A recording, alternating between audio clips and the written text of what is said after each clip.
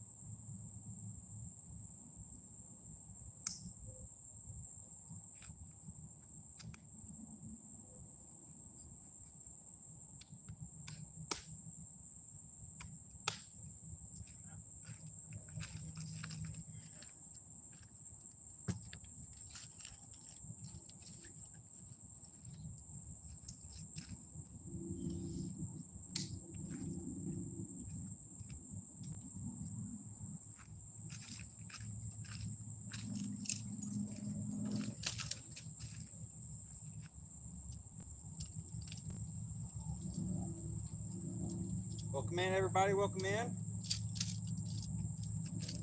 gonna get these rods set up real quick, and I'll come check on y'all. Need to get me a sip of water too. Getting thirsty already.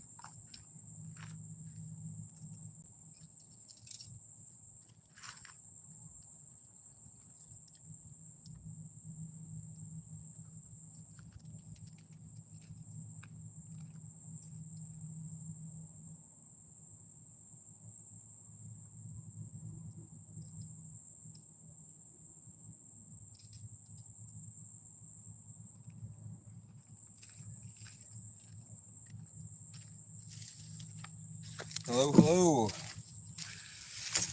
Welcome in, welcome in. Ain't no squirrel here. You never know. There could be one that pops up on one of these trees or something, Anthony. You never know. I don't have no way to take it right now except for my pistol, but I ain't gonna do that. Welcome in, though. Let me see if I can get this camera fixed back now that I messed with it. Welcome in, everybody. Welcome in.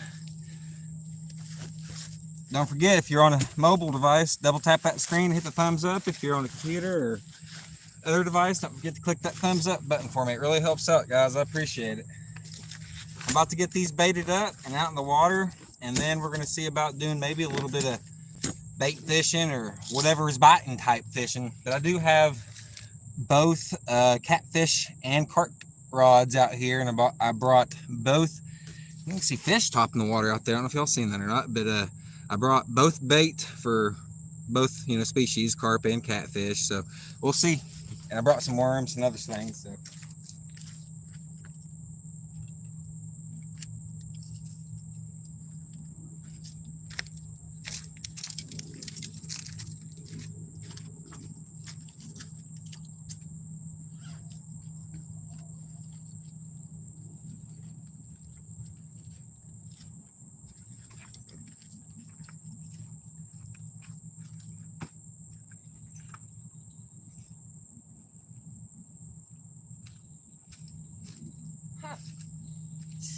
Somebody left their fishing rod holder over here.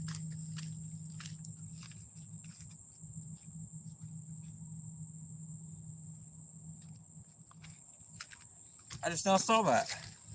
Somebody left one of those, stick in the ground type deal fishing rods holders over there. Just looks pretty new.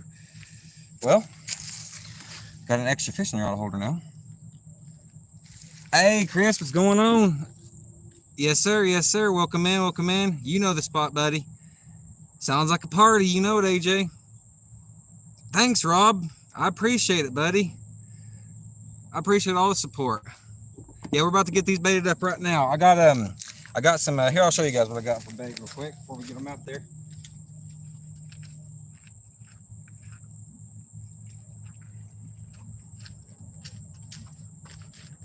I don't know if that's too close, too far. This thing sometimes zooms in a little bit, but okay. We got the classic worms, of course.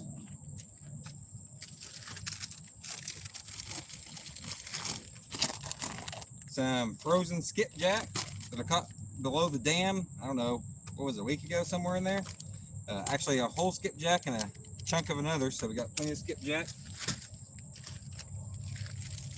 Some deer liver, pre-cut up, ready to go on the hook. I might try to hook up a piece of skipjack or a piece of deer liver with the skipjack together on the same hook, and see if the blood from the liver and the oils from the skipjack might draw in a good sized one. So we'll see. And then, of course, some corn, if I can speak, voice crack, corn pack bait with plain breadcrumbs, strawberry jello powder, and sweet corn. So let's go ahead and get this baited up.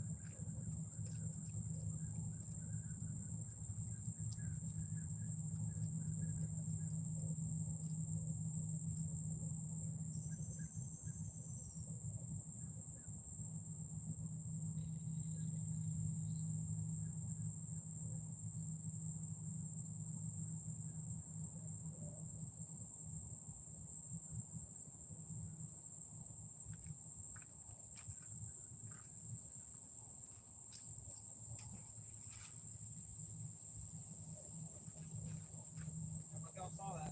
Eagle just got him a fish. I think it was eagle. Eagle or hawk, one of the two.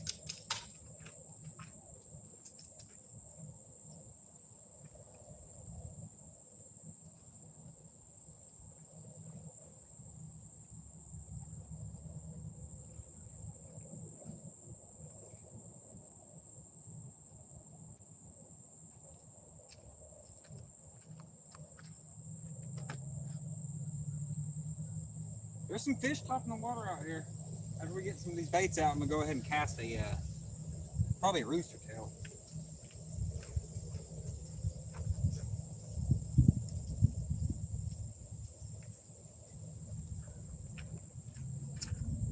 All right, I'm gonna go ahead and cast out these pack bait balls at the lead hair rigs.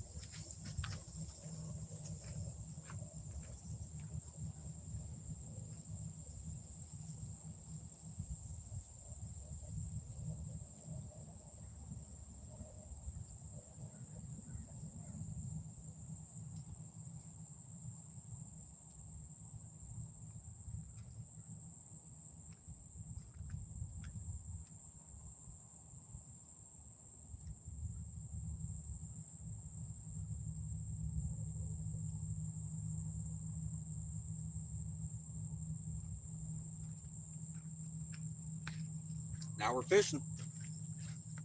Officially fishing.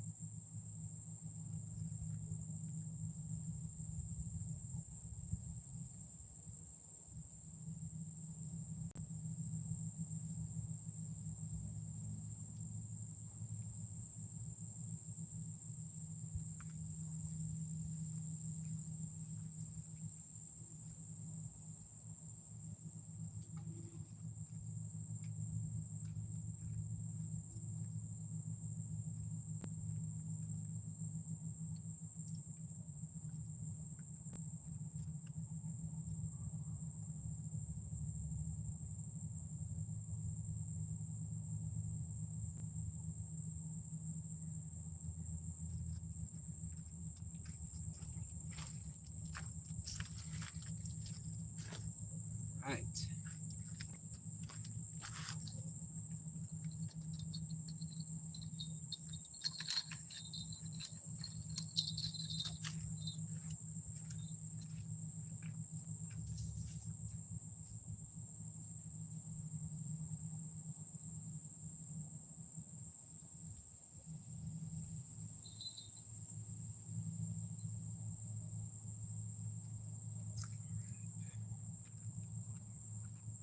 So we got both pack baits out. Next, we're gonna get out some cut baits.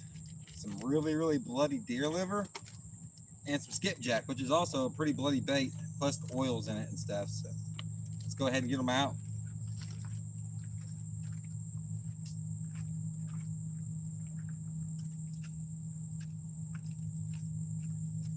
Somebody even left the courtesy or left me a board to cut on.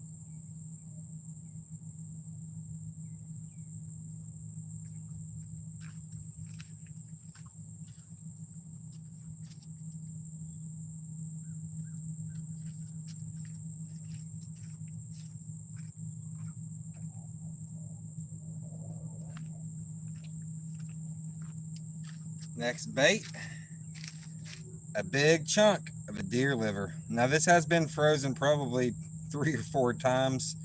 I'll take it out and not use the whole thing, take it back, throw it back in the freezer. But deer liver is a whole lot tougher than chicken liver. If you've never used deer liver and you can actually use it, like if you deer hunt or whatnot and you've just been throwing out the livers in the woods when you get them, go ahead and save the liver. It's great bait. You can also eat this too, as long as it's prepared properly and it's a healthy liver. But I'm going to use it for catfish bait because it's really tough, stays on the hook better than chicken liver, and it bleeds forever.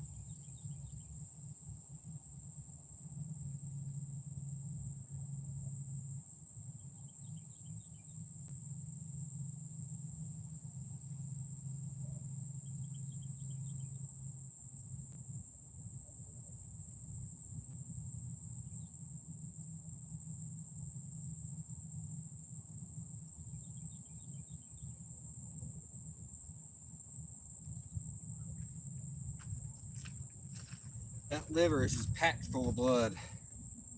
So on this orange rod, I got hooked up a piece of skipjack and a piece of the deer liver on the same hook, but I still have enough room on the hook point and the hook gap to hopefully be able to hook one up as well. So let's get it out there.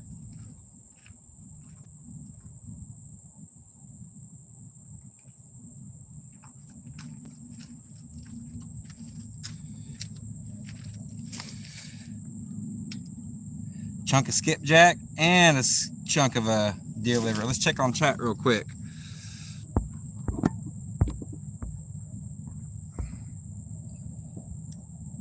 Come on down, Chris.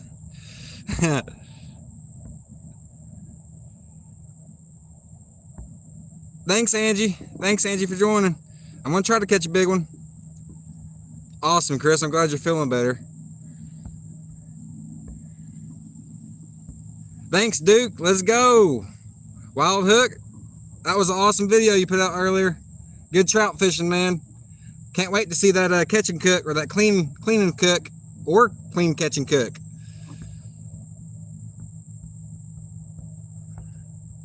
Yeah, drive safe, Wild Hook, definitely. Yep, I'm gonna go ahead and get this bait out there, Heather.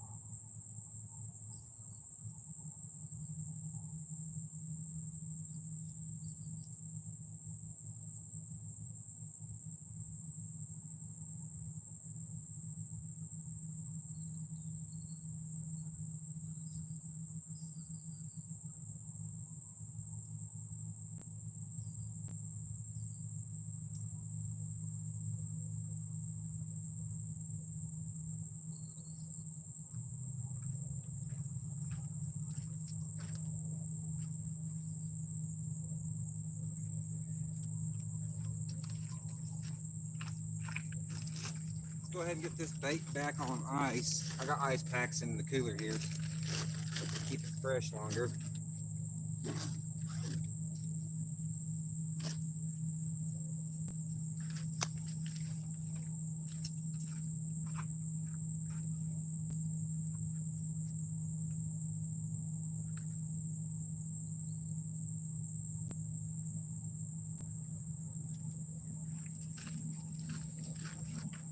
Then on this one, we're just doing a chunk of skipjack, Carolina rig, classic.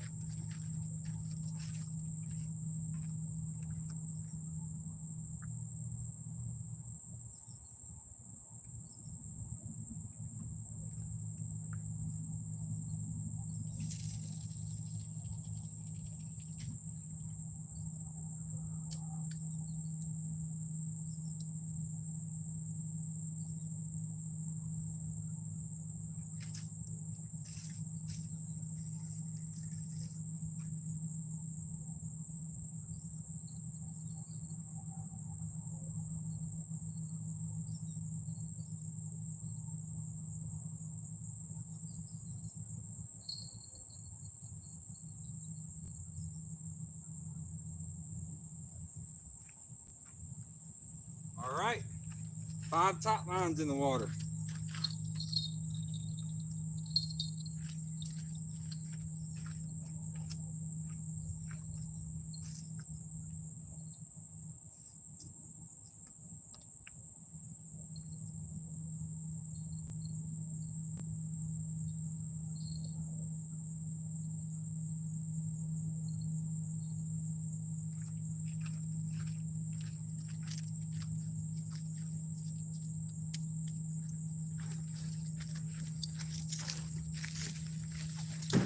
All right, let me check up on chat real quick, see how you guys are doing.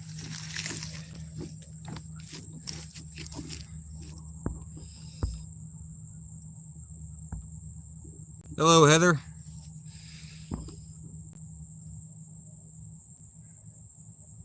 Gonna head off to Eagle Nest next week, says Wild Hook. I've never been out that way, but it sounds like it's an awesome spot. Eagle Nest sounds like an awesome spot to fish. Nancy says alligator. I hope not. I really hope not. This is a creek that feeds into the river, actually. So we're doing a little creek. It's a big creek, though. So, I mean, I guess in terms of creek, it's kind of big because most creeks are rather small, but some are bigger. Yep, in Tennessee. This is but this isn't a feeder creek for the Tennessee. This is a feeder creek for the Hiwassee. So I'm doing good, Heather. How are you doing today? Hope you're doing good. Now, if I might now, depending on just how things go and how I feel and whatnot, there is a trail that I can follow this creek down to the river. It's about a 10-minute walk, maybe at most. But if nothing is going here, like biting or whatnot, we might pick up and move down to the mouth of the creek where it empties out into the river. And right down there, I have caught some big fish. So we'll just see how it goes, though. Hunting and stuff. Welcome in, buddy. I'm ready for that monster cat, dude. I'm ready. I'm ready for a monster cat.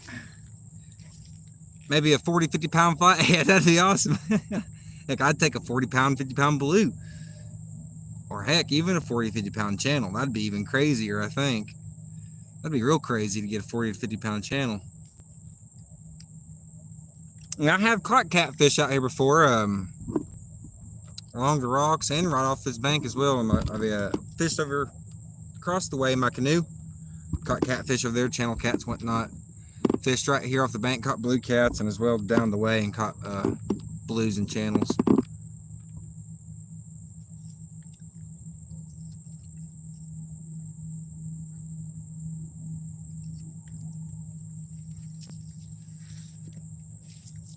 Welcome in, everybody. Welcome in. 16. We had 16 there for a minute. We have 11 now. It's saying 13. Welcome in, everybody. I think I'm going to cast around the rooster tail for a little bit and see if anything wants to bite on that.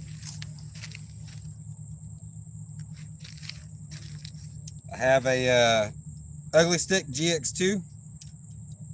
It's a medium action, and I have pretty sure a 1/4 ounce silver and white rooster tail. So I'm gonna go ahead and cast that around a bit, see if we can't catch something. And we got strung up 20 pound big game braid, I'm pretty sure. I know it's braid, I'm not sure the exact. Could be big game, I'm not sure exactly what it is, but it'll do the trick.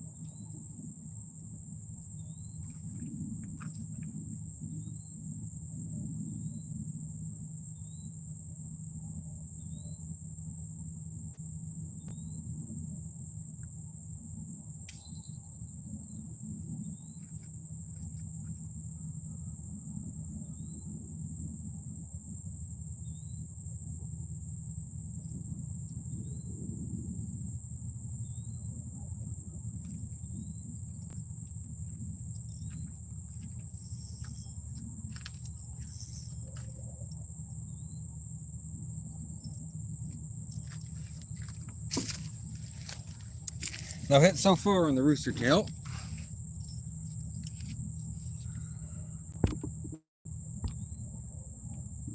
Yeah, I just started right now hunting stuff. Just started. Welcome in, Nomad. What a lucky guy to be where he's at and doing it. Yeah, it's a good day to be fishing. I mean, well, it's a little overcast, but I guess that is a good day to be fishing. We'll see how the bite is though. I see a lot of fish topping the water out here, but ain't got no real bites yet, so we'll see how it goes. Welcome in though, welcome in. We got carp bait out, catfish bait out. Well, cut bait, it could, anything could really pick it up, but and trying to throw around a few different, little jigs and whatnot. I just tried this rooster tail. I'm thinking I'm gonna try a jig with a worm on it next on the ultralight. See if we just can't catch a fish, get the skunk buster off the board.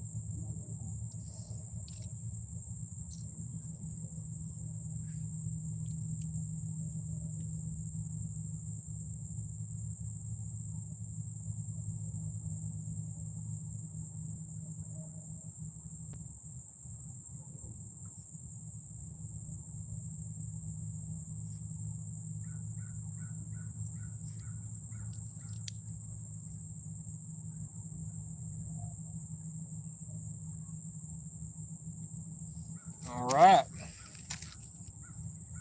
We got a night crawler hooked up on a jig head. Let's cast it around for a bit. Now, if this don't get a bite, then there's something wrong. There's tons of fish out here. I'm seeing them top of the water and whatnot. So.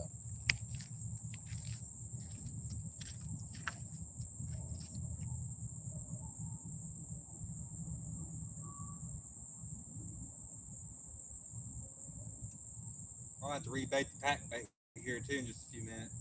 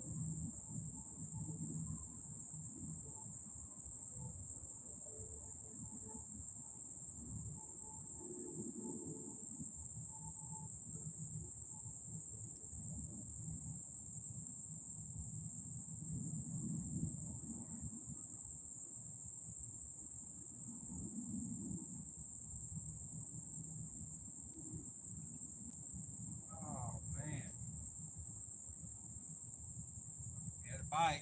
We had a bite and stole half our worm, or more than half at least. Yeah, he stole most of it.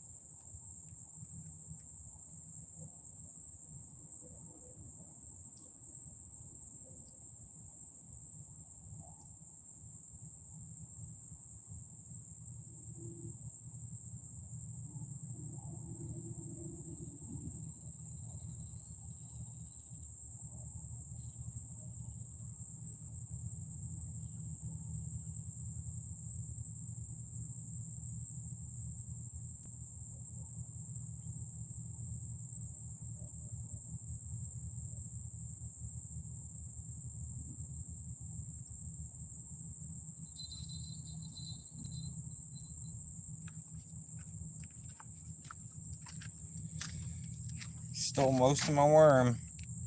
We had a bite. He picked it up. I thought he had the whole jig in his mouth. Apparently, he just had the back end of the worm.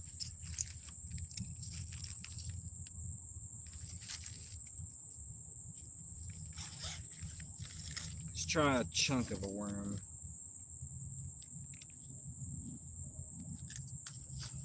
Actually, this one's kind of small. I'll try this small one.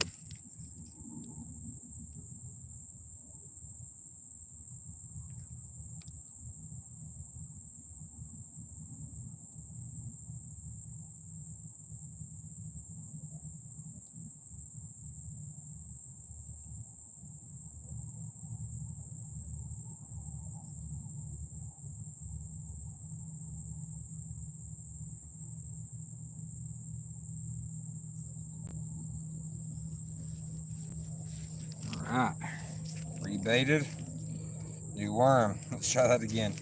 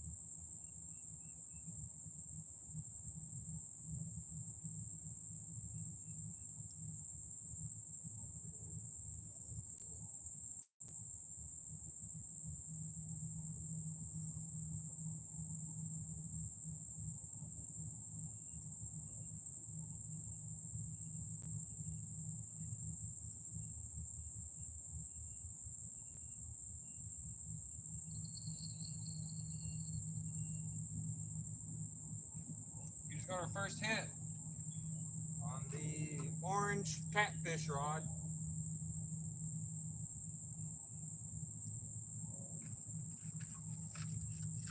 Orange catfish rod just got its first nibble. That's the rod with both baits hooked up with both deer liver and the skipjack.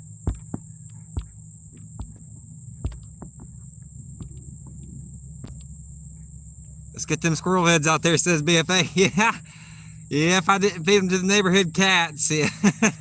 It would be an interesting bait. I might have to do that in the future, BFA. Save a few in the freezer or vacuum seal them up. Be an interesting bait, wouldn't it? Welcome in, BFA. I appreciate you joining. Mid-South, what's going on, Mid-South? Welcome in, buddy. Quick catch and release, welcome in. Appreciate you joining in. I'm going to try to catch a big one, man. I haven't caught huge ones from this exact spot, but you never know. You never know when a big one's going to be coming down the bank or across the way or up the bank or whatever. Only 6 rods? How you going to catch a fish with only 6? I don't know. I actually I brought 8, but I got 5 in the water right now and was fishing the 6th one. I hope I can catch at least 1 out of all those rods.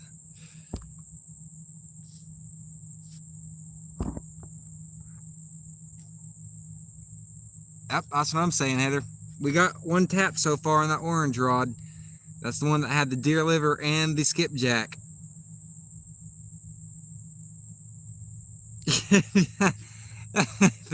On Mid-South, is that true? You catch some, don't you? I'm trying Mid-South. I've had 1 fish steal my worm. 1 bite on the catfish rod. I think I'm about to rebait the carp bait right now, actually. Probably past time for doing that, so let's go ahead and freshen out the pack baits. I have seen some bubbles near them, so might be a good sign. Let's go freshen them out.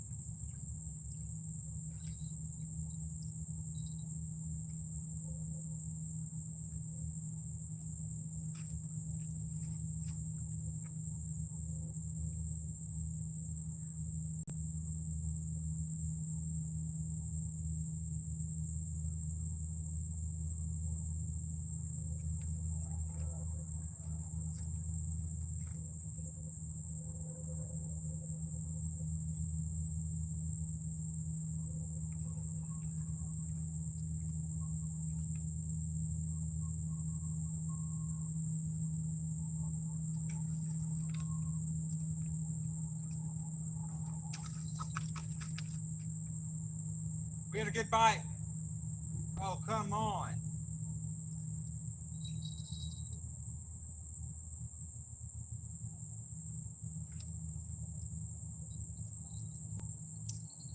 We have our first good takedown. I don't know if you let it go, if you swam in with it.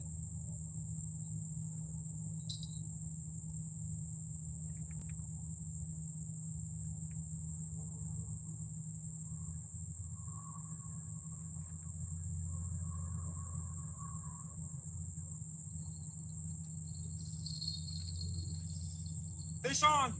Fish on! Fish on! Woo! Woo! We got one. Oh yeah, we do. We got one. Stay on, stay on, stay on. No, it came off. It came off. Oh.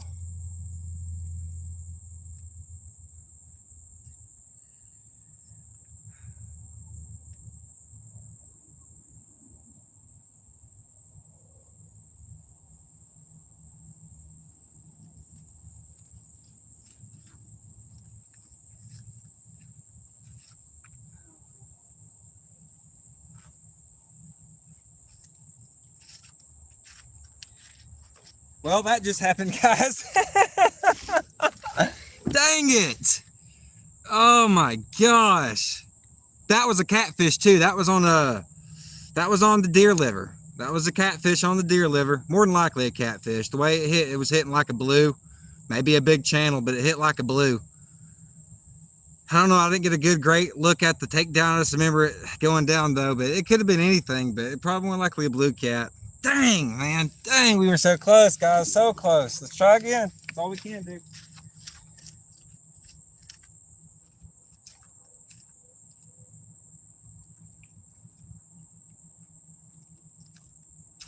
But just goes to show you guys, after all that fighting, hookup, whatnot, deer liver is still on there.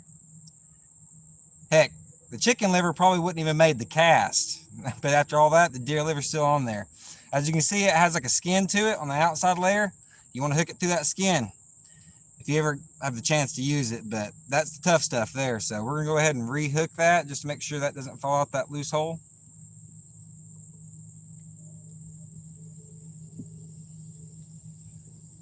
Boom. All right, just like that now. Still dripping juices. Let's get it back out there. Dang.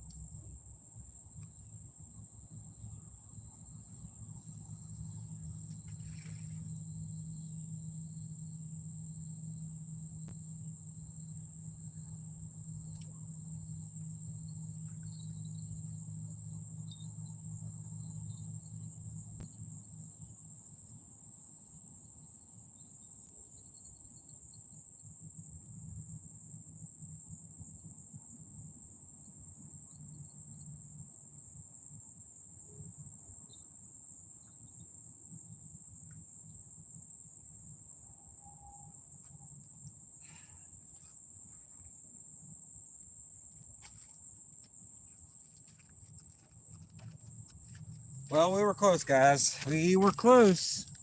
Maybe he'll come back around. I threw it back out there. Oh, man.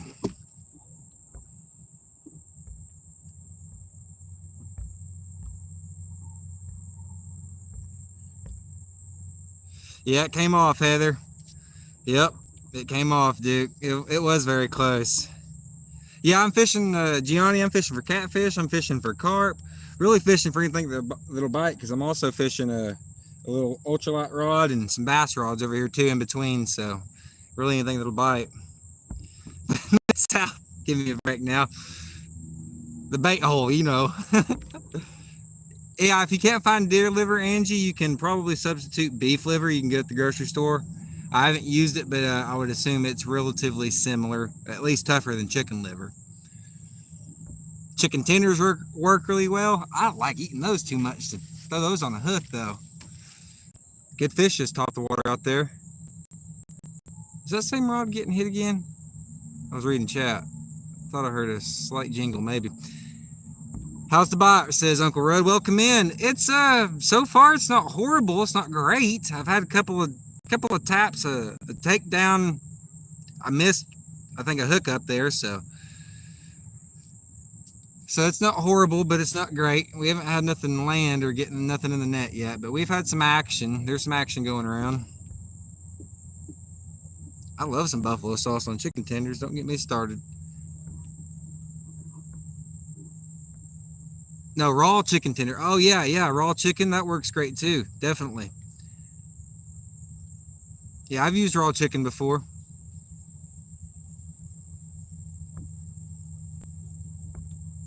Raw chicken and Doritos. Now, that's one I haven't tried out yet. Oh, the Dorito dust? Oh, for like, see? Okay, I see what you're saying. Gotcha. To flavor it up. Flavor chicken. Close only counts on horseshoes and hands, but you got that right, Red. I'm trying to get one on the land, buddy. In the net, on the land, either way.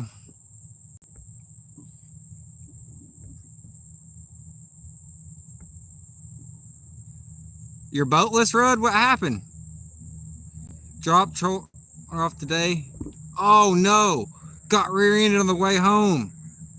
So your main motor's down until it gets taken apart and checked. Oh man, ain't that a bummer, dude? That's unfortunate to hear. I hate to hear that one, Rudd. I really do. That sucks.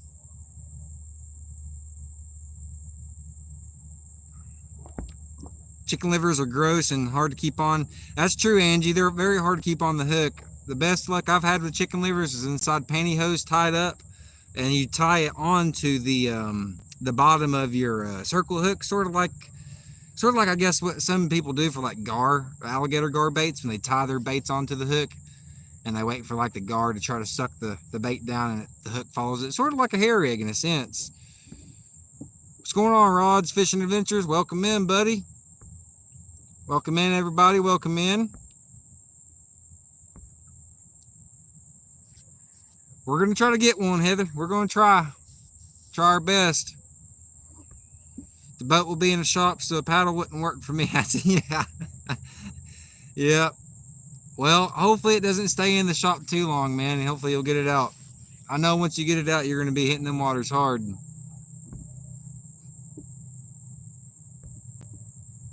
Mid-South. When it rains, it pours. Hey, I know it, dude. It's always going to be something. What is that?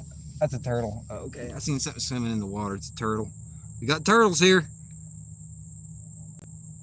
Anyway, but yeah, it's always going to be something, Rudd.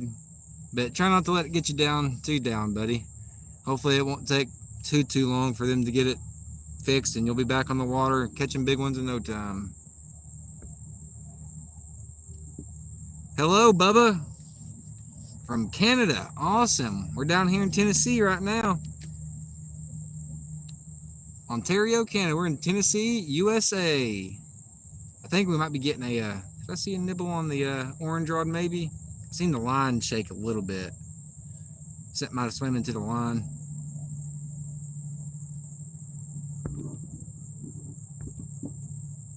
You've been fishing with livers wrong, or been the one where the yeah, I think you got a little bit backwards there, Mid-South.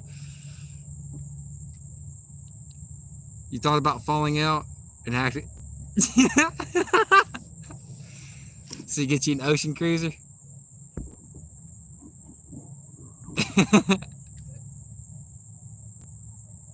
Oh, me and you and me. Okay. I wouldn't be against one.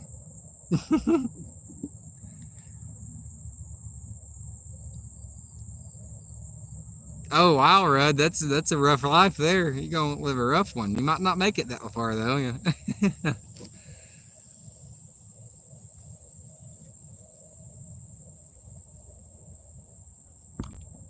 Lisa, welcome in, welcome in. We just missed a takedown. Well, I didn't technically miss it. The takedown unhooked itself, I think is better terminology there, but we had a good one on the right rod, on the furthest right rod. Can y'all see those pretty good? I think y'all can.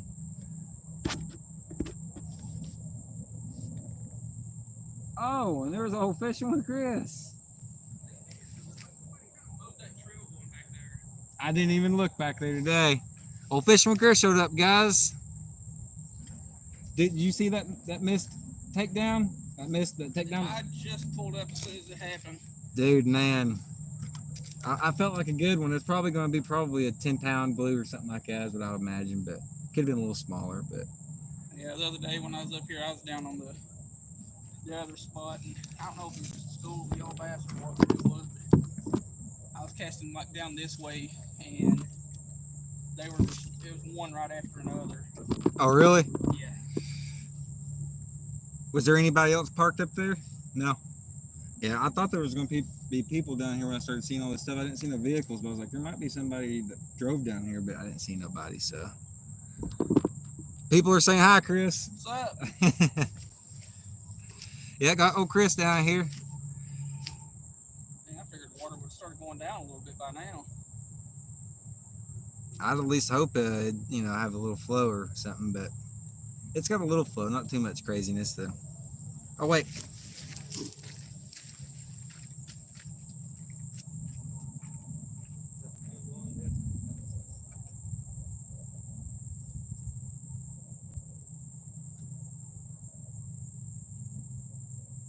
That may have just been the wind.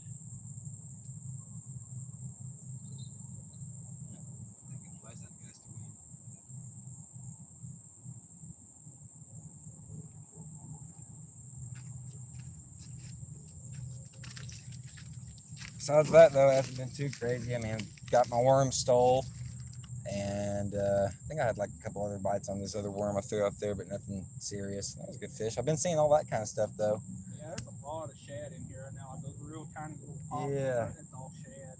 Yeah, I was thinking if the shad are up in here, maybe the catfish are too, hopefully, which apparently they are, and I missed that one, so. Is that one getting tugged on again? Almost looks like it. We'll see. We'll see.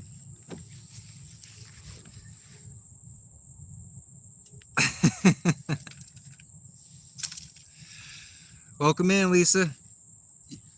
You having a good day? Catching any big ones lately?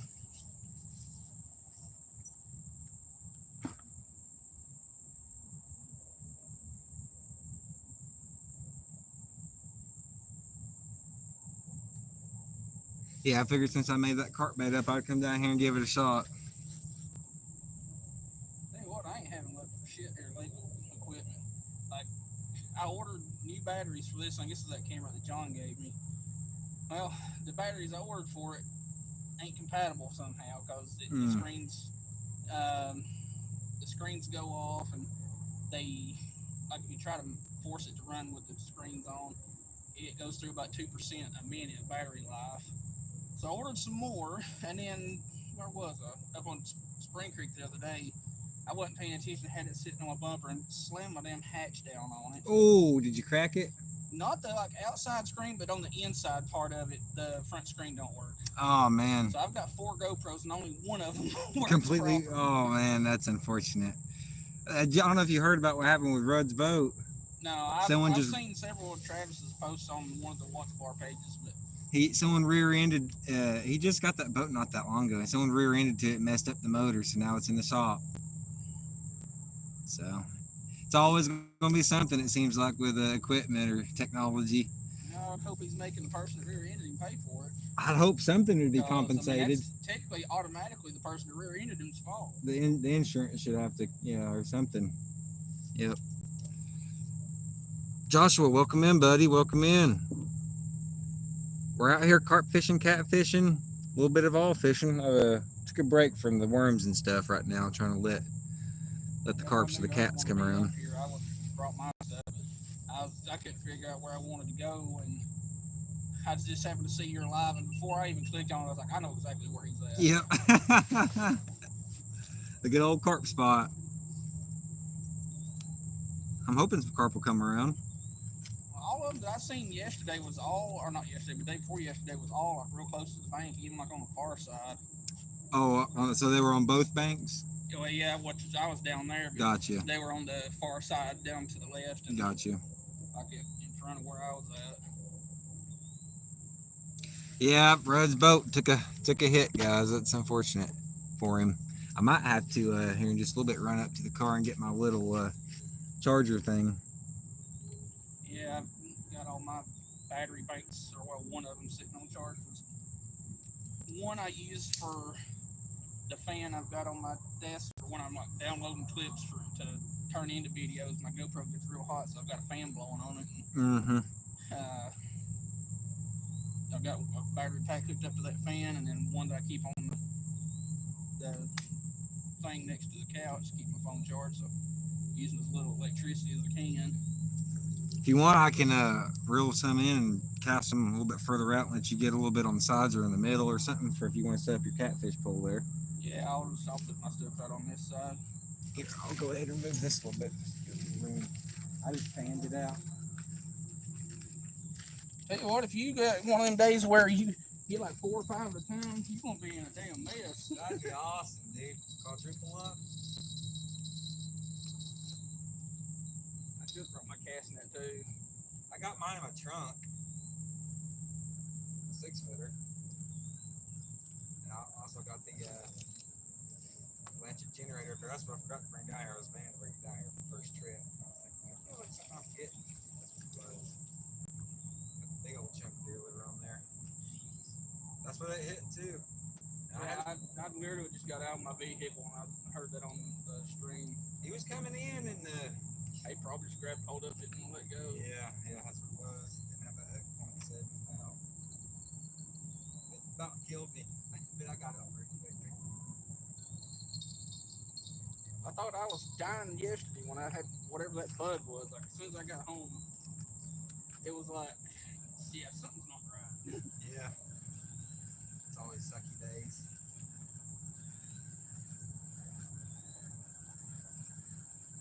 This one was the skipjack, yeah. Now this one had skipjack and liver.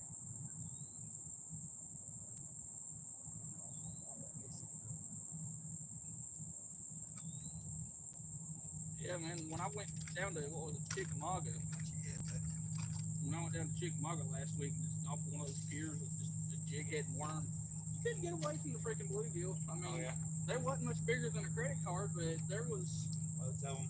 Oh yeah. Bass, probably the catfish probably eating on them. Maybe even stripers. Yeah, it probably was.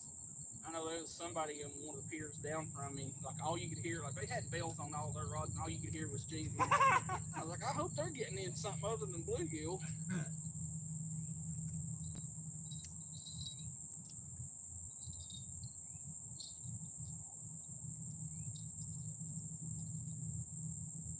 I was wondering if any white bass is going to be up here yet, like it was back in the springtime, but I ain't run into any with the rooster tail of the worms. I didn't really cast for super. There ain't no telling. Keep your back, send that to bed, till that thing stays on.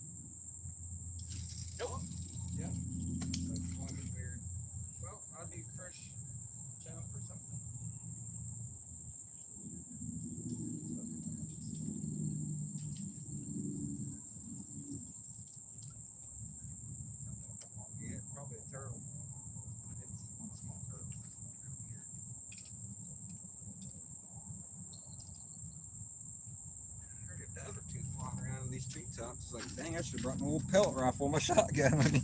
Yeah, I pulled my little Daisy pellet rifle out of the closet the other day and just shot it once or twice to see if it was far off. And it's long, kind of, sort of, but if I see a rabbit or a dove in my backyard, I'm going to let it have it. Oh, yeah. Which the hawks in my neighborhood are doing a lot better than I do. My old man was like, "Hey, what's that thing in the backyard?" I was like, "That's a massive hawk eating an even bigger rabbit." Wow. This rabbit was way bigger than this hawk was. Heck yeah. And rabbits get eaten too. Oh, Yeah, hawk's eating good. I marinated some rabbit years and years and years ago in just barbecue sauce and just pan fried it. That's the best way I found to eat that squirrel was marinated barbecue and grilled on the wood fire. And it was pretty good. It tasted like chicken with a gaminess to it. You can tell it wasn't pure chicken, of course. Yeah. But it was like a dark meat chicken with like a gamey flavor to it.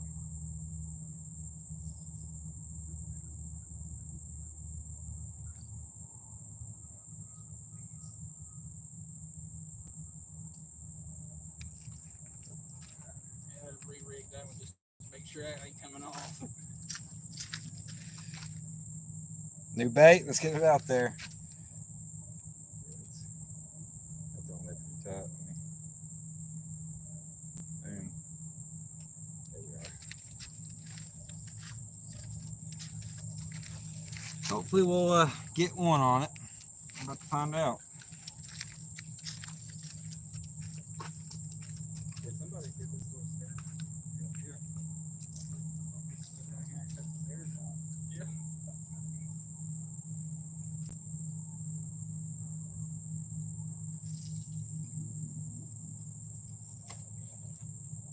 Righty. If they can't smell all the stuff you got out there, what's wrong with them? They should be able to.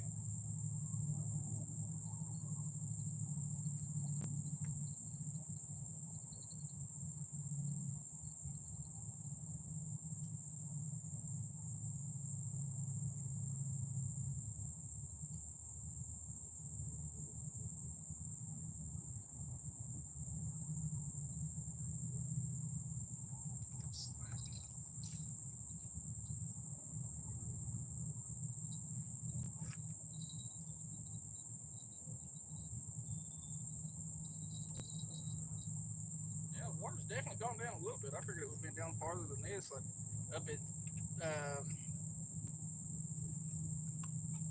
up from that private boat ramp we fished.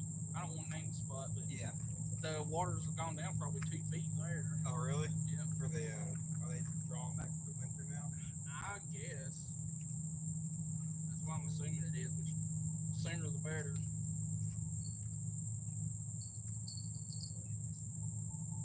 Get that side if you get it.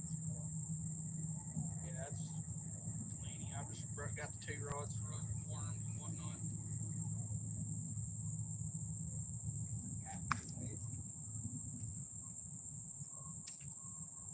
Yeah, I figured I'd come down here and give it a shot since you said they're down here. Figured, you know, might as well. If I knew I was going to end up down here, I would have grabbed my rods because they're sitting on a chair in my on my walkway, already rigged up, and all my bait and stuff's in the house. Oh, yeah. Christ, that's a huge mosquito. Yeah, yesterday I was hunting, there was one laying on my hand. It was huge. Huge. That one bit me, but it was more like a chicken pecking at you. Yeah. Like a dove landed on my hand.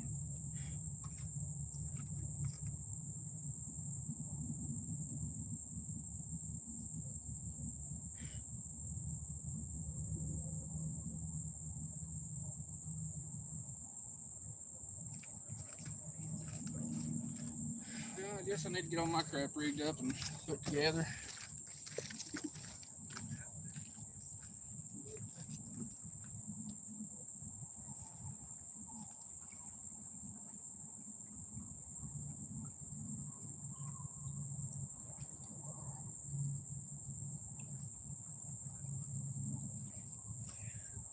My feet dry, but it looks like it's gonna be wet feet tonight.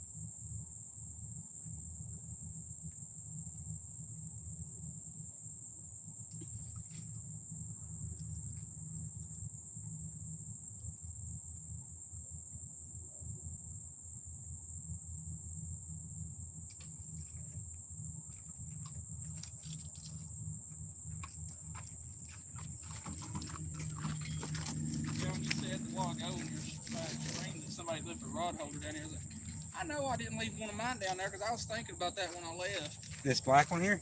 No, I was using like one of those little cool type things. Oh, okay. And Yeah, this is one that was sitting right over there in front of that stump there. Somebody was probably sitting on the stump and using that wood one. They cut off a branch there, and this one they brought. Free stuff. Yeah. Never bad. Yeah. Stuff you found off the ground and stuff you ain't gonna buy off the shelf. Yeah. I was down at one of those, I think it was the first pull off past Hiawassee Baptist on the Main River. And it was several years ago, and I found a bag full of circle hooks and sinkers and bobbers and all kinds of catfish and stuff. Oh wow. Somebody straight up forgot that or just got mad and left it. Well, I posted a picture about it on one of the catfishing pages, and somebody's like, you should turn that into the board so we can find the right one. I was like, do you have any idea how many catfishermen around here? There will be like 16,000 people in this county alone. And there's really no way to prove who rightfully owns it either, so. That, and it's not worth the law enforcement's time and energy. Yeah, for tackle. For $20 worth of tackle. I'm just natural. Welcome in. I do eat fish. Right now, though, I'm probably not going for eaters. I mean, that could change, but as of right now, I don't have room in the cooler or nothing to take home any eaters. But yeah, I do fish to eat. A lot of the time, though, I'll just release them. Did I miss anybody? I don't think I did. Appreciate everybody for joining in and watching. We're going to try to hook back up with one. Hopefully. If we don't, there's something wrong, that's for sure. We have enough baits out here, so. And enough fish that was topping the water as well. Small bait fish up in here, shallow, so there should be some other fish following those.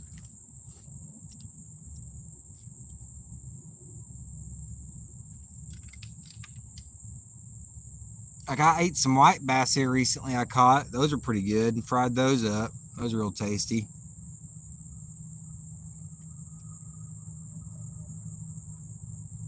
Mr. Rogers, welcome in, welcome in. Appreciate you joining in. We got catfish and carp bait out. Trying to go for a little bit of both. Anything that'll bite, really. We tried some worms earlier. Got it stole. Taking a break on the worms for a minute.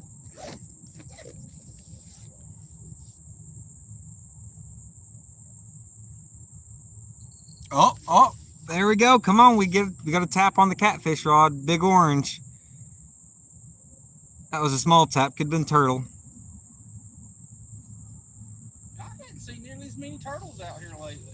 They might have migrated. Hopefully they did. Hopefully they went on downstream somewhere. Yeah.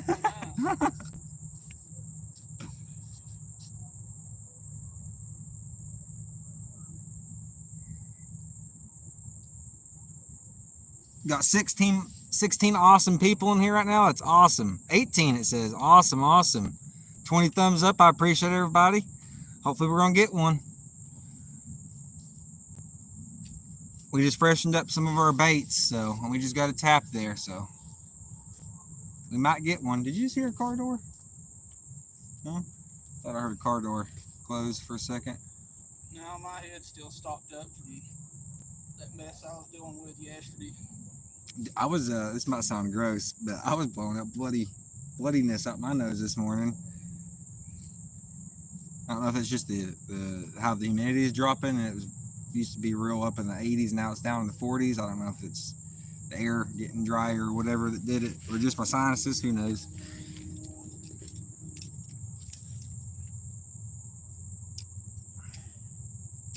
Might try to throw out a little curly tail.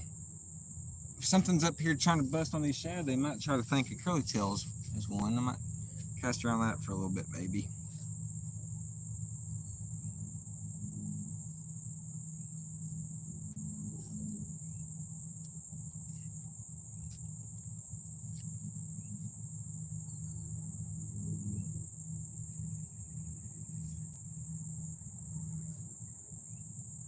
I hope we get one, Heather.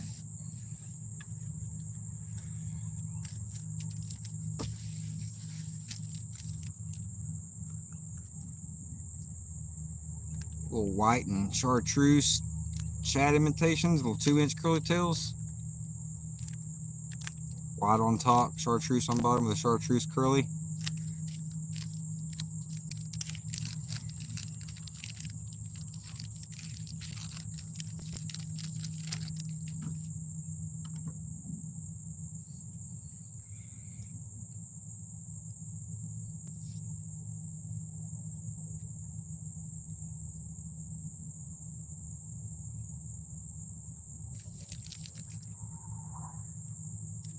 It ain't for a lack of not trying, Heather.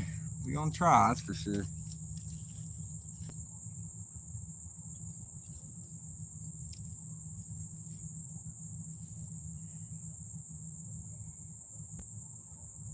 I got some mosquito spray too if it gets too bad for you. I've already sprayed once.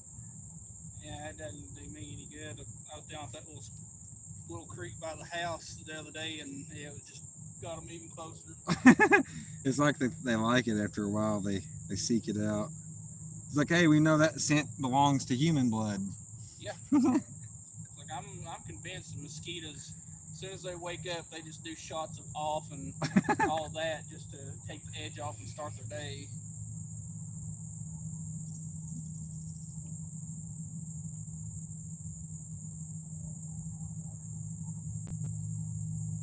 I'd track something.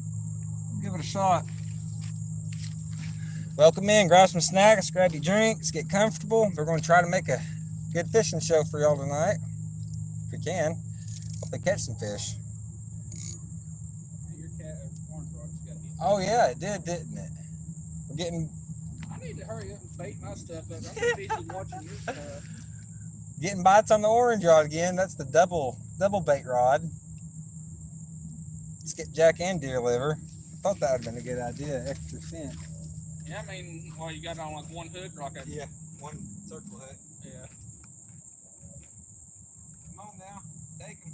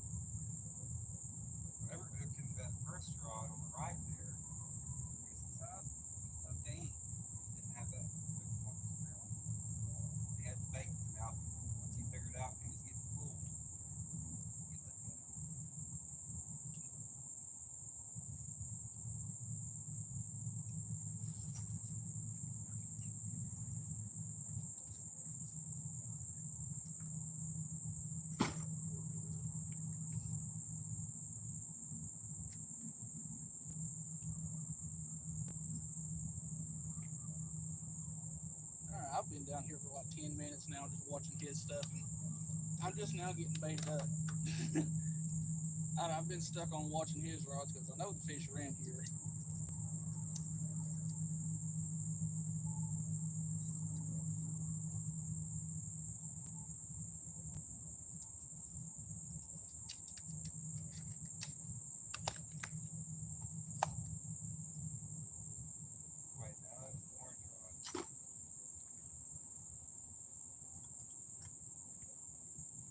I thought I seen that one that's closest to you get bumped too, but it didn't. Yeah, I thought I did. I don't know if I accidentally bumped the line with the end of this rod or they actually got a hit. I know I seen the orange one, but Yeah. it's like when there's more than one or two rods out, my eyes play games with me, something awful. Yeah. They can almost look like both of them.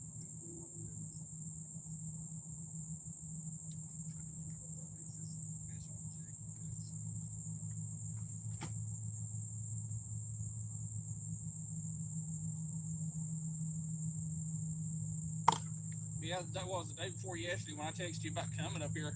Yellow bass, they wasn't much bigger than like 4 or 5 inches long, but they were thicker than snot up there. Like, I could make a video on this, but I want to make something with some size at some point. Yeah. Yeah. I think it actually was this spot where I caught that niche yellow bass. That was my PB yellow bass. That's a technically Yeah, I think yellow bass tarpon is 11.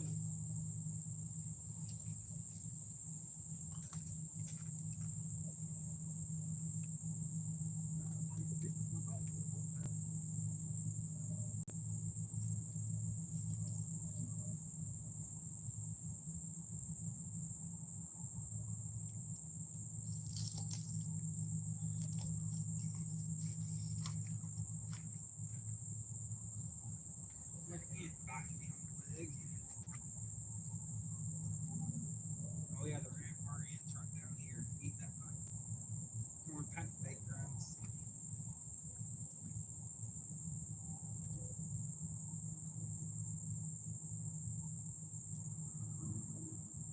Oh yeah. Don't let me forget. I got your ultralight, your telescopic ultralight. Hell, I completely forgot about it again until you just said something. I still got yours and mine both in the trunk. I ordered one. Mine's blue. Yours was orange. So, like a gold one. Something like that.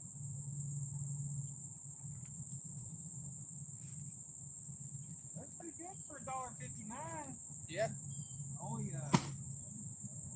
well, one of the like you said, the eyelets kind of come loose a little bit, but you just fix them back in place, no big deal. One of the only other downside I did find was that if I was using 2-pound test mono, Yeah. just using my weightless Aberdeens to go out and throw some worms, got a jig head on it that had any type of weight. When the line got wet, it would somehow stick to the rod and wouldn't allow me to really cast it out there, like it almost as if your line was wrapped around your eye, but it wasn't.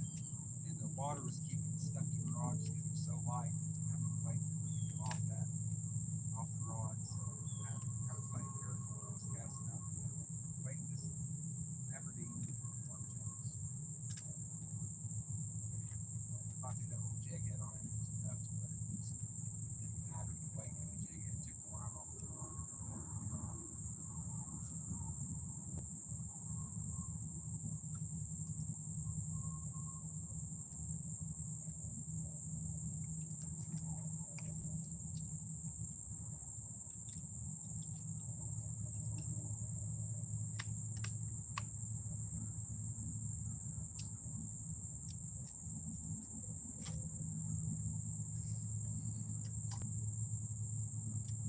Come on now, fish. Time to shine.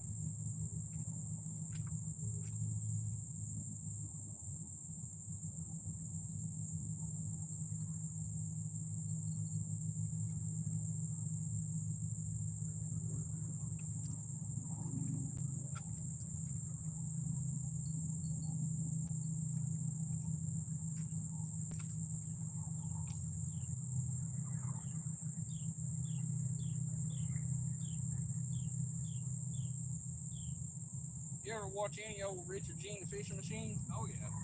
He's been doing quite a bit of carp fishing stuff here lately. I've seen that. And making his own yam bait and different things. I think his most recent one, he was just chumming the water with bread and then just kind of balling it around his Oh hook. yeah. Yeah, the white bread. Love white bread. I need to click. I've seen that. I haven't yet to watch it. I was thinking about actually trying to do some bread fishing. I've yet to do bread fishing stuff. So it'd be worth a shot. I can find a spot where enough of them are hitting on bread. Yeah, I go through bread too quick. I like egg sandwiches and stuff like that too much. Oh yeah, me too. Probably my favorite like bread for sandwiches is that it's over in the bakery at Walmart. It's the ciabatta bread. It's a little bit more dense, a little bit harder, but you can make a really good like melt type thing with some provolone and Swiss and all that. That sounds good. I've always liked different styles of breads. rye, peppermint, sourdough, wheat, multigrain, all the different stuff. I like that. What is it? The Sara Lee artisan bread or whatever it is. It's stupidly expensive, but it's denser and sweeter.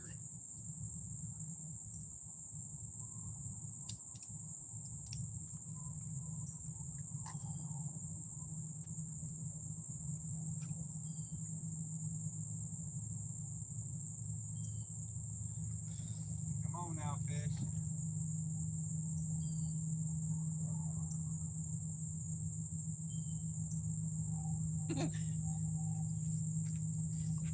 I know you ain't on Facebook, but there's a group on there. It's called Tennessee Dove Hunters or something like that. And I'm surprised the guy ended up deleting the post, but he went out to a field the day before dove season opened.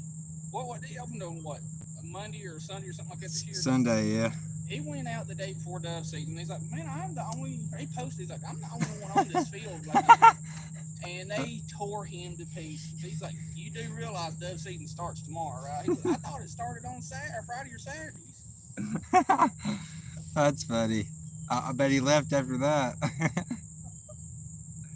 And of course, there's people whining and crying about the lack of dove fields and complaining them that it's TWRA's fault. But it's not TWRA's fault. It's the landowners getting sick of people leaving trash laying everywhere. Yeah. Hey, you'll find shotgun holes everywhere up in those fields and stuff. Welcome in, Axel Velasquez. Some gar balls. I've never tried gar balls before. I'd give it a shot though. We don't get too. I mean, there's some gar up in here, like spotted gar and probably some short nose and long nose, but we don't have really much alligator gar in these parts. Very, very few, if any at all. Most of what you see in Tennessee is going to be spotted and long nose. Yep. That's what I've seen mostly. Oh, that was the carp rod, left carp or right carp rod. Got another jingle hit. Nothing big enough to reel down on you, I don't think, but we got a hit. Let's see here. I do catch and release, Heather, but sometimes I will catch and eat. Just depends on the mood I'm in, I guess, and how hungry I am. Yes, Rod, that is one of Travis's designed rod holders. He made that one. Gifted it to me. It was a pretty cool gift. Works pretty decently, too. Welcome in, everybody. I appreciate you watching in. We're going to try to hook one up, hopefully.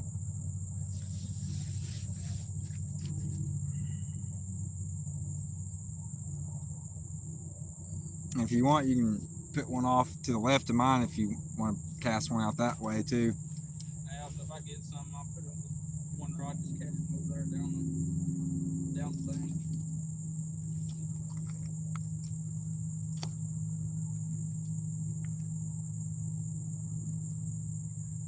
Yeah, I've caught it was a 12-pound, 4-ounce blue cat here about 2 years ago, 2.5 years ago, right off this bank spot here. And that was before you bothered with YouTube or started with Yep, YouTube, that was before I started my YouTubing. And then, of course, down the trail there is where I caught the 26 3-ouncer, and then like a 30 or 33 pounder. I have to go back. I've caught a few big ones down there at the mouth, at least 2. And then that's where I caught my first ever walleye too. That bigger walleye was down there too. Yeah, I went back and was watching through some of the older ones and all that, and I noticed that your video description, you need to type out a list of hashtags and stuff and just copy paste it directly over to your video description. Gotcha. It won't help massively with your views, but it'll categorize within YouTube your videos, and then the same thing with the video tags. Just make sure you're using a ton of content relatable video tags. Right. Especially like your title. You need to type your title into the video tags too. Oh, okay. Not like one long sentence, but like multiple words from the title into the tags. Gotcha. I'll give that a shot for sure. Yeah, I'll definitely give that a shot. I was watching through that vidIQ bunch, and they were talking about video titles and all that stuff, and they're talking how everything needs to be content relatable, and using as many as possible. Just better for the algorithm to push it out. Yeah. So if one day when you ain't doing anything, just go find all your videos that don't have that stuff. The tags, gotcha. Yeah, put it all in there. I know I did on some, but not all of them. Some I know I have some tags in the description, and some I think I forgot. And I started going. I did go through and put all the what are they called?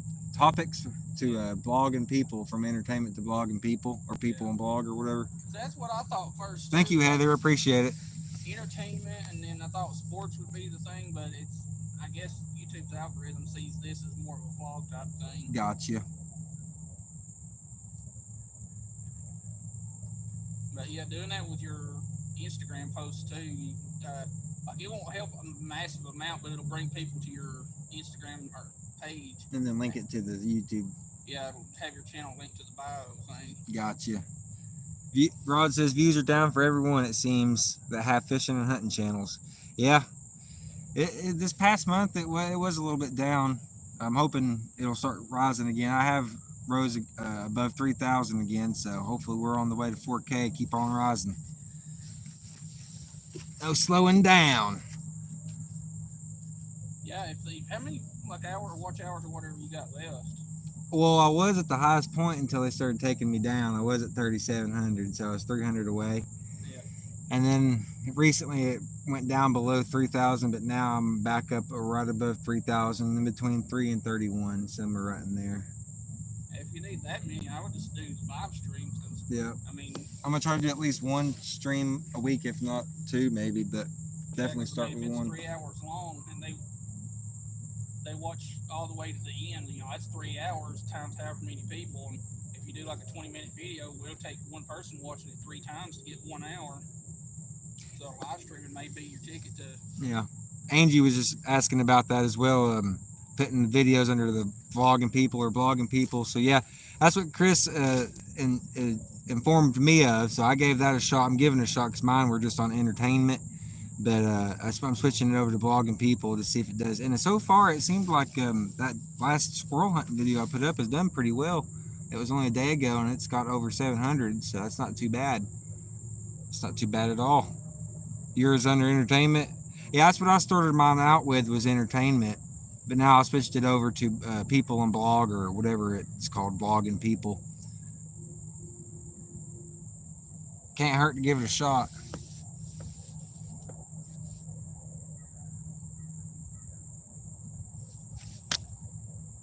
Now you're fixing to hit 12,000 subscribers. Like you were at 11.8 or 11.7 the last I looked. Yeah, 11.9. I was just topped over 11.9, getting real close to 12,000. About 95 more, somewhere in there. Yeah, your 22 Magnum videos, it'll probably be over 1,000 views here in a day or so. It's sitting at 926 now. Oh, it's over 900 now? Yeah, it's 926. Awesome, awesome. That's great. Great news to hear.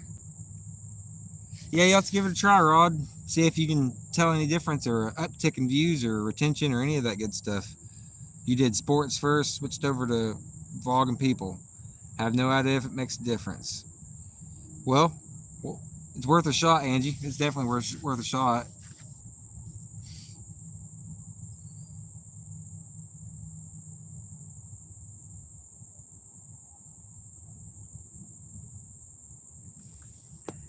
Yeah, I kind of had an idea of how the algorithm and stuff like that worked, because before I bothered with YouTube, I was in with TikTok pretty heavily. Like Oh, yeah. I had like 33, 35,000, but TikTok got crazy.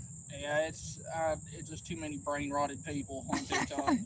I guess their monetization's probably not that great either. Their AI and moderation crap is just unreal. It's like Legally Blind Outdoors. He said nowadays you can't even have like their filter that shows smoke coming off across the screen. You can't even have that. Use that. They even flag it. Oh, for what? For like weird? For like yeah, pretty much. Okay. Huh. So like you can't even have like a smoking meats on a grill or something, maybe. That I could see getting away with, because there's a lot of food channels. Yeah.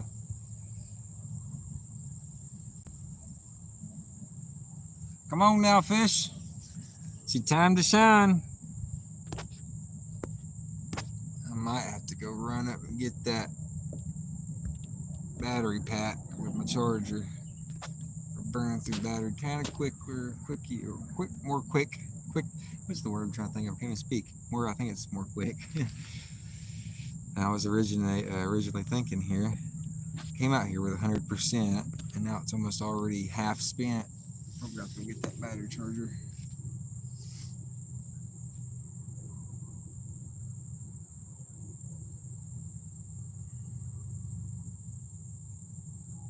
Yeah, I need to bring my canoe back out here and fish all up and down the riprap again. Yeah, I'd say that corner right back there would be real good because it kind of looks like there's a flat spot that you can pull up on the bank and fish from the bank over there. Yeah, back in that corner over there. Yeah. Rod says, do you mean smoke from cigarettes? Yeah, and like any kind of like stuff like that. Yeah, anything I guess closely related to 18 plus content or whatever, or 21 plus content. Yep. I think I'm gonna go ahead, if you don't mind, just keep a close eye on the rods. If one goes down, reel it in. I'm gonna go get my charger. Make sure you reel it in, get it on camera. I will.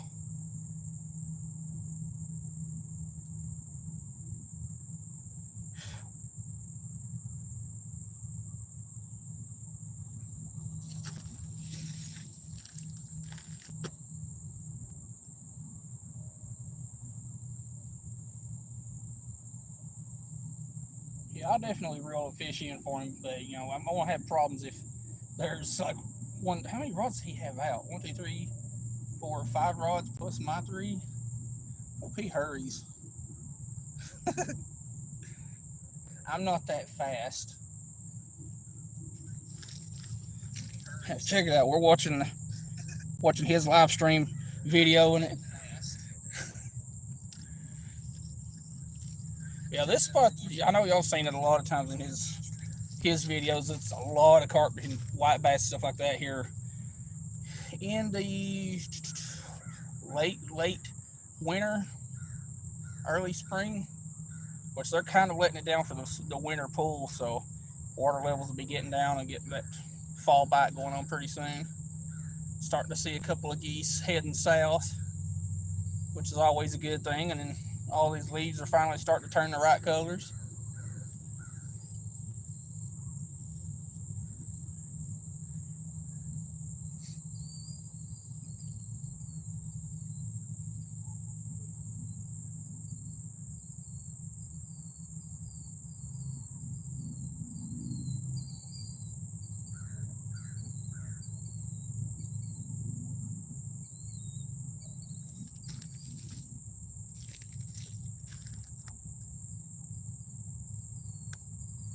Come on, fishies.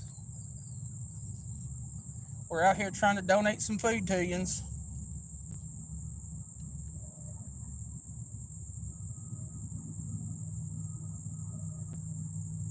You know, having to watch all these rods is kind of torture because, like I was telling him, anytime I've got more than 1 or 2 rods out or more than 2 or 3 rods out, my eyes start playing games with me and it almost looks like all of them are twitching. That's why I don't use a head cam or head mounted GoPro or anything like that in my videos, like, because I'll be like looking off in different directions constantly instead of focusing on the fishing part.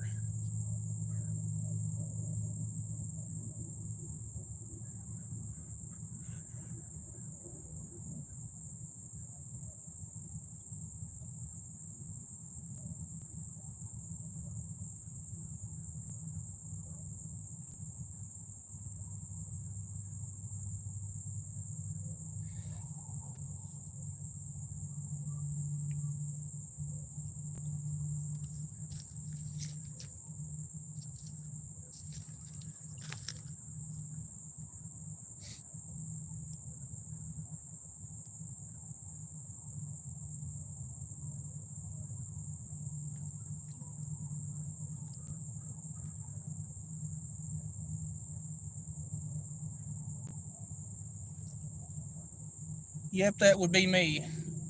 I'm guarding all of his stuff and my stuff and not catching anything on either person's rods.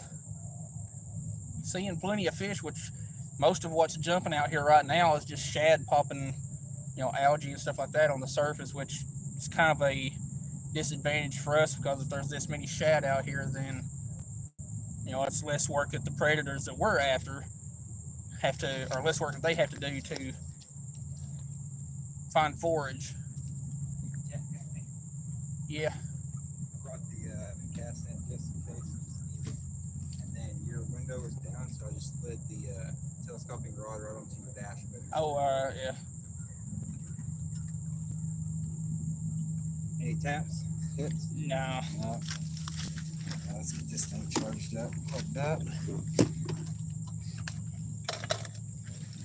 But yeah, that corner back there looks like there's a flat spot that you can fish from or even camp from.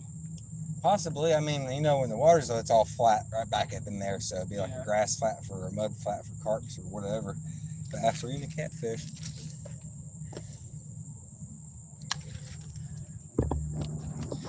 All right, let's get this plugged up. Yep, we're fishing together today, folks. Old Chris down here at the carp spot, trying to catch some carp or catfish, really anything that'll bite. Yeah, I'll take anything that'll bite today. I should have just kept that footage from the other day, considering I didn't get to fish yesterday because of a really, really bad stomach bug. Well, the day before that was the yellow bass, wasn't it? Yeah. Yeah. That was the day that I texted you about coming and Gotcha. fishing this, and I got home and I had like 1.5 beers when I was eating supper, and then something just clicked, and I was like, no, this ain't gonna be good. Yeah, that's never fun. High fever, headache, stopped up head, or waking up every 45 minutes to an hour. Oh, there it goes. I was gonna say. Yeah. And I don't want to use the whiskey that I've got on my desk to burn it out, because there's medicine whiskey, and then there's Party whiskey. Yeah, there's sipping whiskey. Yeah. And Buffalo Trace is not sipping whiskey, or not medicine whiskey. Oh yeah, that's a good one too. That's a good bourbon right there. Yeah, I'd went to Riverside Spirits there in Benton, and I was going there to get some what was it? Some Di Serono and Crown Royal for my mom for her birthday. Heck yeah. I was like, you know what, screw it, I'm gonna get me something too. And I got a bottle of Buffalo Trace and what was it? Oh, Old Forester 86. That's another. Yeah, I've yet to try that one, but I've heard good things. I think I gave you a little. Oh wait, was that with that the one that you let me sample? That was one of them. Oh, okay. I ain't sure. The last one was something I can't remember. It was like that. It was a naturally sweet. It wasn't like post sweetened, but it was like a naturally sweetness to it. And you said it was I can't remember the name, but it was good. Welcome in again. Oh, did we cut out? Are we back? I don't know if we just cut out there. If we cut out, we're back now. Welcome in, AJ. You tried doing the video with the head mount, all you got was the sky. Yeah, I mean, I guess you gotta make sure that it's pointed down enough, at a downward angle enough, if you're using like a hat that has a bill in the way or something. Yeah, that's whenever I did that, I just have to link my camera to whatever phone to whatever camera I was using, and just look at my camera and see what the angle was. Yeah, that's what I do sometimes. Ooh, there's a good fish out there. We got some fish splashing around here, AJ, but none landed. I missed one earlier. We had a decent takedown. I thought it was going to be on the hook, but as I was reeling it in, it let go. So apparently the hook wasn't in the mouth. But we've got a couple of bites. We got catfish baits out, carp baits out. You got worms out? Yeah. We got some worms out, so hopefully we're gonna catch something. Yeah, I'm not a big fan of the clip on mount for the hat. I've tried using that a couple of times and it just keeps on making the front of my hat feel too heavy. So what I started using for hunting, at least, because the chest strap for hunting is not the best because your arms get too much in the way when you're pulling up your shotgun or the rifle or whatever, and all you get's the back of your arm. But get you a shoulder mount. I was thinking about that too. I've got one somewhere. I just don't know where I put it. But it mounts clip to it like to your backpack strap. Yeah, backpack strap. Yeah, I've seen those. If you shoot right-handed, it'd probably work better if you put it on the left shoulder. Right. Yeah, because their head wouldn't be in the way then, or an awkward angle. Yeah. But yeah, I use the head strap so far. As long as it's not too loose, I just got to make sure it's tight so it doesn't fall off my head like it did that one time here recently when I was looking up in the tree at that squirrel. But thankfully I had the barrel cam backup, so I got it, still got it on camera. So, but yeah, the head mount's good for, or the head strap's good for fishing or hunting. But I like using the chest strap a lot too for fishing, because for one, it feels a little more comfortable. After a couple hours wearing that head mount, it kind of starts getting heavy. Yeah, it starts getting you that tension headache or that pressure headache on the sides of your head or top or wherever. But the chest strap is a little bit more comfortable. You just got to make sure that your arms, your hands are not too much covering the shot, so you make sure you still get your, whatever you're doing in shot, like the fish or the bird or the deer or the squirrel, the whatever in shot. Wild Hook, thank you. Size matters. Welcome in, buddy. Welcome in. Good luck out there, fellas. Size matters says. I appreciate that. We're gonna try to catch one. We ain't giving up quite yet.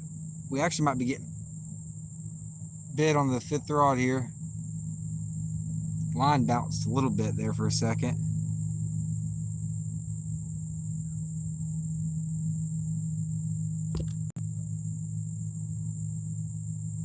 Wild Hooks with the emojis, welcome in. I think he's been in here, but welcome in again, I guess. With the catfish emojis. Hopefully we'll get one like that come up on us again. We had one come by earlier, but like I said, that could have just been a really ambitious, tiny little channel cat. Could have been. You never know. Oh, some good fish still splashing though. So I'm waiting for one of your worm lines to go taking off too. I'm thinking that's probably going to happen first. Yeah, the other day when I was up here, like I couldn't get most of them out at the same time without one getting hit. But like just down from where we fish from up here at the spot above us, that one big log that was about halfway that you have to cross over, it's being pushed down like closer to this end. Okay. So it was like just right up against it. You got all 3 right or just 2? No, just those 2. rods. Got you. So we got 7 baits in the water right now. There should be something caught.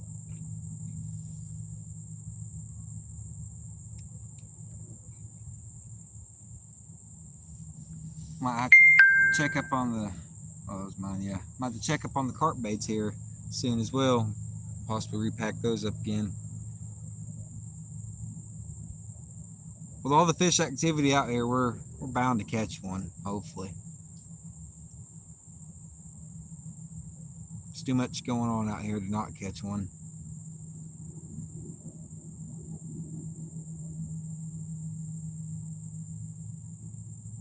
I'm trying to call them in. Oh, I appreciate it. Call them in for me. Call them in. Don't you wish? Fish whistle. Yeah, I was gonna say, don't you wish you could have like a catfish call, like you could call in a deer? The catfish call to start calling. Well, you've got the deer whistle thing that you put on the hoodie. You call to keep them from deer screeches. You would think that would actually cause more issues because deer are about stupid when it comes to cars and headlights. Yes. Yep. You gotta be careful around them, that's for sure. It'll mess up a car quick. Deer are not as smart. I mean, they're smart, but they're not as smart as they look. Angie says, start grunting in the water. I can see it now. Hands and knees facing the water, grunting and choking. Or if you had to fart, just go down there and just drop. Start bubbling in there. Do like Uncle Jimbo from South Park. Just start chunking sticks of dynamite. Boom, boom.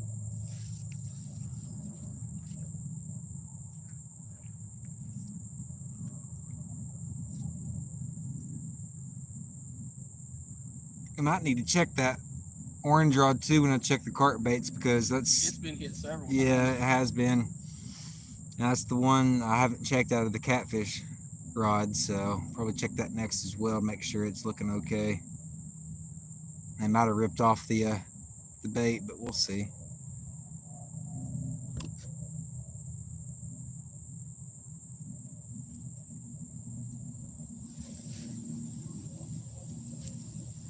It's past time to hook one up now.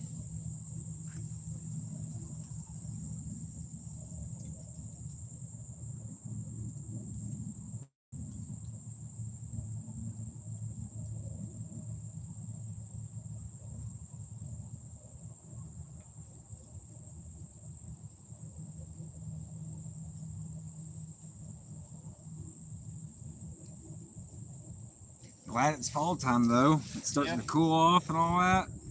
Breeze is rolling through. Yeah, I think all that smoke that you smell in the air is from that fires and stuff up in the Smokies or Gatlinburg or whatever. Because they have another big fire going on right now. Yeah. Oh wow. Okay. I heard there was some out in California. I didn't know about the ones here. California. I didn't know that we had some closer. California's always on fire, mostly because of their governor. It seems like it. It's right there. Yep. I had my canoe and shotgun. I'd get a little far out though, a little far range. I don't remember where it was, but I got sick and tired of missing doves on one dove hunt years and years ago. So the next day I came back with like 3-inch number 6s and a 20 gauge and a full choke. Yeah, you're gonna get that pattern out there, that's for sure. I was been mostly using 6s recently. Sometimes I'll use switch it up to 6.5, and I did have some 7s, but I ran out. I need to go get some more 7s. The weather has been great the last couple of weeks. It has been. It's been getting cooler and cooler. There has been a couple warm, hot days in between, but I think tomorrow, like with that storm that's coming in, from the hurricane, it may not get out of the upper 60s in some places around here. I looked on the weather today because that's before I went fishing. I checked the weather and to see what it was going to look like. And today it said it was sunny, but then for like the next 3, 4, 5 days, it said rain, scattered rains, thunderstorms all around. So I was thinking, well, I guess I better get out today while I can, see if I can catch one. Not that I couldn't go fishing in the rain because I have before, but we're getting nibbled maybe on the orange rod. Yeah, I've got to get some videos put out. I've got enough for the rest of this week and this coming week, but at the rate that I'm getting videos out, I'm going to be behind real quick. Yeah, it'll sneak up on you, that's for sure. I still got to get a little bit more content for another dove video I'm going to put out. I just haven't got quite enough content each day I've gone, so trying to make a multiple day dove video and get that put out here soon, hopefully. Second day for my opening day fields, which is sunflower fields, which is the only place around here that I know of that's public with sunflower. They only have 2 adult hunting days, and that's coming up. The second one's coming up here in about a week or so, and I'll be going back down there. That was about the best action I've seen for dove. Was it Blythe Ferry or somewhere in there? Yeah. Yeah, we used to hunt up there all the time, but after they said you can't drive down to the corners of the fields and stuff,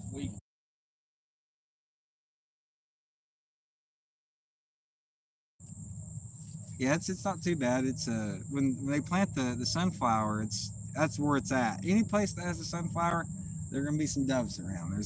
But most places around here don't plant sunflower. That's the thing. No. Most places around here this year and last year, and soybean.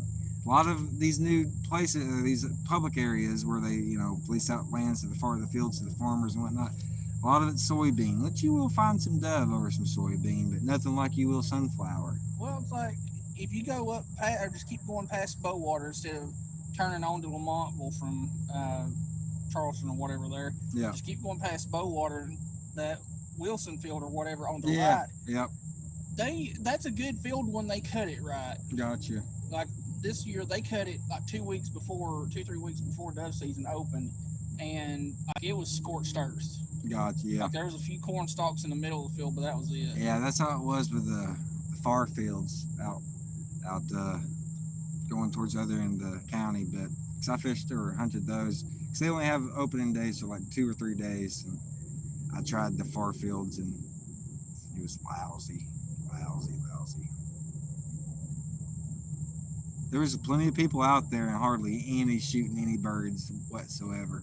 Like you'd hear maybe 1 or 2 shots go off every 45, 60 minutes, which is horrible in my opinion. You should be hearing shots going off every 5, 10 minutes on a good field, like it was down there on them sunflower fields. It was every 5, 10 minutes.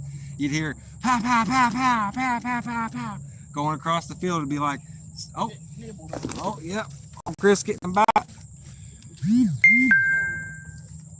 Yeah, one of the best dove hunts I ever been on was on Upper River Road. It's been probably 12, 15 years ago on Bradford Lane. It was a lease field. Yeah, private lease. We ran out of shells, missing most of them. We ran out of shells that day. Chris was getting a bite on the worms. He might hook up here in just a second. That's probably a little shit of a turtle that just came up.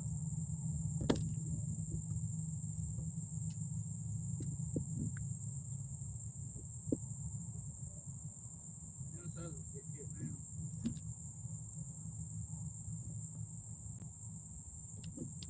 now. All right, fish, it's your time to shine.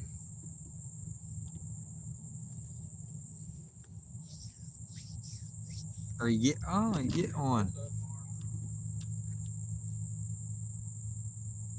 I think one of them's getting messed with by a turtle. But Chris might get the skunk buster here.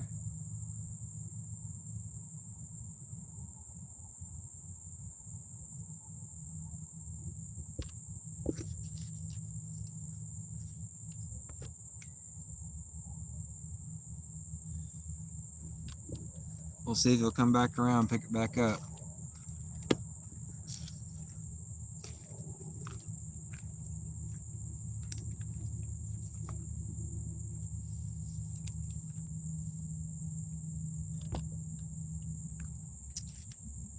Man, I can't believe that first one should have been a landed fish there. That would have been perfect too. hey, our buddy's coming down the river. Oh, is there? Oh yeah, he is, ain't he? Look at this, guys. I gotta show y'all this. Is he gonna come down this way? He should. Look at this, guys. This is gonna be a real cool surprise. Oh wait, that's not our guy. That's somebody else. Dang it. I thought that was our guy. Right over the top of our damn lines, too. And us slowing down. I thought that was our plane guy. They'll slow down real quick when they get farther up there. Oh yeah, because it gets real shallow. That's for sure. They'll Yeah. be slowing down whether they want to or not. Yeah. They'll scrape Roger, bottom Roger, if they Roger. don't. Oh. Oh. Oh. Oh! I thought that was just something, or just the waves hitting there pulling on your line at first.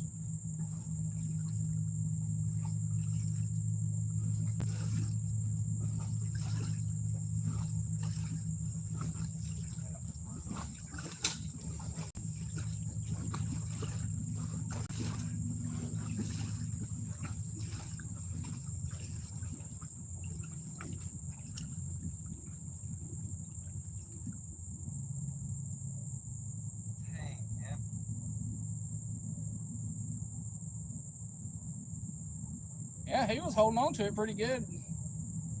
But he had it down for a few seconds before you got up. Yeah. Once those guys come back, if they do here in the next couple minutes, might go over if they're still dark, who knows. Once they come back, let's go ahead and switch these pack baits out there. Don't want to just do it right before they come back, and then they do that, and it just washes all the pack baits. Oh, that's probably deep enough that them going over it wouldn't hurt it. Might go ahead and switch these pack baits. Time for it.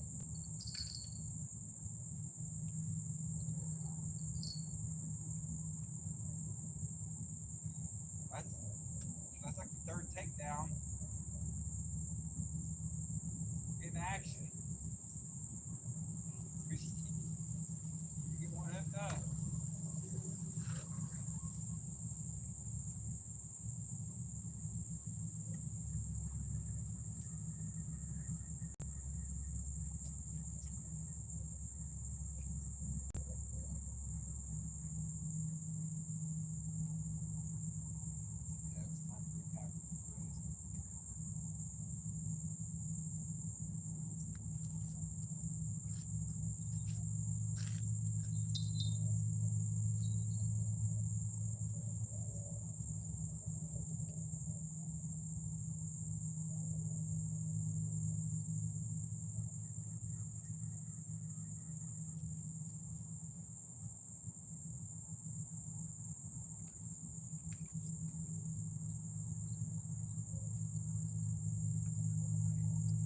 I got a new bait cooler backpack.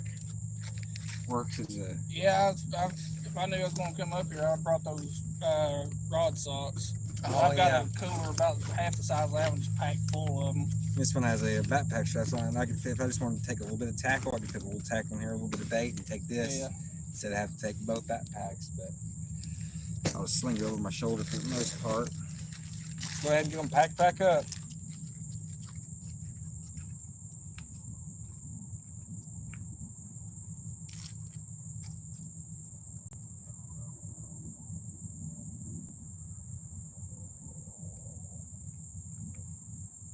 Usually it's me the one not bringing the chair, and this time it's you. Your other rod's getting hit again. This one, I'd let it find the hook before messing with it.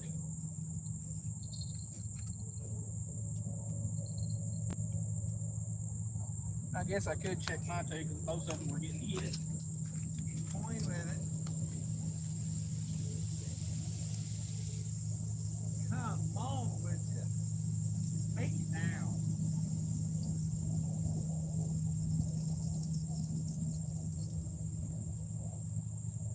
We're getting toyed with right now. Go back with the bait.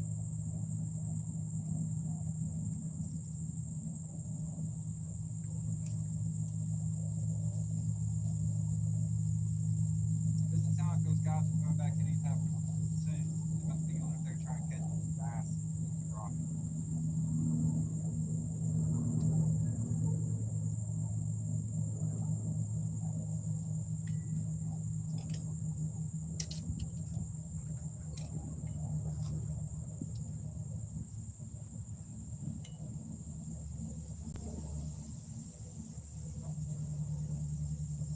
I think it's coming back up now.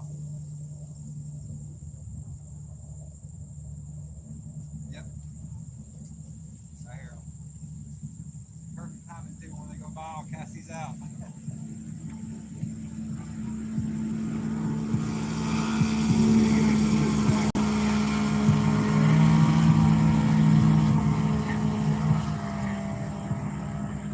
do you think they're fishing for? Catfish, crappie, bass?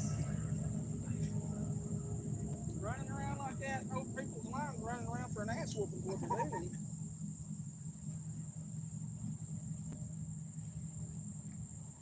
I think he ended up deleting it, but that what was it? Bobcat Outdoors or something like that on YouTube. He fishes around Chickamauga a lot. He was below the dam one day, and somebody on the bank had shoved a line over his boat. Like, this is an area that's about from here to that side bank where you having to use like 12, 15 foot rods to get any distance. And he grabbed the guy's line and cut it and said, one more time. Had the knife up like that. Ended up deleting the video. Dang. But That guy was doing that on purpose. yeah. Yeah. People that fish down there below that dam like that are just assholes. Chickamauga one? Yes. Yeah. I've been down there a couple of times just jigging off the rail, and there'll be people chucking, 4, 5, 6 ounce sinkers with, their bait and all that, and nearly hit people, hit their boats, and all that stuff. Yeah, pretty dangerous. You hit the head with a 4 or 6 ounce weight, they can do some. Oh, it kill somebody is what'll happen. Yeah, definitely.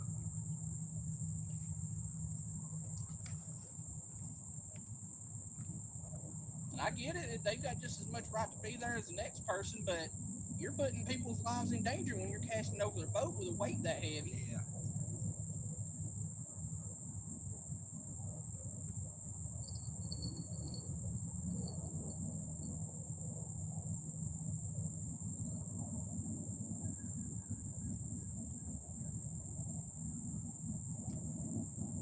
Yeah, I don't blame him one bit for cutting that guy's line like that, because it was like laying over the top of his boat and his rods and everything.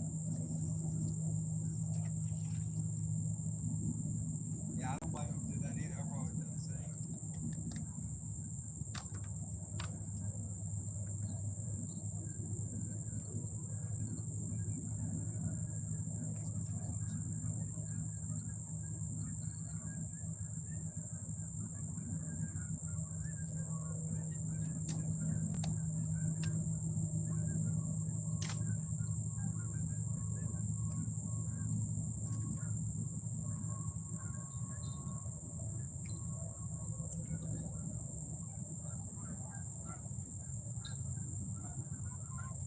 There was another day, it's been probably 2 years ago now.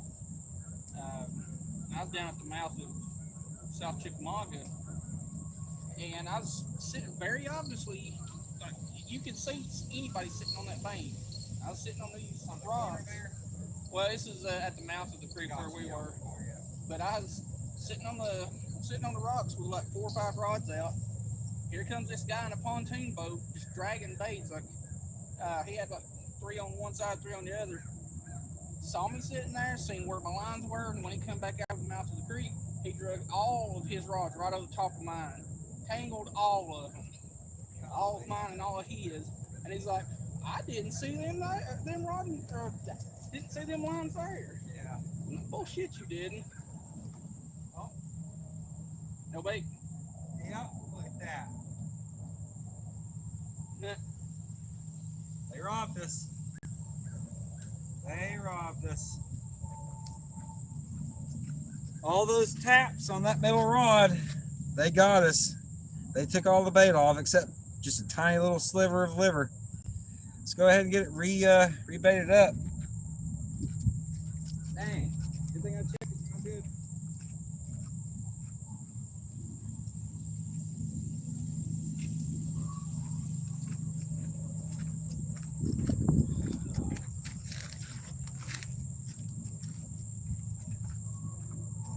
I could turn it, but it could have been fish.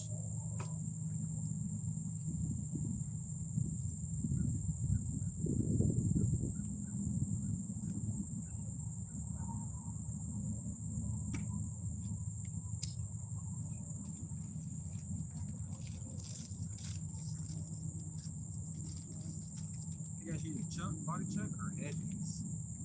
If you're gonna use a body chunk, I would just take and cut like the belly piece out of it. That way you have two pieces of bait instead of one big one. Cause ain't no telling how big any of the fish are in here right now. And it don't take a huge piece of bait to get a big fish. That is true. Heck, you could just about have made a video out of all that light bass and stuff like that y'all were catching up there the other day. I know, that was fun. It was a good time. Yeah, I'd seen that live feed just after it started. I might throw the head chunk out there. I don't know. Is it off the big bait? There'd be a big fish to get that down. But, no, I will use the body chunk.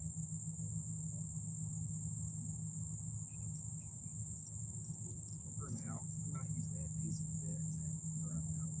using the body chunk. Yeah, I got on that live feed and seen where y'all were at. I was like, I know I've got a pin and a dock somewhere by there. Yeah. And I seen where y'all were loading up to go upstream. I know exactly where it is.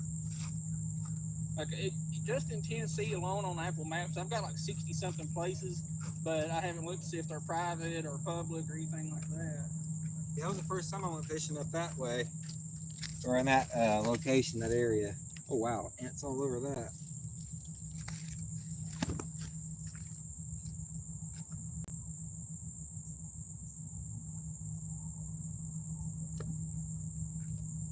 Get lit up by ants. Well, fake ants.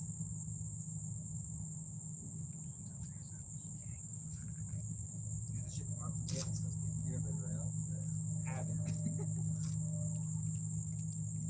mean, that's bloody stuff.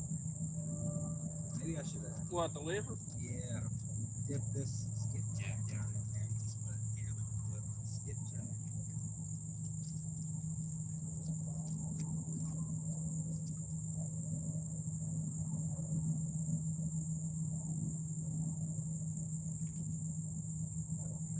Good piece. Oh yeah. Deer liver flip. Skipjack looks tasty.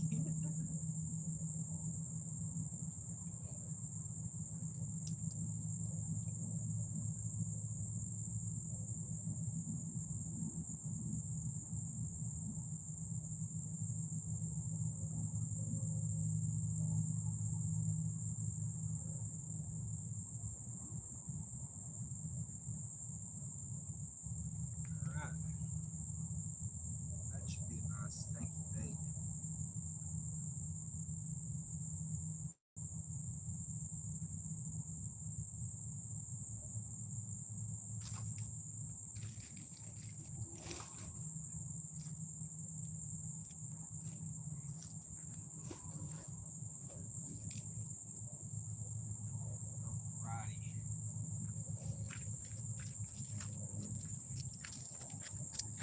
Rebaited back up. 2 pieces of bait. Got some deer liver like before and some skipjack covered in deer liver blood, or just deer blood, but let's get it out there.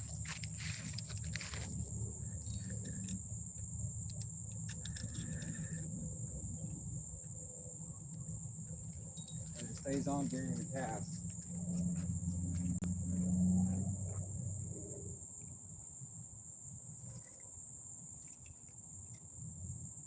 Oh, that's chopping block, or is that already out? Oh no, that was left here.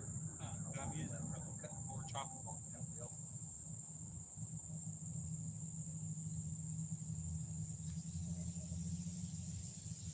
Stay on, that's good.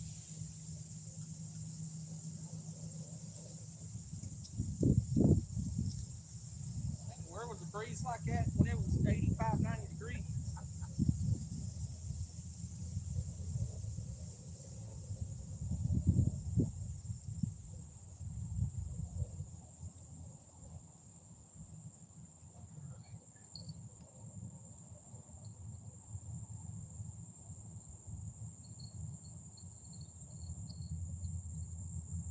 Something.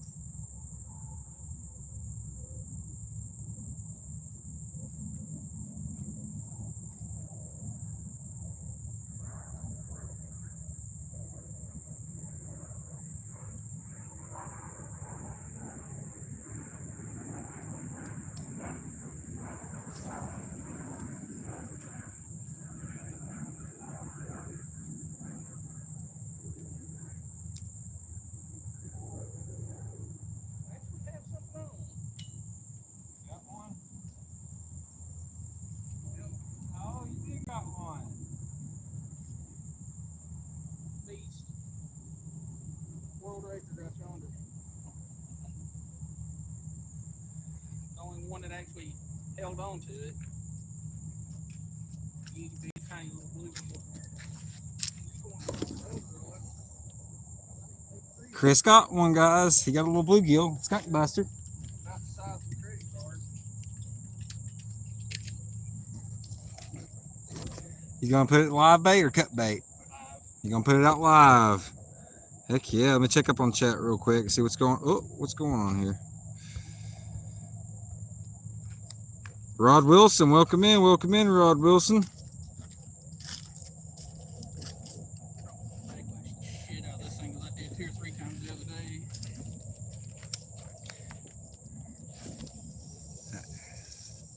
Nope. Awesome. Live bait out now. Hopefully we'll have a good one. Something. trying to start catching bait.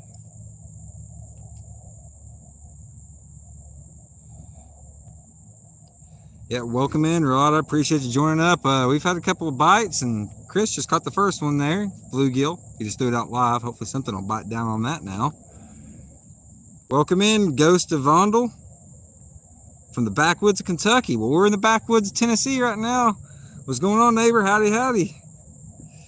Zima Kima, 1, 2, 3. Welcome in, welcome in. Appreciate you joining. We'll do a little bit of catfishing, carp fishing, multi-species. Got worms out, bluegills going on, missing all kinds of catfish bites, probably turtles as well. This is not a river, this is actually a creek. We're fishing on a feeder creek. This feeder creek does feed into the Hiwassee though, so that's about as all I'm going to give away for this location. It's a pretty decent creek though. Usually. Usually.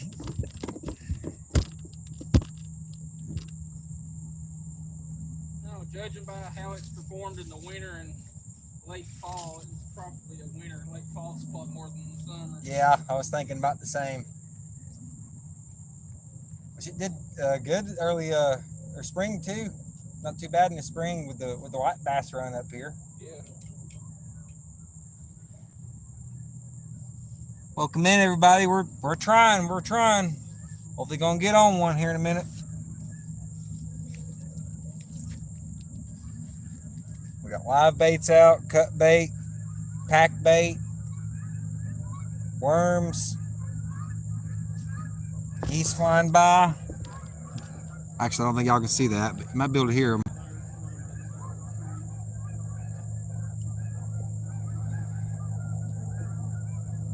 Hopefully we hook up on something.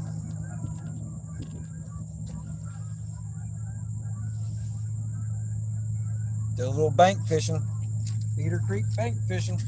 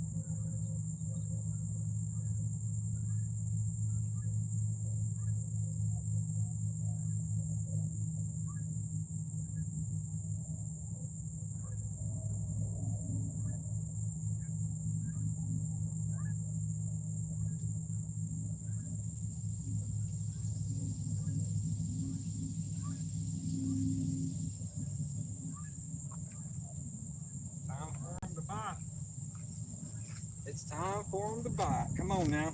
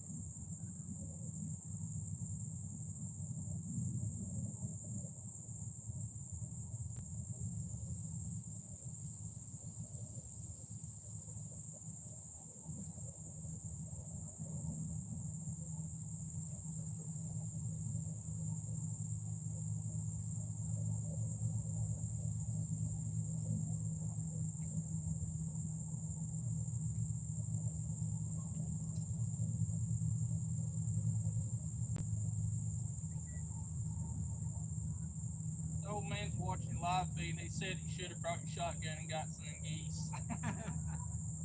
I doubt number 6 is worked from 250 yards away. Yeah, I'd be a little bit out of range for that.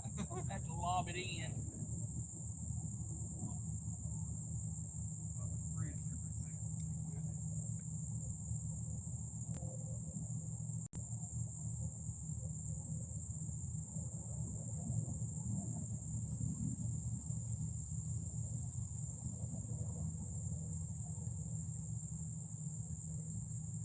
Goose is good eating. Never had geese. Actually, I don't think I've even had duck before. Oh, I've sold the snot out of them when I worked at Walmart, but I don't think I've ever had goose or duck. Duck's more of like a red meat, like a steak. It's pretty good when you cook it. As long as you don't overcook it, you can overcook it easily. It's like a red steak meat. Goose, if you ever had goose neck, it's cooked in like a rice dish. Chicken and rice, except it's like goose and rice. Neck meat, it's really good. But even if you try the leg or the breast, it might have a little leg meat there, but I think the breast meat is saved for another recipe. Somebody else's goose, so I ate what they gave me and it was good. Yeah.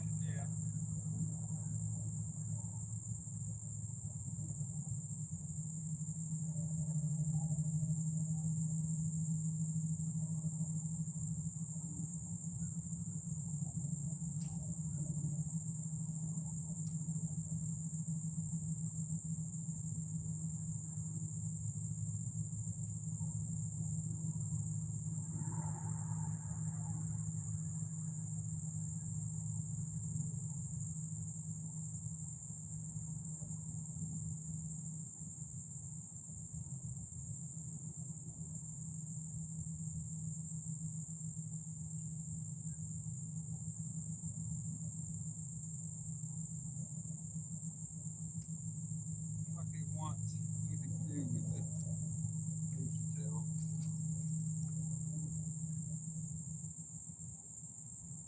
Deep Eddy lemon flavored vodka, Austin, Texas, with real lemon.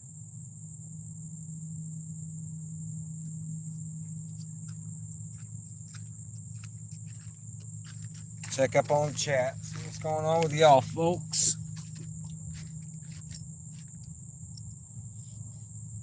Oh yeah, we're trying. We're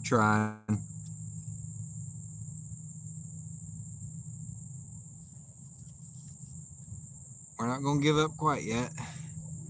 Thinking about tying on something different though, maybe, and trying it out.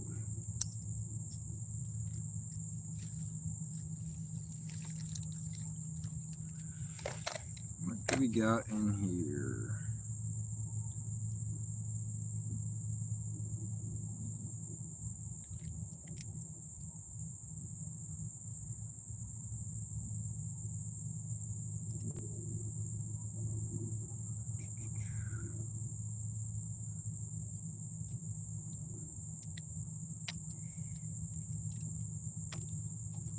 Let's drop shot weight.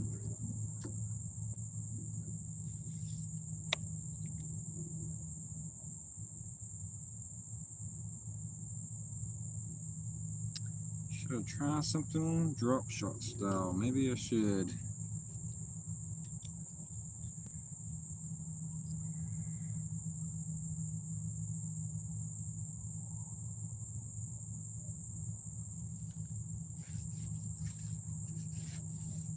I think I'm gonna have to get the skeeter spray back out and spray my ankles.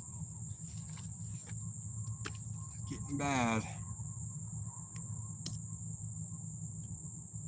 I think so, Rod. I haven't been able to tell a whole lot yet, but my hours are starting to go up, so I think they're definitely helping. Lives are helping out.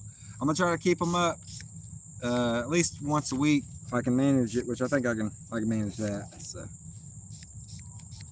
I wonder if I don't know the live stream stuff, but I wonder if there's a place in like a description for the lives to put hashtags and stuff like that to get more attention to it. I put this time I did put some hashtags in the title. I didn't put on the description, but I did put some in the title. Maybe next time I should put some in the description as well. I know, Ow. like with YouTube Shorts, if you fill up or use the maximum of 15, it'll take 3 of them and put them in the title. But Oh, okay. I didn't know if it does that with live foods. Clyde, welcome in, Clyde. Appreciate you for joining. He says, fish the Escambia River. You'll catch elk shark, cats, and gators. Ailes shark. Interesting. I'm not sure where that's at. Is that somewhere out Midwest or up north? I think might be down southwest maybe.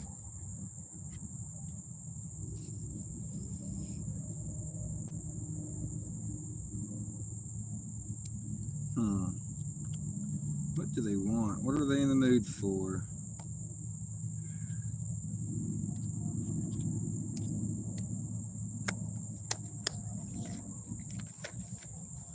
Are they in the mood for?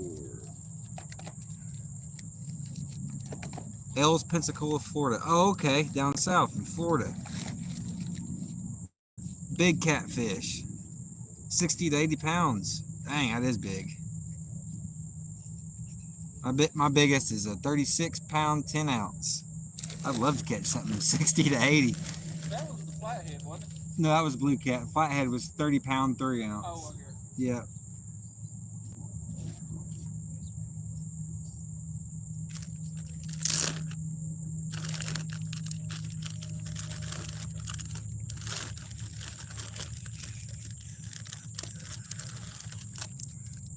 Maybe they want.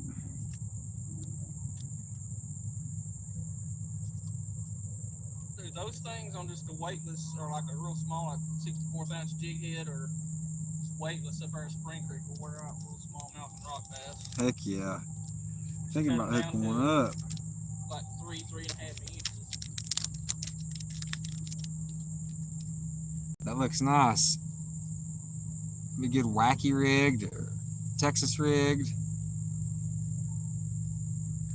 Weightless. Give it a shot.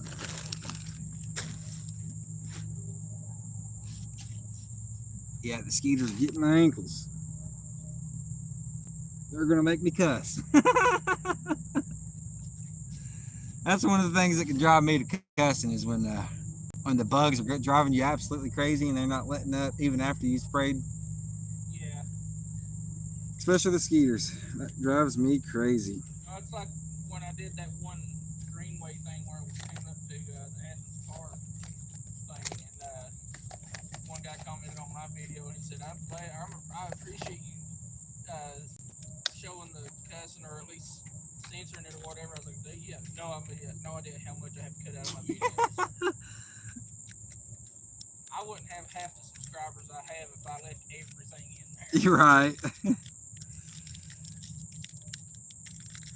Let's see here.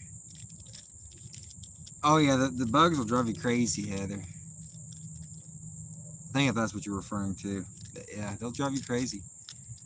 Yeah, it's flat. I've seen gators swim with our line. Fish blue cats big as buckets. They bite soap in winter time. Blue can't stand the ivory soap. Drop bottom, pull up 2 foot, nothing but cat. I've never tried the soap trick. I have heard of people using that though. Well, the reason it's like that soap, the reason that people catch so many fish on it is it's Fish oil or something? Now one of the ingredients in it is animal fats. Animal fats, that makes sense. Yeah, I've got a couple bars in bed. I just never did use it.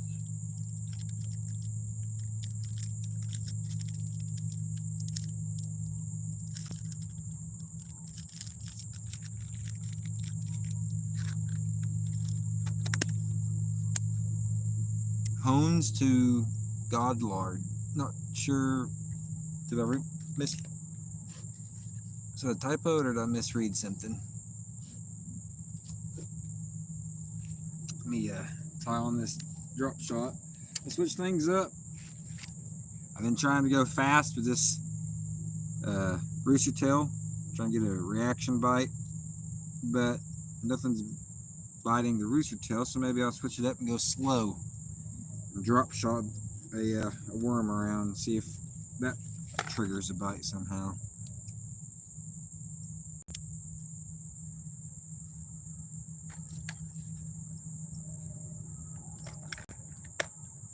Only works in the winter. Okay, interesting. Yeah, I've never used that trick. I might have to try it out one day.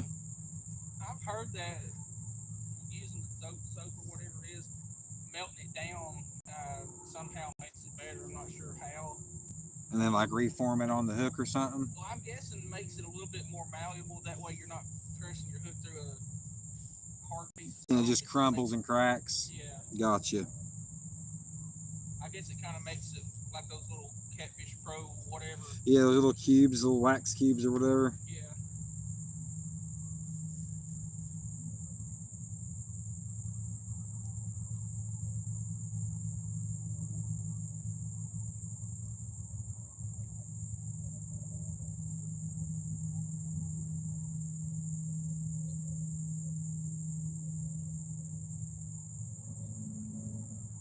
I know the guy that owns and runs that Catfish Pro thing got in a lot of trouble, or not really a lot of trouble, but caught a lot of heat here recently because of his rods and some of his baits are being used to those trophy pay lakes that people hate so much. Oh yeah.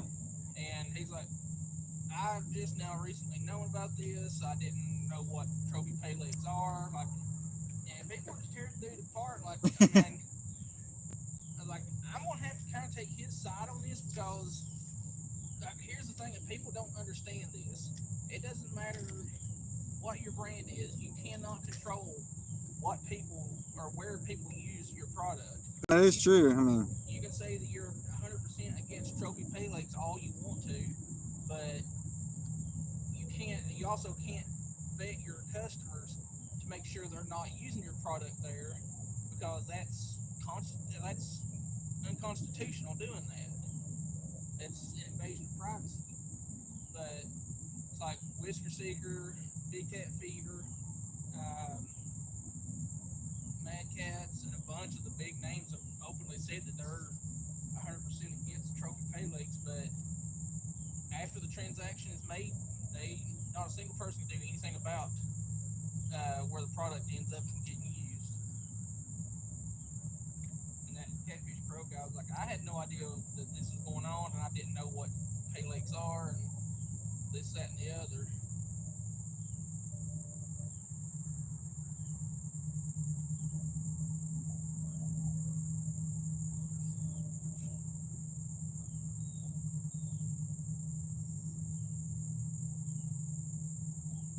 certain size old boy in background. They say, you know, he's talking about the soap, I guess. Yeah. If ain't catfish online and bait gone, then some of be checked your line. I think that might have been a typo or two, but yeah, we've been checking lines periodically throughout here. I'm getting my drop shot rigged up right now.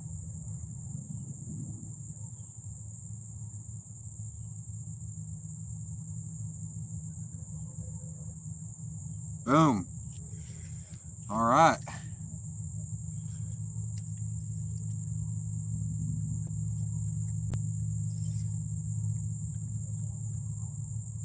Nose tipped, or whatever you want to call it. Hook through the nose there. Get it to focus. It's starting to get a little dark. And then on the drop shot. So let's go try this around. No problem, Clyde. I appreciate you coming in.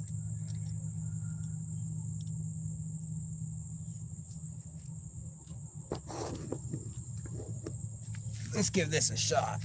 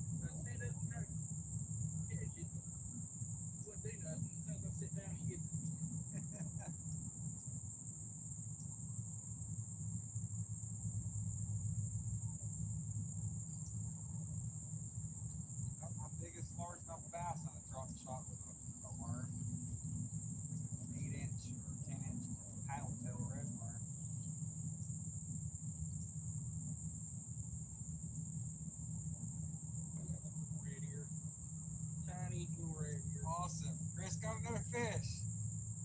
Barely. Reindeer fish, multi-species.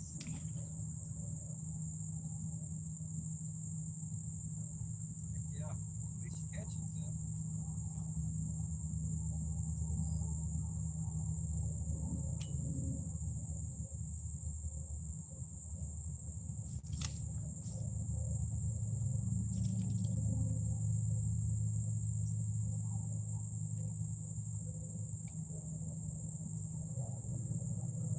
Check these pack baits.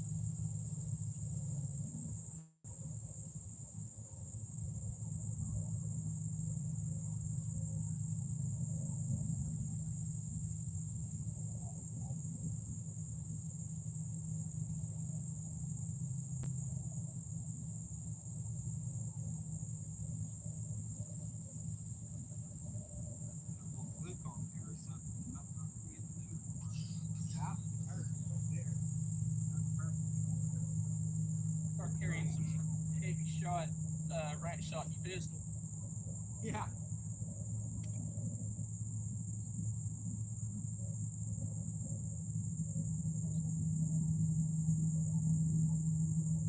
I'm out here on the canoe with my shotgun and the rod, the little casting blast. For a punt gun. They would send my canoe back 40 feet.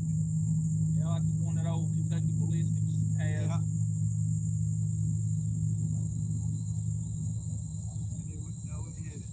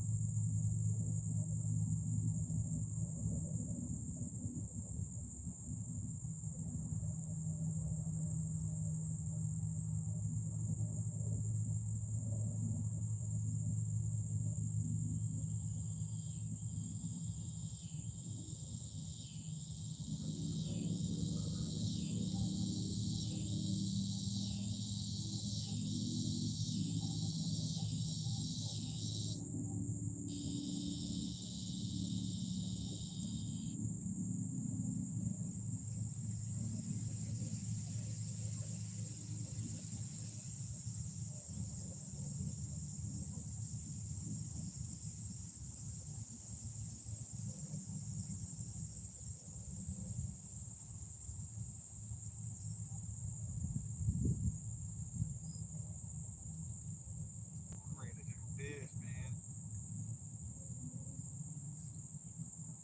That was killing me.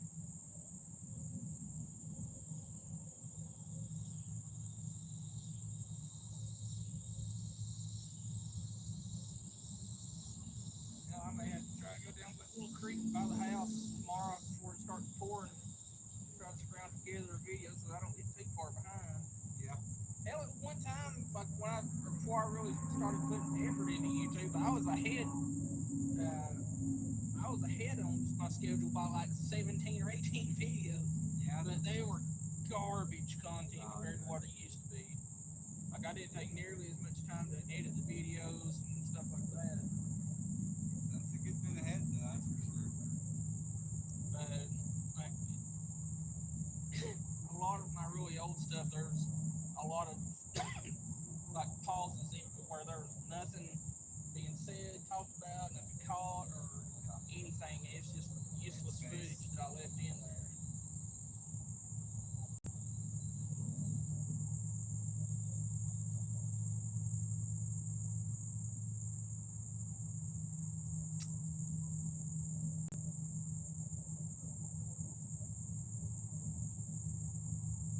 What are you doing, Mark? Come on, y'all. Yeah, hell, they were all over the place the other day. I don't know why they ain't back here now.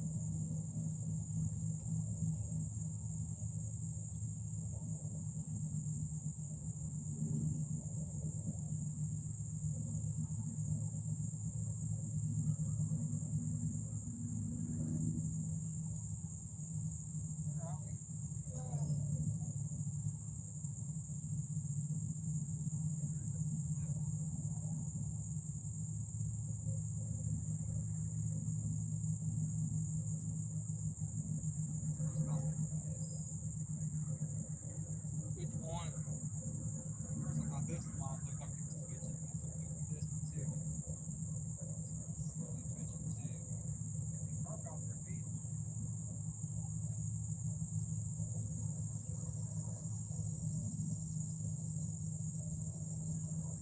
I don't know, one place that I hadn't even pulled over and looked at in years is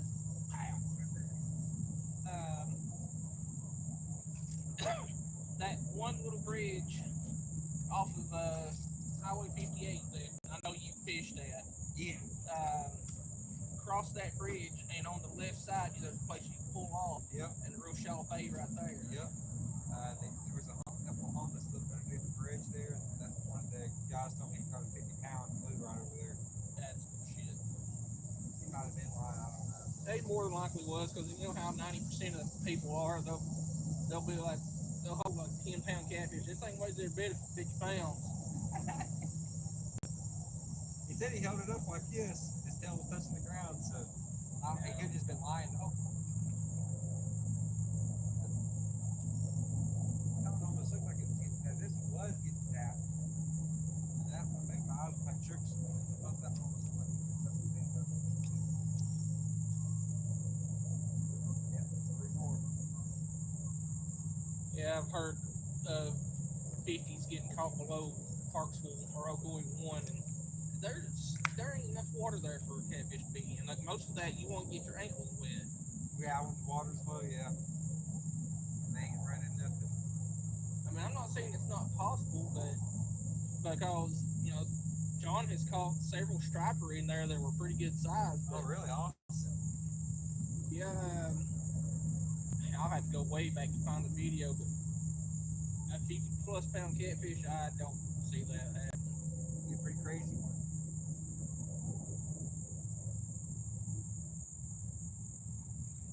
Times are baits are over here.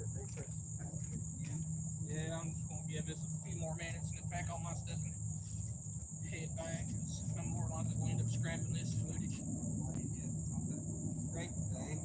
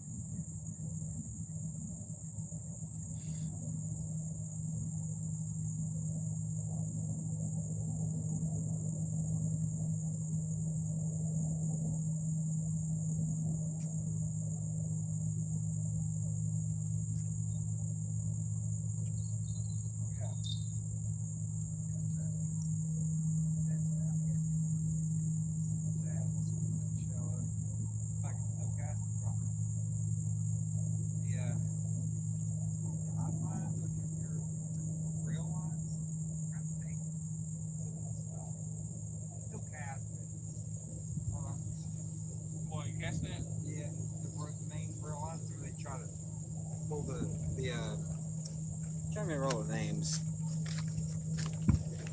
Whenever you ain't using it, just hang it up from like ceiling or something like that. That way you can hang vertically. It'll make it a lot easier to open up.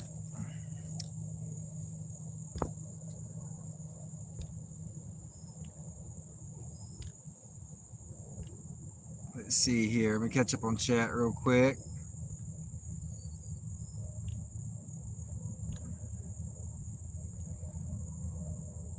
Yeah, we got her going. We're trying to.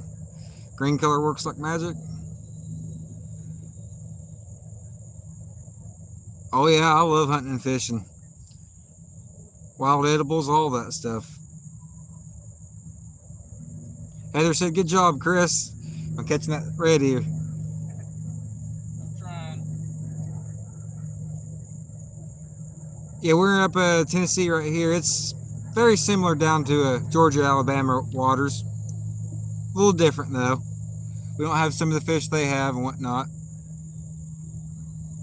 Yeah, North Georgia's got several species of bass that I would like to catch. It's just finding places to catch them at, because it's like they've got shoal bass and a couple others, but I don't know what locations I can find them at. I know of one of John's better smallmouth spots in North Georgia. Oh heck yeah. The only thing is, to get to the water, you've got to hike down the side of a mountain about from here to the very corner over there, and it's like that the whole way down. Even on the trail that's cut down.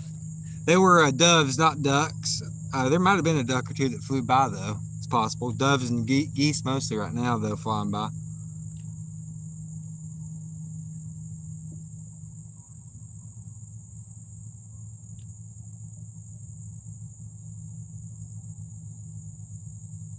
Oh, shooting squirrel off the boat? That sounds like a fun time. A little cast and blast.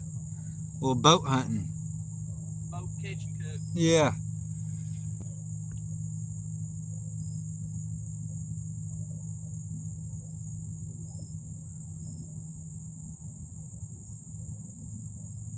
Yep, definitely, Clyde. Hey, he did a good job if he taught you. Thank you, Rod. I appreciate you. And Heather, I appreciate you.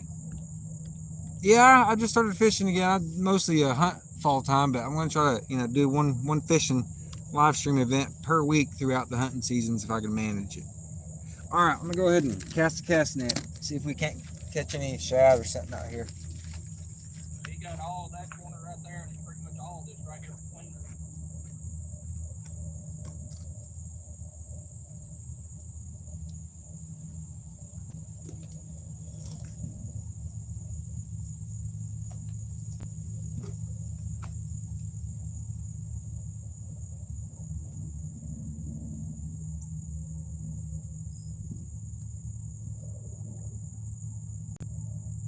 Maybe they want shad right now. They apparently wanted to deliver earlier, and I guess gave up on it.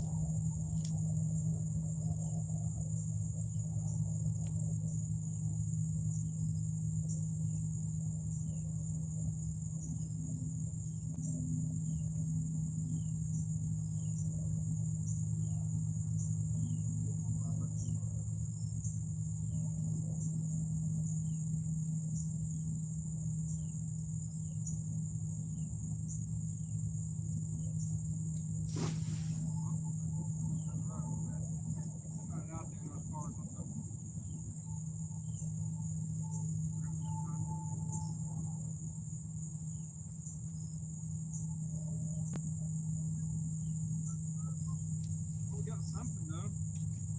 Got something. Keep the sticks out of the net. Ow! The thorns. Back in.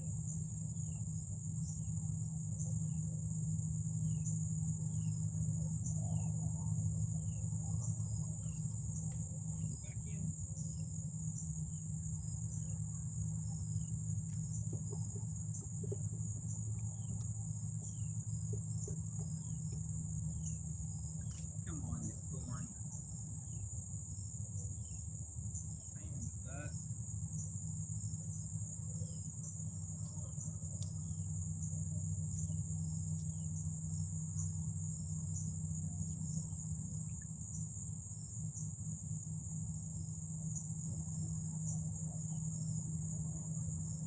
Alright.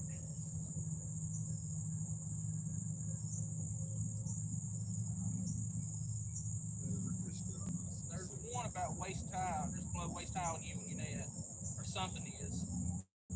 Yep, there he is. Yes.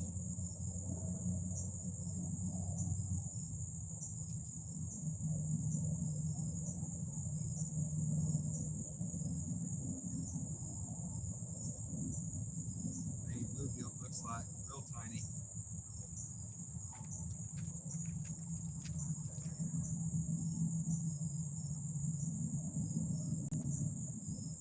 No, I don't know if you've messed around with it on YouTube or not. I don't know if it had anything to do with the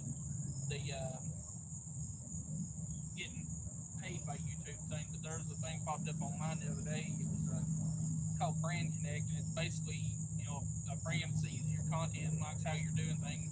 They can email you and try to set up a paid sponsor, a paid video, or paid for, or this video's paid for kind of thing. Huh. But you have to go in there and set a price and basically negotiate it, all that. Whenever somebody wants to set up this video is paid for by or sponsored by such and such.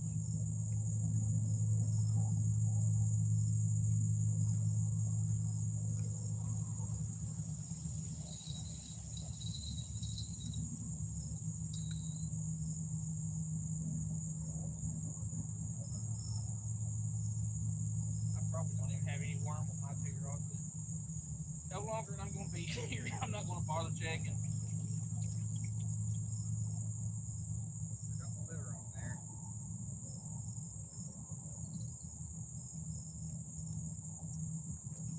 Right, I'm gonna switch it out. He's still alive. What'd you get, 2 fish? Yeah.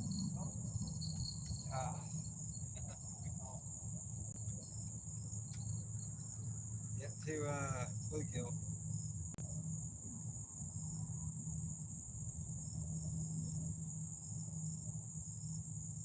Boom. Now we're using live bait. Couple live baits out.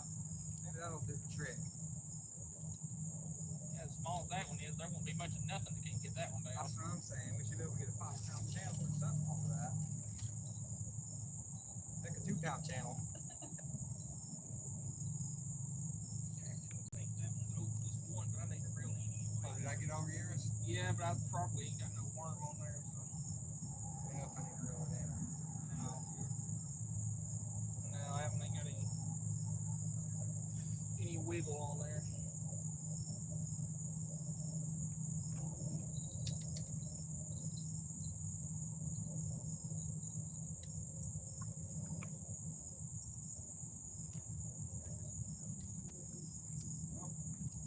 Got a couple live baits out. Maybe that might do something.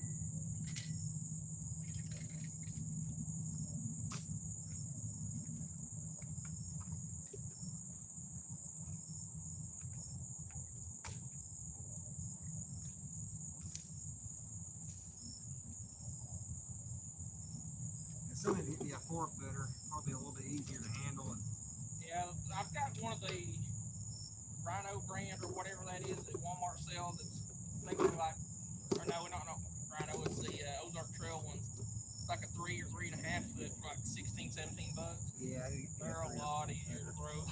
yeah, definitely.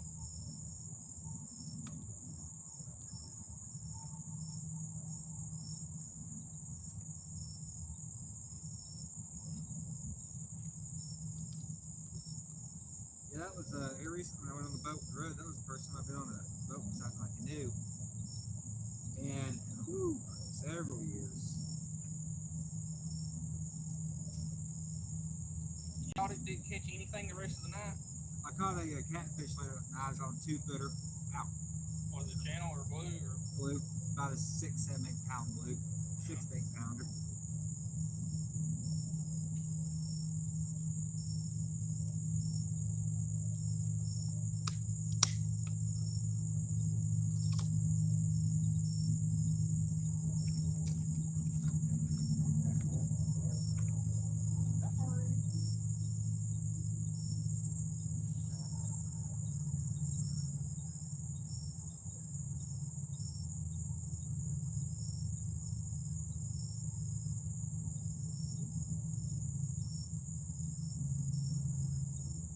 Oh, I don't know what happened or how or what made it happen. When I was up here the other day, I caught a drum that was probably 7, 8, 9, 10 inches. It was somewhere around that market. So I put it on live and checked it out. I went to reel it in, the damn thing wasn't on there. And I know I didn't check it off. So that thing either wiggled its way off or Something took it. it would have had to do something serious to take the bait that big.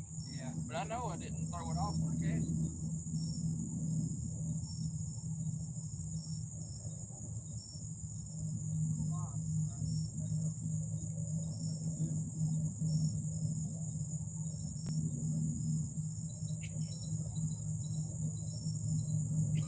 Probably one of the most it's probably the second most unfortunate incident I've seen no river certified get in. But he was doing a kayak catfish trip and caught like a 3 or 4 pound carp and just had it on a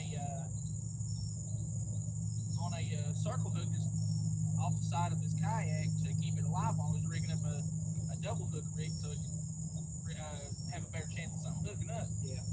Well, he went to pull it in, and something had grabbed this thing and got to just the back of its gills.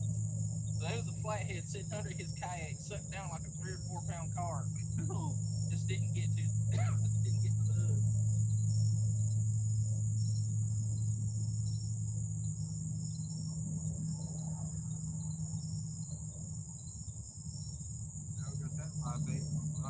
jump shot. So take a style jump shot.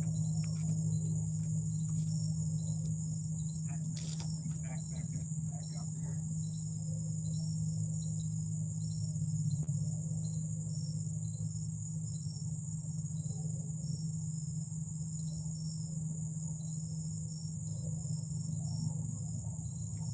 And probably the worst incident I've seen him in catfish was his what would have been his biggest kayak flathead, and he had his hands on it once or twice, just didn't have good grip.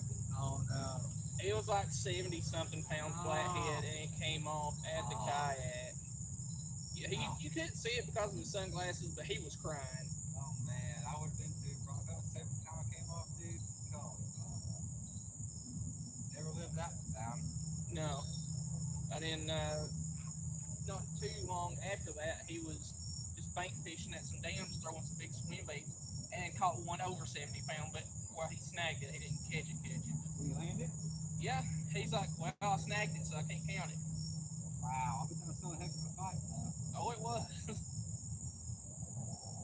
That's half the fun, is the fight, you know. The other half is actually landing it, showing it off. Well, it's like that 63 that I caught back 6-7 months ago. Ain't no telling how long that thing had the bait in its mouth, because we were sitting in 45, 50 foot of water at a discharge, and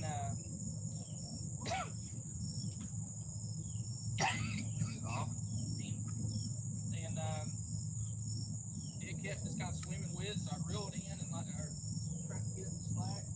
Feel like it pop off, but I know of a spot. I think I already sent you a pin to it, but if not, I'll send it to you again. That's probably twice the distance from here to the corner of the creek down there from where we caught it at. But it's in a real flat bay, kind of like this.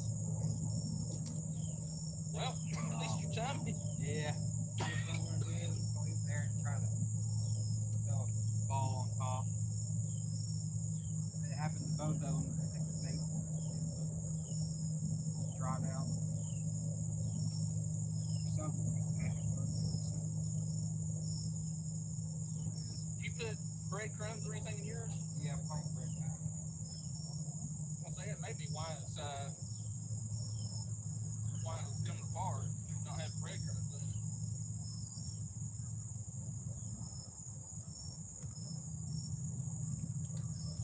Roughly about where they're at. They come on, scoop that around. See my hair really.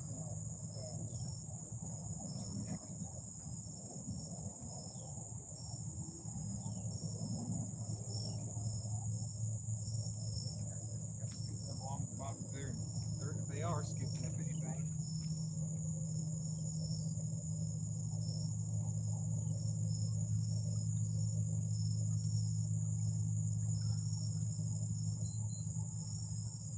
It's 8 o'clock, geez. Already 8? Yeah.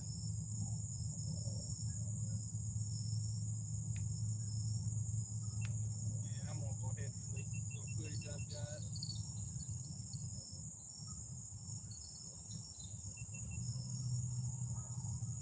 Sucks, I busted the freaking front screen on this damn camera. That does suck, man. Like, the screen itself ain't busted, but like the inside of it from where the camera hit the hatch of my forerunner hit the plastic part of the camera, I guess cracked it that way. But Man, yeah. I mean, the front camera ain't such a big deal.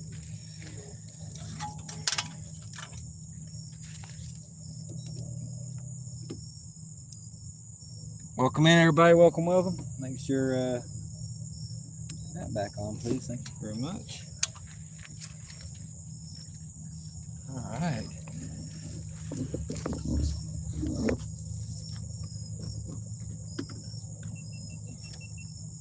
You staying away after dark? Yeah, I'm gonna stay a little bit longer. I don't know exactly how much longer, but for a little bit. I mean, I'm dying to catch a fish.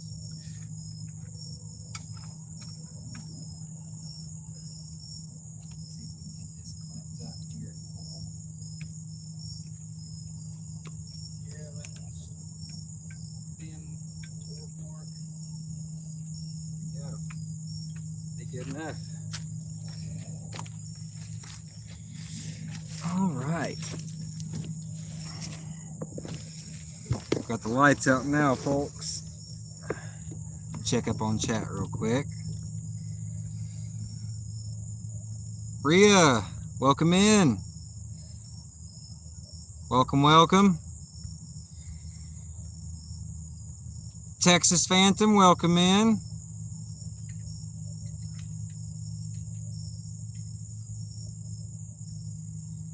Appreciate you for joining. Is Heather or Rhea is out of here? I appreciate you dropping in. If you're heading out, if not, thank you for joining in. Chris caught a couple, but I haven't hooked up any yet, so I'm still gonna wait for a little bit longer, see if we can't hook one up. We were real close earlier, we missed one though. Randy, welcome in. Mr. Swain, how you doing?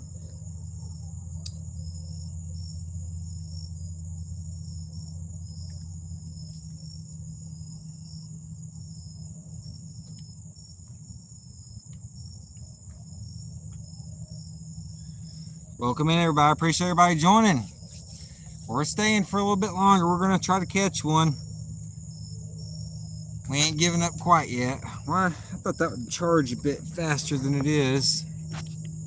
It's actually dropping quicker than it's charging. It says it's charging now.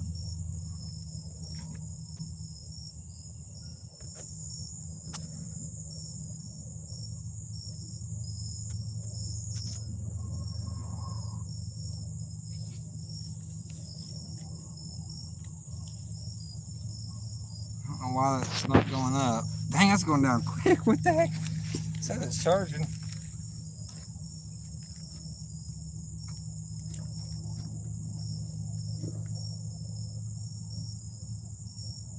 It's got plenty of power. It should be going down.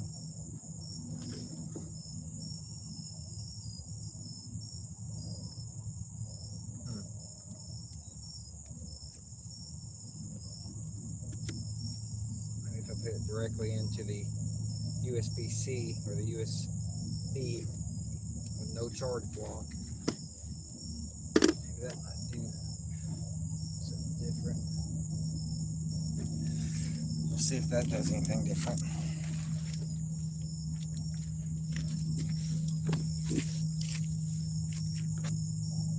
It still says it's charging. We'll see.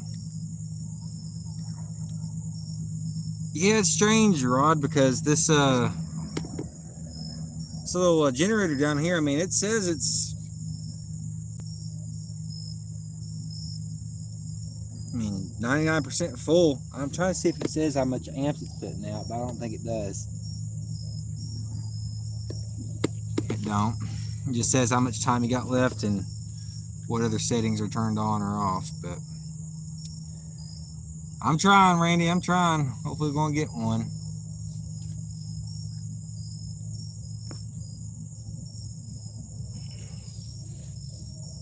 We got a couple live baits out there, some pack baits, and some cut bait.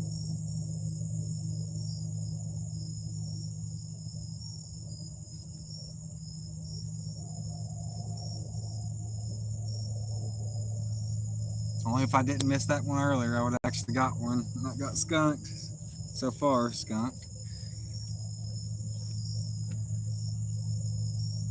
Yeah, Chris is down here still right now. He's probably going to be leaving out soon, though. Oh, Lisa Burrito is asking if you're still down here. He's still over there. He's watching his catfish rod right now. Got to do the fish dance? I might have to. Might have to break out a fish dance. Can you see Self-Creation 777? Let me see. I'm scrolling back up, and so far I do not see that name in the chat. I'm not sure what you were seeing, but so far I have not seen that name scrolling up through chat. No? Not sure. If you're seeing something I'm not, maybe. I don't know. Rod says he hasn't seen it either, or wild hook.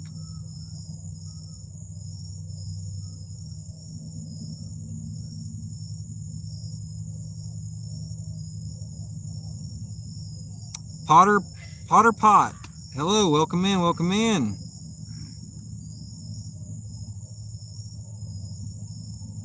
We're fishing, we're doing a little multi-species fishing right now. We're going for catfish, carp, or really anything else that'll bite the hook. We got some cut baits, we got some live baits, and we have some pack baits out.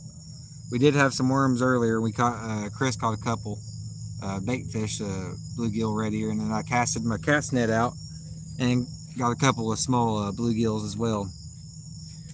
So I mean, technically I didn't get skunked. I mean, if you consider catching fish with a net, but I'm not counting that.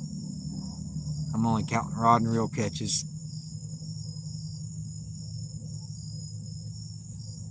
Yeah, anything that bites, Potter, that's about it. Heck, if it's a turtle, I'll reel it in.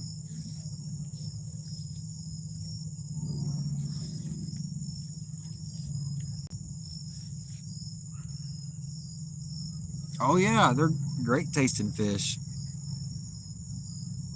I love both catfish and crappie.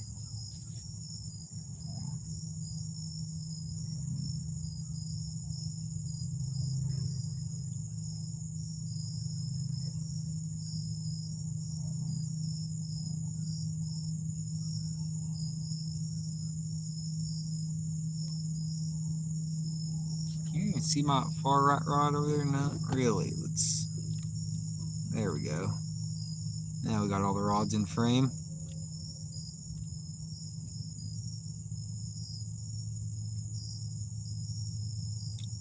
Two pack baits, two cut baits, two live baits.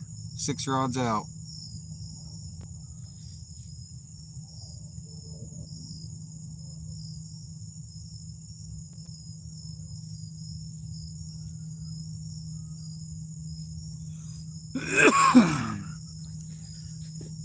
I know when I get home I am going to be hungry. I already am hungry, but I'm going to be hungry when I get home. Yeah, I'm more thirsty for the leftover adult beverages that I didn't get to finish off last night. Whatever that stomach bug was. Yeah, can't enjoy that kind of drink when you ain't feeling good. Well, thank you, Heather. I appreciate it.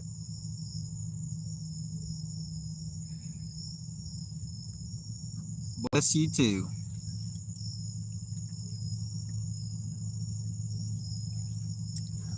You got one on there now? Oh, just that live bait still? I thought I had something hung on it.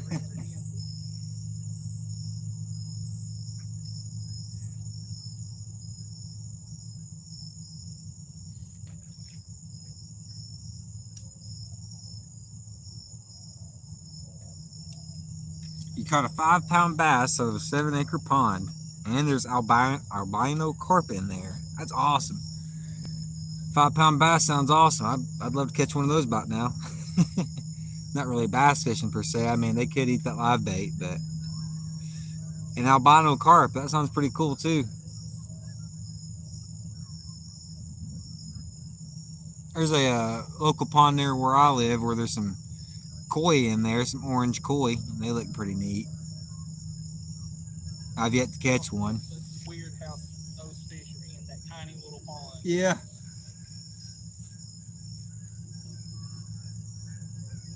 Here goes the geese a honking. And you know the fish got to be miserable because they don't ever, fish that size don't ever come up where it's shallow. Right, yeah.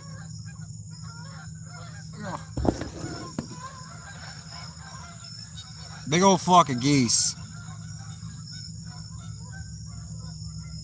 Big old flock.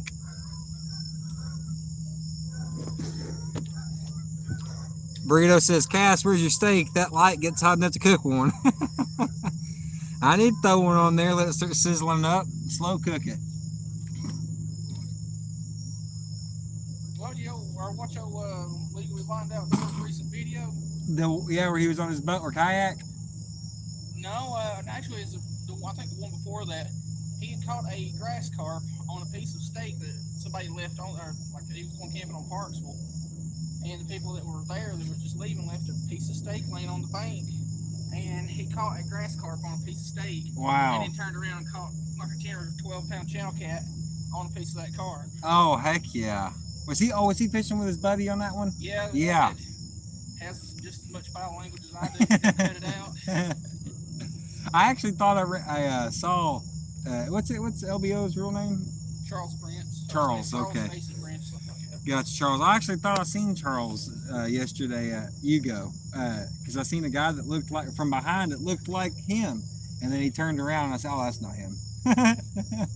Yeah, he rarely gets to get out and all that just because he's legally blind. Like he can see at a distance. He just can't see like details.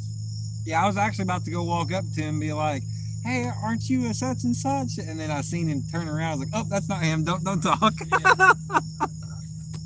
But yeah, he's a stay-at-home dad and all that. So he rarely gets to just go whenever. We're in Tennessee, Potter. Yep, we're fishing Tennessee right now. You about to head on out of here? Yeah, I'm probably tripping, bust my ass trying to walk between those boulders up there. All right, I appreciate I could probably get my poor runner between them damn things. Yeah, you probably could. Yeah, like I said, your telescoping rod's right in there on your dash. So I'll find it somewhere. don't go pulling off and then that thing sling off in your face or something. Yeah, if everything else on the dash hadn't fell off, hit me at some point. I ain't worried about it. Yeah, I completely forgot about it until you said something a while ago. Yeah, I'm glad it popped in my head, so I went ahead and put it in there for you. I appreciate you letting me use it too. It works pretty good. Yeah, it's fun for $1.50. Yeah, you can't beat it. It's having to make sure the guides are aligned. Yeah, but it is handy being able to just collapse that thing down, throw it in your backpack or whatever. Or just carrying it down the trail and you ain't got to worry about sticking your rod tip in the ground or whatever. Yeah, Quantum makes one that's real similar to it, but the guides are like fixed onto their section of the rod, so you don't have to twist them around. You just Gotcha. Sections around, but the very tip section of it's super weak. Welcome in, COC, Collaboration of Curiosities. Welcome in. Welcome in, welcome in. Yeah, I'm not too far from Lisa. Old burrito. Old catfishing lady.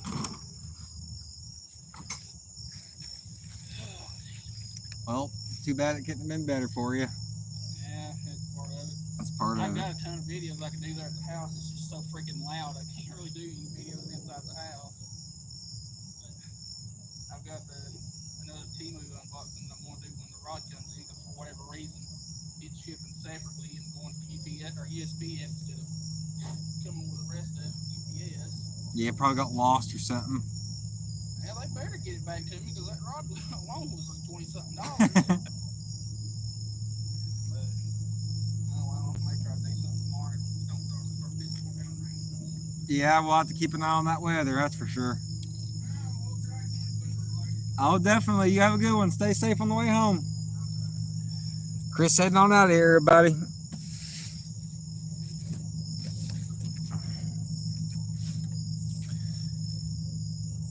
Yep, we're going to give it a little bit longer. We're going to keep on trying for a little bit longer. I haven't caught a fish yet today, so I'm not wanting to give up yet. It might end up being that we don't catch any, but I'm going to try for a little bit longer. Yep, he's on out of here, Rod. And if anybody's in here that hasn't heard of Chris, or his YouTube name is Fishing with Chris, go ahead and check his channel out when you get some spare time. He's a really good fisherman as well. He does all kinds of fishing videos and different fishing content. And I think he does a couple of like review style videos too, where he might review a few different products and stuff. So he makes good content. Give him a check out if you haven't. His name is Fishing with Chris. He's here on YouTube. I'm pretty sure everybody that's in here right now has heard of him though. I think we had a couple of people earlier. Potter might not have heard of him, and I think it was Clyde. Was Clyde in here earlier? He might have bounced now. But he might not have heard of him as well. But yep.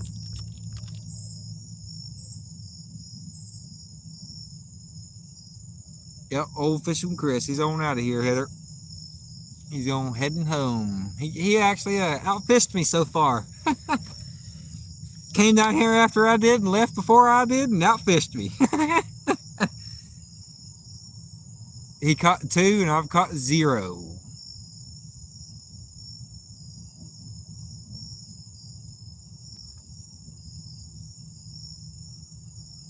Well, he caught 2 on rod and reel. I caught 0 on rod and reel, but I did catch 2 in the cast net. So I guess technically I did catch some, technically, but I'm really not counting the cast net catches. I'm wanting to catch one on the rod and reel. Thank you for sharing his link out, Heather. I appreciate that. And so does he.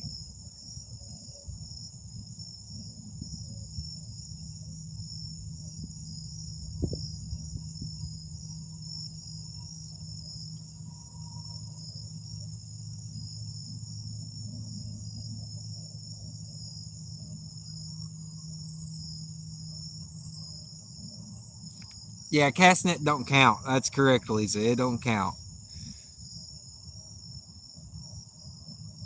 It's just for catching bait.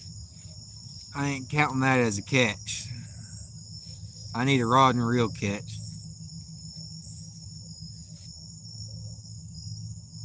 I know one thing, I'm getting hungry.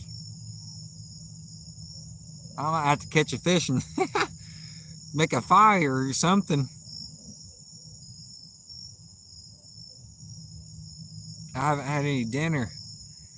And as you can see, it's getting dark. But we're going to keep on going for a little bit longer. My hunger to catch a fish is greater than that for my hunger to eat, I guess is the way to word that. I should have brought a steak, man. I should have. I could have made a little fire down here and cut down a little limb, sharpened it up as a skewer, put it right over the fire. Have a flame kiss steak. It's funny how 2 people can be fishing right next to each other using the same bait and one catching them and the other can't get a bite. Yeah. I got a couple of bites, but I couldn't hook up any, but yeah.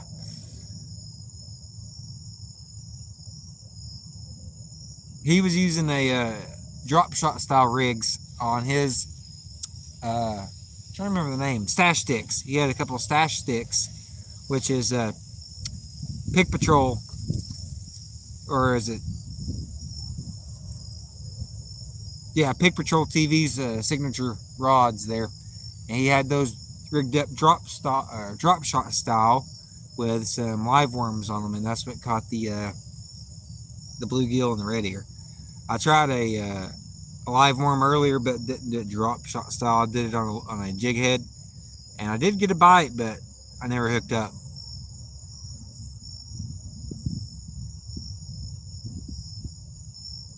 You can't eat steak? If I can't gum it, I can't eat it. My teeth are super sensitive and it's limited my food intake. Oh, that's unfortunate to hear, Lisa.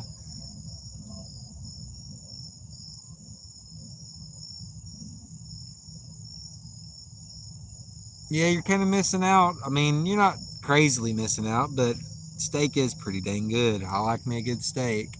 But if it's chewy, then it's really not a good steak in my opinion. A good steak is pretty tender, you know, buttery, kind of melty in your mouth. It might have a little bounce or a little chew to it, of course. But if it's like you're sitting there and you're chewing on a rubber band or something, that steak's been overcooked.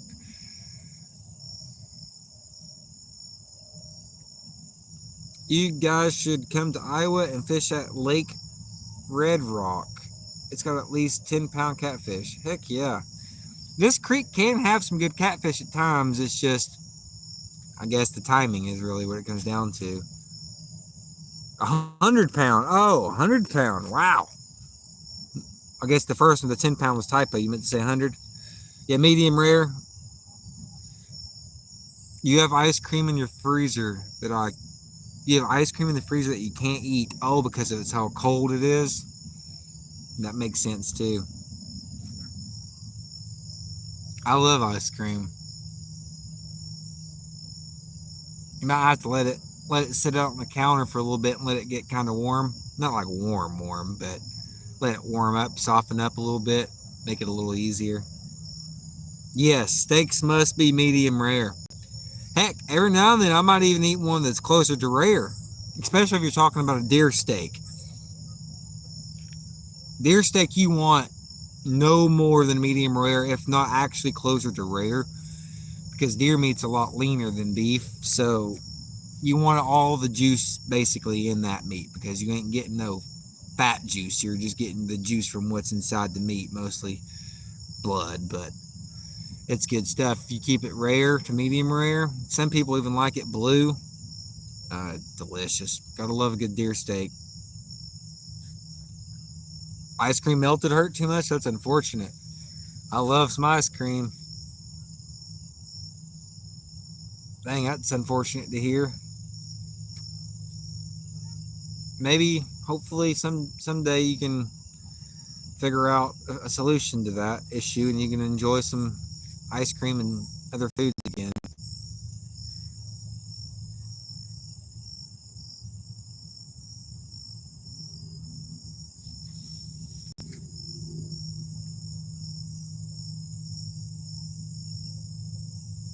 Man, this not catching any fish though is driving me crazy. Rod said there was 100.3 pound blue cat caught up there last weekend. Holy moly. Up the Iowa Red Rock. If I ever make my way out there, that'll be on the list of places I go then. Red Rock Lake.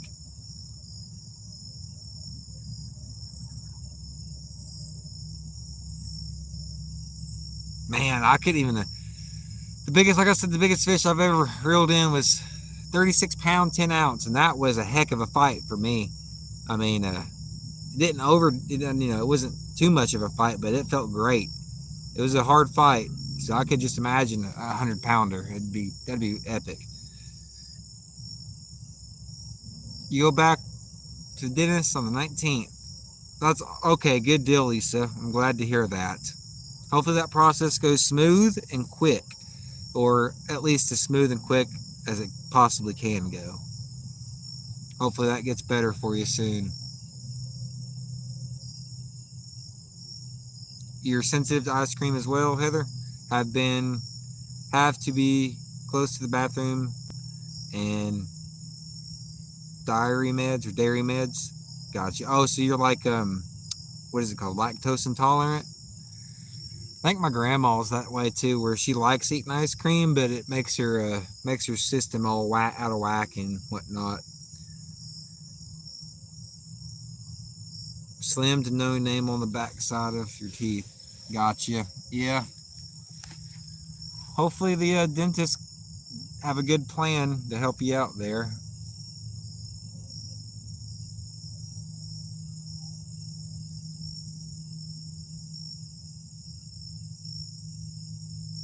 No, up here where I live, about 70 miles north of St. Louis, says Rod. Oh, okay.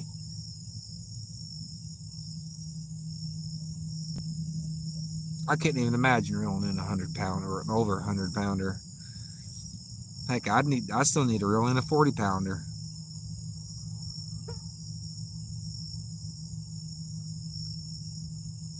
You found one in Lenore City? Hopefully it'll be a good dentist, and hopefully they don't run your pockets too deep.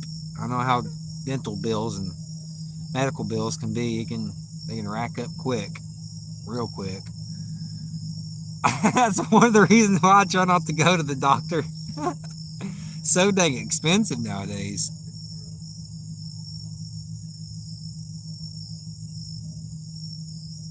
It'd just about kill you to go to a doctor nowadays. Financially kill you.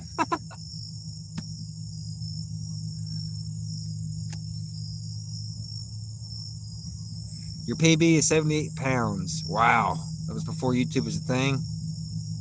Heck yeah, Rod. Was that a blue cat?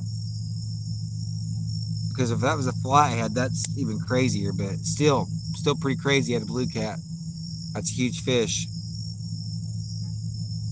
That's usually how it goes, Lisa. They always go check out that kind of stuff first. Yeah, dang near 80-pound blue. That's awesome.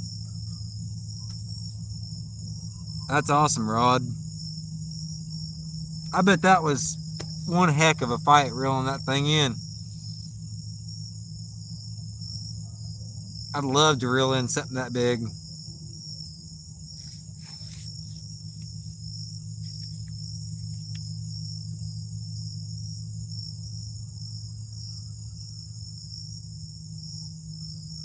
Clyde, welcome back, welcome back. Chris headed out. You didn't miss much. If I can speak here, you didn't miss much, Chris. Nothing really has happened since you've been gone. Just me chit-chatting. Little chat here. But yeah, he headed on out of here, Clyde.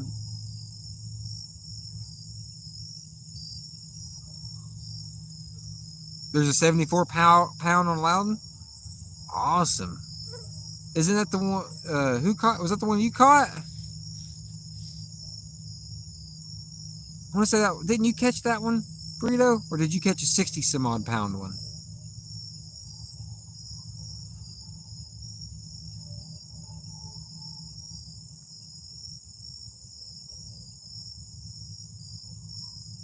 You have a river. We have a river called Was This a River? Really? Are you playing with me? Are you teasing me? Yeah. That was a big catfish, Lisa. I remember that one. That was a huge one. And that was on Loudon, so that's pretty cool to know there's some big ones still up there.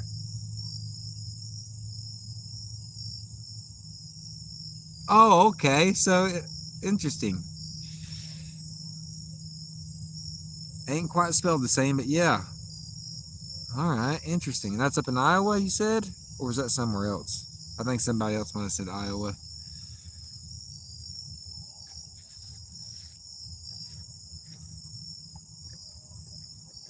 I know the skeeters are bad. Thankfully, most of them are over there by the light, and not by me. But there's a couple over here trying to get my ankles. I'm already sprayed 2 or 3 times. Yeah, old time joke.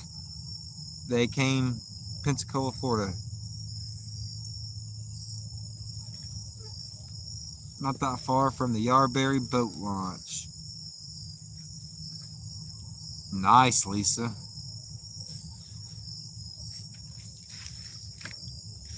Deep south off I-10. Okay.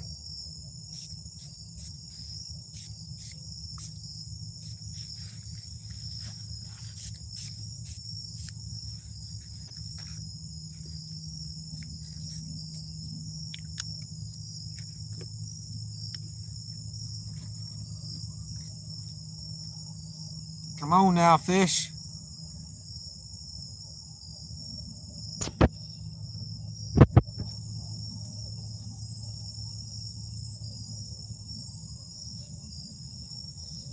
I need a hookup.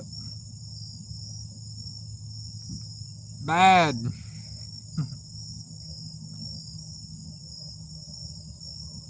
Yeah, I should probably put a bill on that other rod that I don't have a bill on. I didn't even think about that. I can't even see it over there. So I don't even know if it's been hit or not. Yellow River over here producing the best cats. Flathead's heavy. Heck yeah, man. I wish I could run into a good flathead right now. It'd make my freaking week.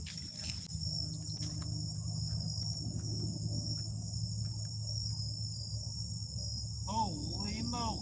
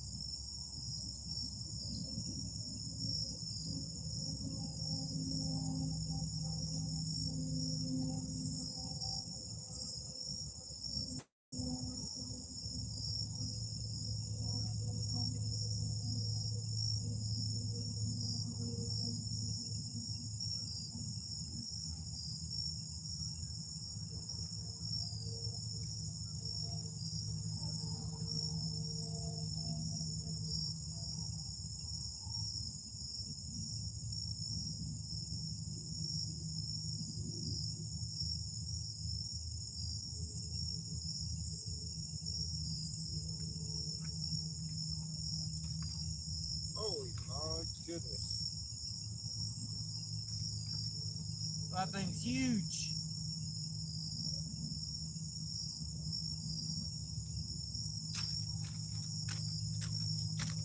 There is a huge, so I can show this off to you guys without getting hurt here. Where'd he go? Oh, there he is. There is a huge, I don't know what this is. If it's like a king hornet or an Asian hornet, murder hornet. I'm not sure what the hell this is. Excuse my language there, but this thing is huge. You see that? I know it probably doesn't look that big on camera, but that thing's at least 1.5 inches long, man.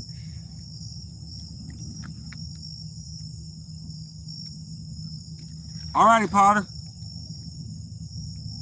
I'll be live for a little bit. I appreciate you joining in and watching while you can. Yeah, that thing looks like a murder hornet, does it not? That thing's huge, man. I swear, if I get stung by that thing, I want to stomp on it and kill it just so he's not around, but I don't want to miss by accident and get stung.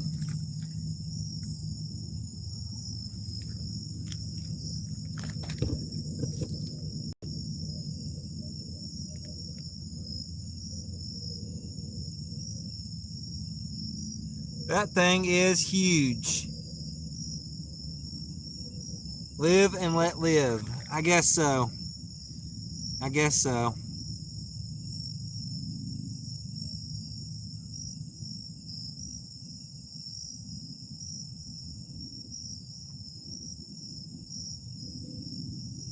Oh, Clyde said something about the tide. Yeah, they control our waters with the dams. They release or hold back water during certain times of the year to raise or lower the levels. But they do all that with the dams.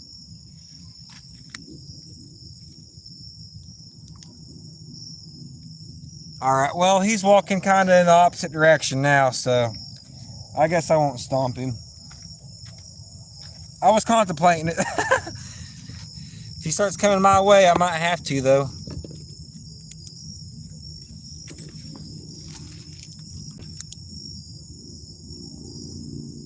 Yeah, don't piss it off. Yeah, that's true. Even though one time I got stung by a bee that I was completely minding my own business, standing out in a parking lot, or not in a parking lot, but close to a parking lot. It went right down my shirt and stung me. I think it was once on my shoulder and then twice on my hand, or twice on my shoulder and once on my hand. But it stung me a total of 3 times. So whoever says that bees sting you once and then die, that's a lie. I've experienced more than one sting from one bee before, and I still had to kill it after that. It still didn't die. I still had to stomp it. Not yet, Angie. I didn't catch any, but Chris caught a couple. He caught a couple smaller fish, a bluegill and a red ear. I've been flood out, gone hunting, and crossed creek coming back, and it was chest deep. Oh wow, that could be a little sketchy. That could be a little sketchy.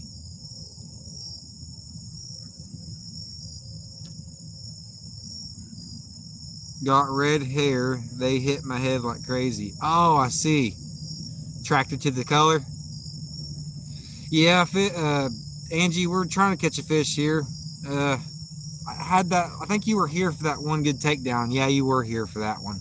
That's about the most action we had, was that takedown that popped off earlier. Should have went to the point. Yeah, you're probably right, Angie. You're probably right. I should have went to the mouth of the creek here.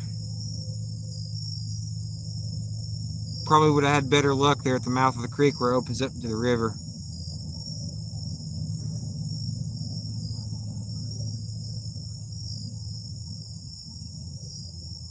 Yeah, I've caught some big ones down there, Angie, that's for sure.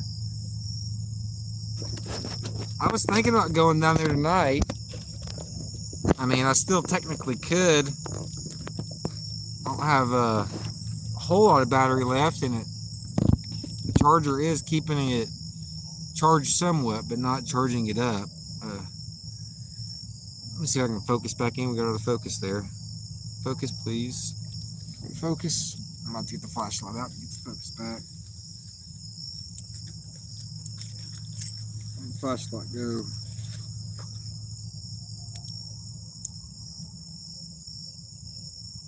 There we go. I think the focus is back now. Look at them bugs. People been to the farm with me and they say, what is that noise? Not realizing that if it was the bugs. Yeah, the bugs are bad. They love that light. Let's see if I can change this over to sketch mode to see if y'all can see it a little bit better.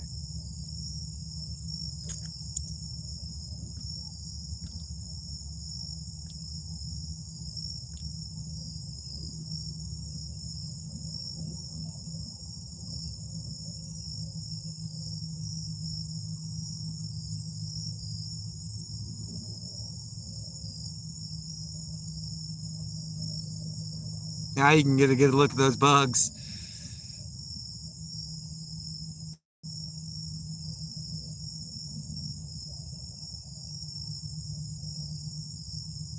Yeah, the bugs are crazy out there. They're everywhere.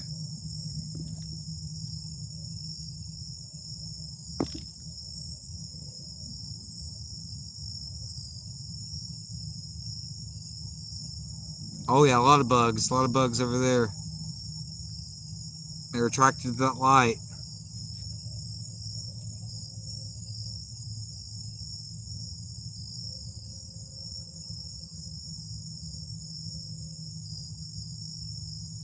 Clyde, I've seen him undress of side eyes and grass. Huh?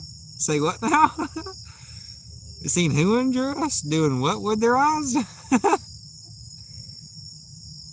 Yeah, Heather fishes from time to time, I do think.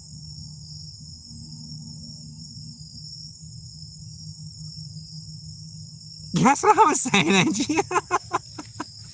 Spider eyes and grass. Yeah.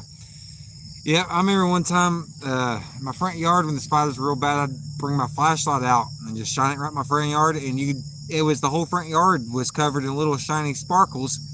And if you go up real up close to those shiny sparkles with your flashlight, you'll see every single sparkle was spider eyeballs, and it was like, it basically looked like dew sparkles on the grass. They were everywhere. It was crazy.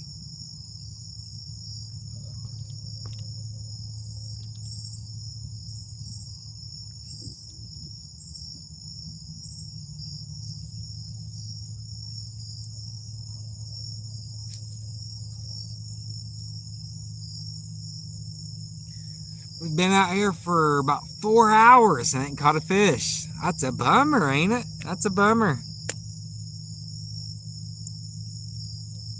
No problem, Clyde. I typo all the time. Happens. Yeah, Heather's, or I think Heather's in TN.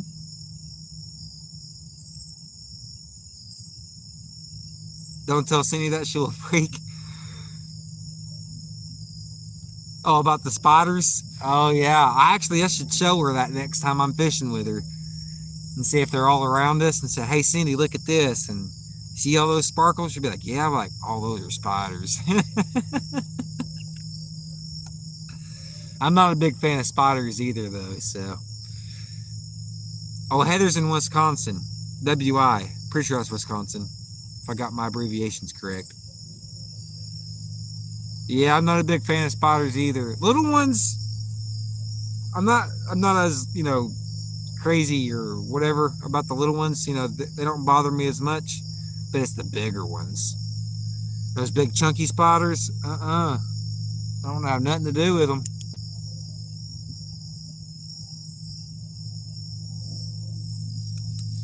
Little ones though, I can deal with the smaller ones. I don't like them, but I can deal with them. It's them big ones though.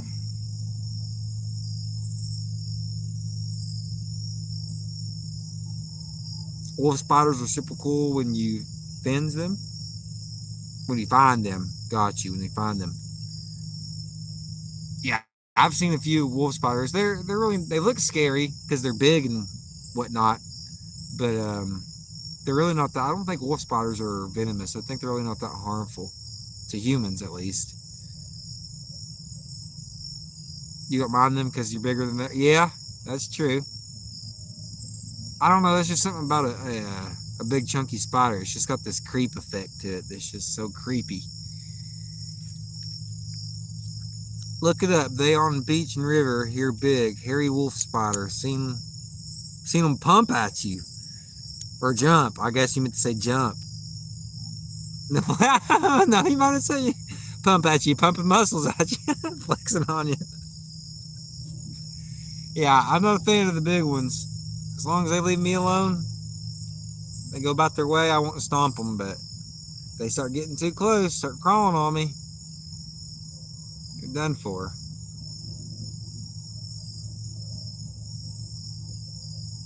Your parents' basement, jumping spiders? Yeah, not a big fan of those.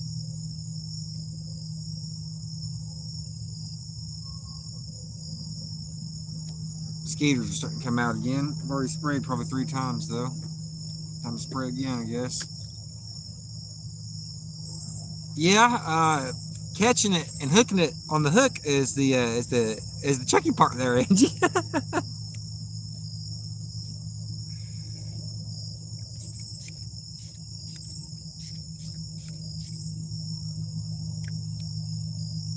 I've actually seen some videos of people using it would be very interesting to see.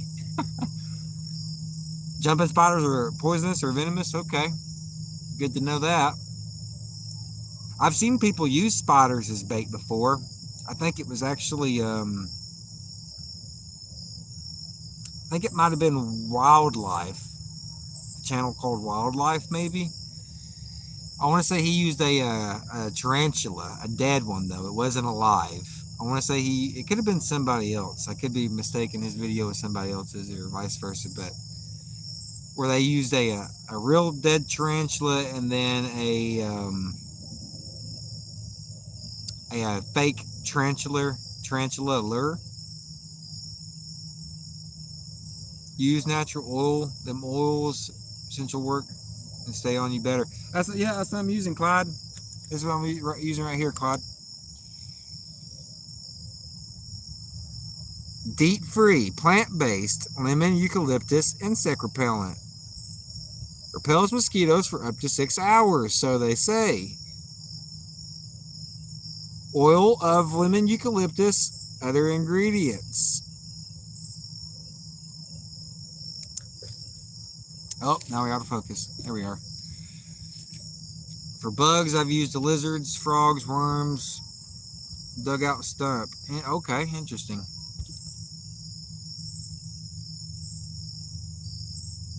Yeah, eBay.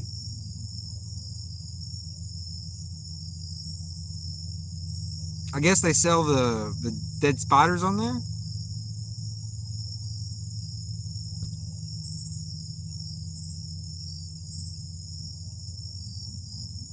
Well, I hope to see you down here in Tennessee one day, Heather. You'd probably like it.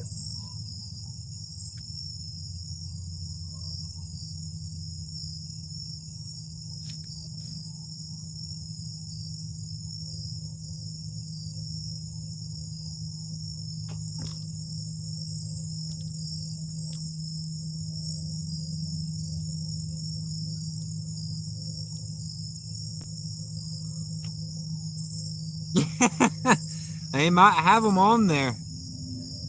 If not, you can definitely buy one from a pet store, but that'd be expensive bait.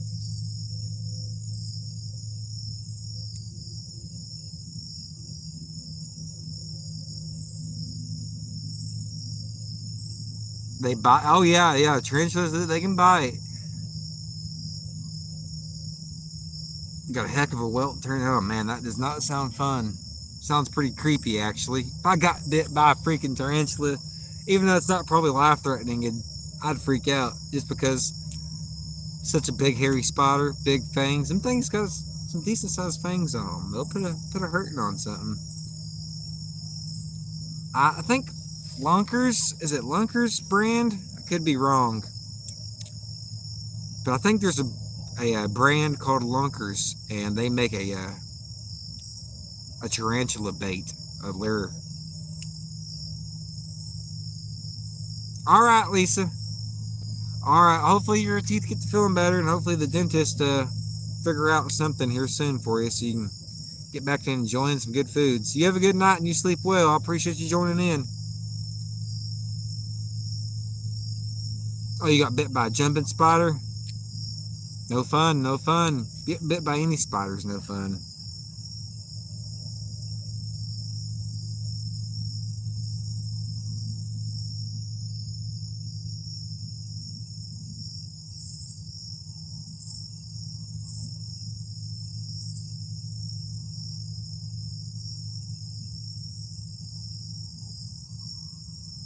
Morning Glory body spray was a good skeeter deterrent. Where would you even get Morning Glory body spray? I've never even heard of such. I might have to give that a shot.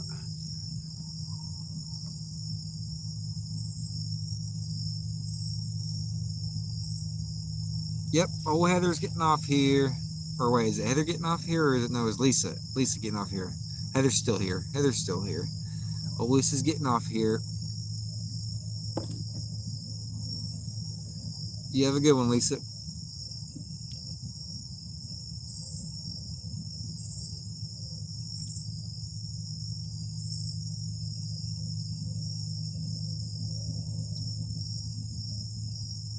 Yeah, who makes the Morning Glory body spray? And is it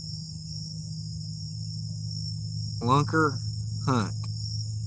Is that the person that makes the body spray, or is that the person that makes the spider lure? I think Lunker, pretty sure that's the people that make lures and stuff. Awesome, good deal, Heather, good deal. I've tied floating topwater spider for fly fishing for bluegill. Oh, interesting. How'd that work out, Rod?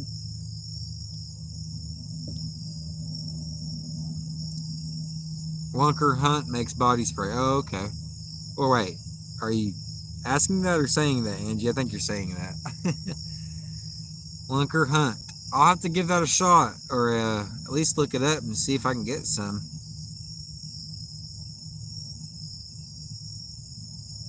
I'm hearing something. What is that? Oh, there's that big... Oh, that big murder hornet came back around. He was flying around, though. This time he better stay his ass over there. Oh, yeah. Oh, they're getting thick over here. Oh, no. Woo!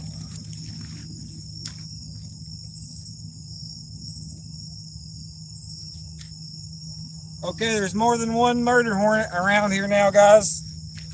And they're flying now. Oh!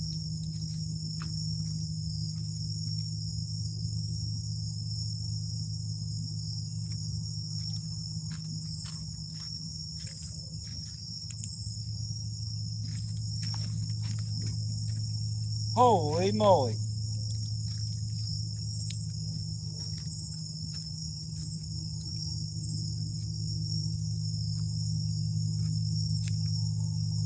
Woo!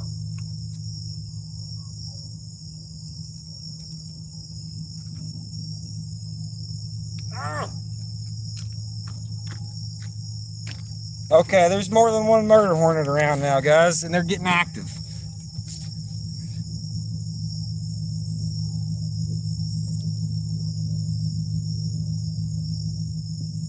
Bath and Body Works has it? I'd be smelling like flowers. Heck, this lemon eucalyptus almost smells like flowers itself.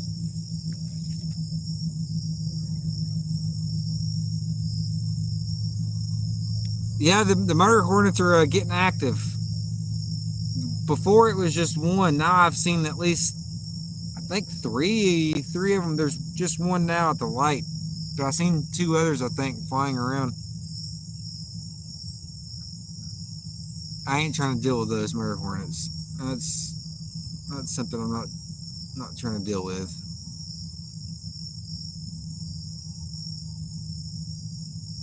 I'm gonna try to stay safe, Heather. If I end up getting stung by one of these, though, I ain't gonna be too happy. I'll say that. I'll say that.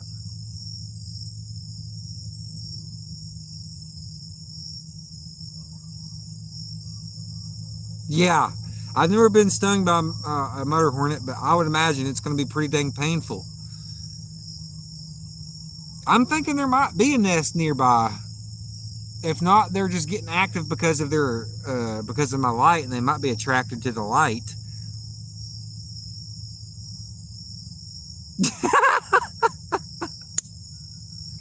If I had to, Angie, if I had to. Hopefully that doesn't have to happen though tonight.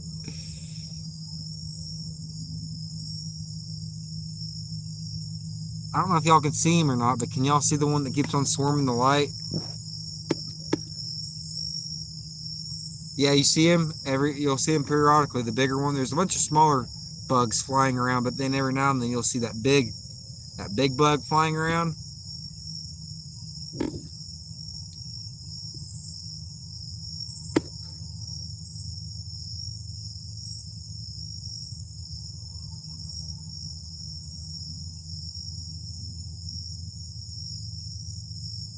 There he went. There he went. There he went again.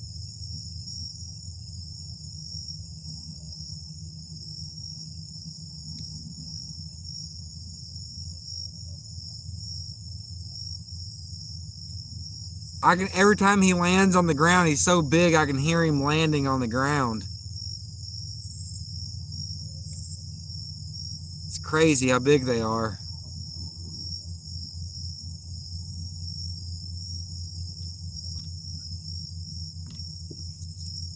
Let me zoom back out.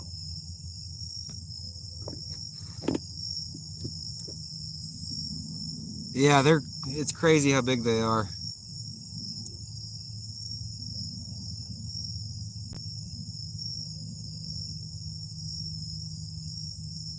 Oh yeah, there's two of them over there. I think. I'm pretty sure I saw two of them flying over there. Dang it. That's going to be interesting to see how I'm going to get all that packed up and not get stung when it's time. Hopefully they just go on somewhere. All right, Rod, I appreciate you joining in, buddy.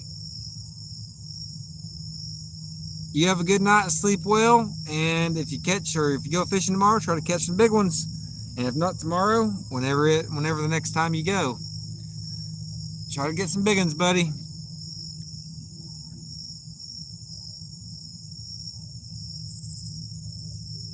There are poles now. Yeah, it's just about like it. I need to go get my get a flamethrower or a torch or something. Clear out the area before I go over there.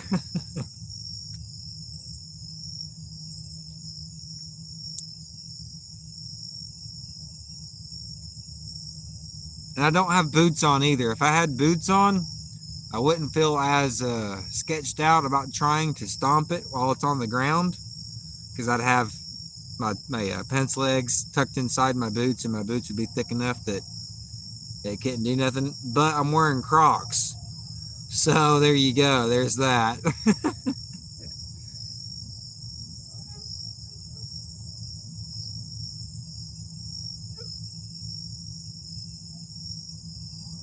It's tropical weather where you're at.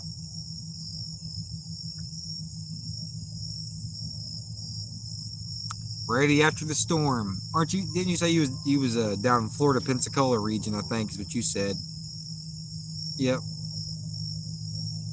Yeah, I'm pretty sure he said he was down in Pensacola region there, Angie. I do believe that was Clyde that said that, if I'm remembering correctly.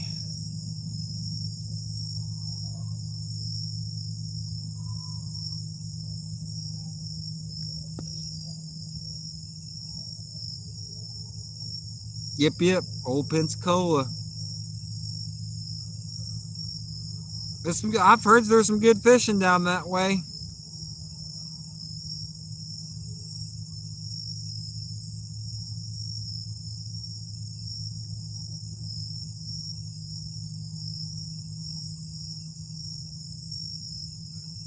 There are so many bugs, it's crazy. Let's see if we can get this back on the not yet hunting and stuff. I wish.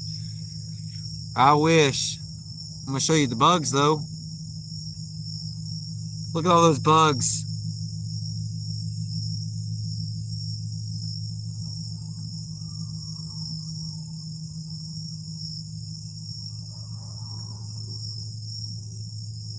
That's awesome, Claude. The one thing I don't like about Florida though is the summer heat. The summers in Florida are so hot, man. For at least for me, because I'm not, I guess I ain't used to living down there and whatnot. But other than that, there's some awesome opportunities down there, hunting and fishing, and foraging, like you said too, wild mushrooms, hogs, gators, all that good stuff. I love it. I love it all except for the unbearable summer heat. And you don't ever get used to the heat. Yeah, I don't think you can get used to that heat, man. It seems like it almost gets worse every year, too. Yeah, hunting stuff, we're trying still. Chris ended up catching the only fish so far. He ended up catching two smaller bait fish. He headed out of here, I don't know, half hour or so ago. Maybe an hour-ish, somewhere in there.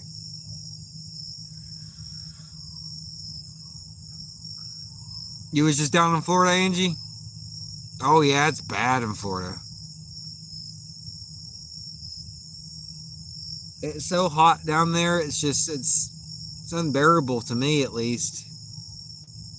Even in the wintertime, it's hot in Florida. I mean, you might get a few cold snaps down there, but it seems like even like in the wintertime, you're expecting, 60 degrees, 70 degree weather, maybe 50s. Which 50 for Florida is pretty cold.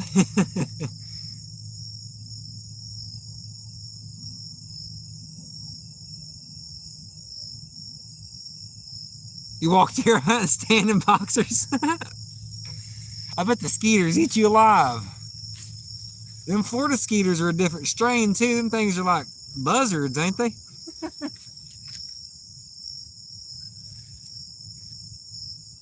Yeah, I'm not a big fan of hurricanes either, Chris. I think that is another downside besides the heat is the hurricanes. Look at all those bugs. Craziness.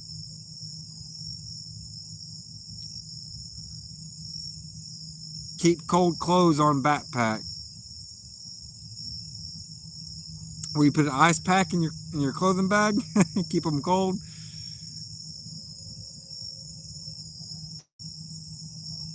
Yeah, we should be getting some rain from that, Angie, I think tomorrow. And then also the next like 3 to 5 days, I want to say is what the weather was showing today when I checked it. Saying like the next 3 to 5 days is going to be kind of rainy and stormy and whatnot. So that's another main reason I decided to do a live stream today, because I might not get to in the next 3 to 5 days because of all the rain and stuff. We party hard in Hurricane Rock.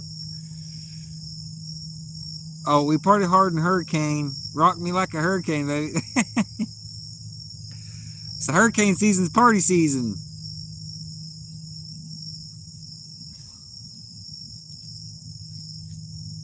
You got bears in the... Yeah, I've been hearing about some of the bears down in Florida.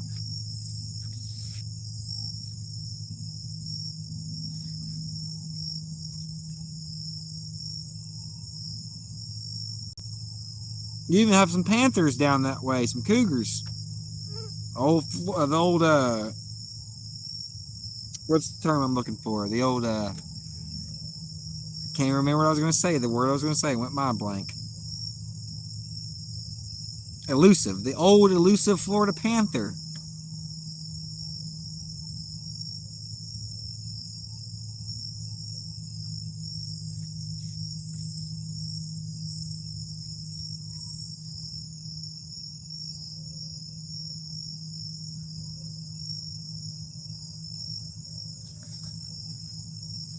You won't see them that often, but I know they're down there.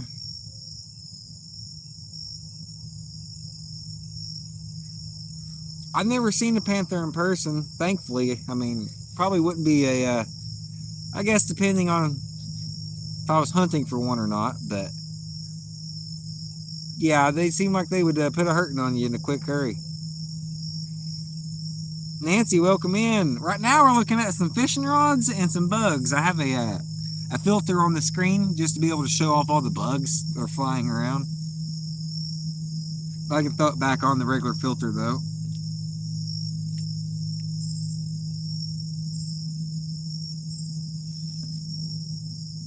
Yes, Clyde, yeah. When they scream, it sounds like a banshee, like a witch, like a woman crying at the top of her lungs or something. Yeah, Nancy. It was just a little fancy filter thing showing off all the bugs. It's a swarm of them over there.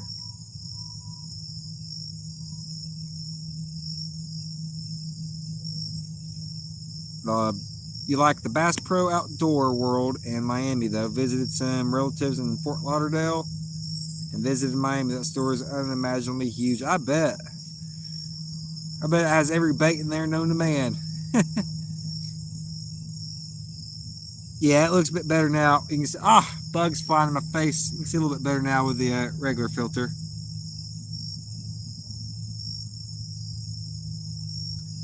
Seen where they went up cliff on clay bank right behind deer tracks. Oh, wow. The panthers, yeah. Yeah, you got to be careful hiking or doing really anything in panther country.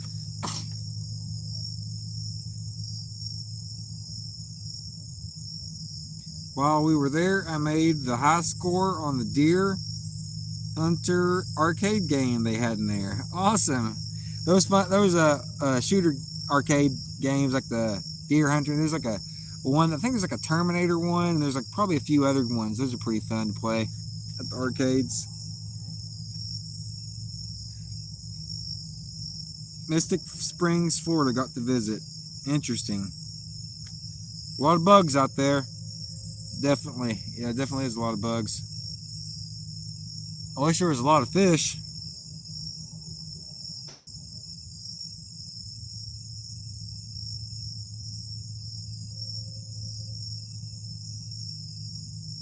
Might have to check up on the bait again here in 5 minutes or so. Give another check up on the bait, see what it's looking like. I know the pack bait's probably gone, but check our cut baits as well and the live baits, see if they're still on there and alive.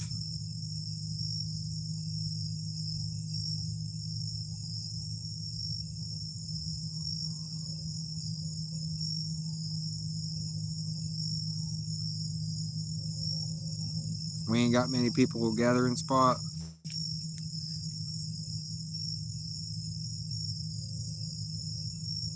Mystic Springs, cool deal.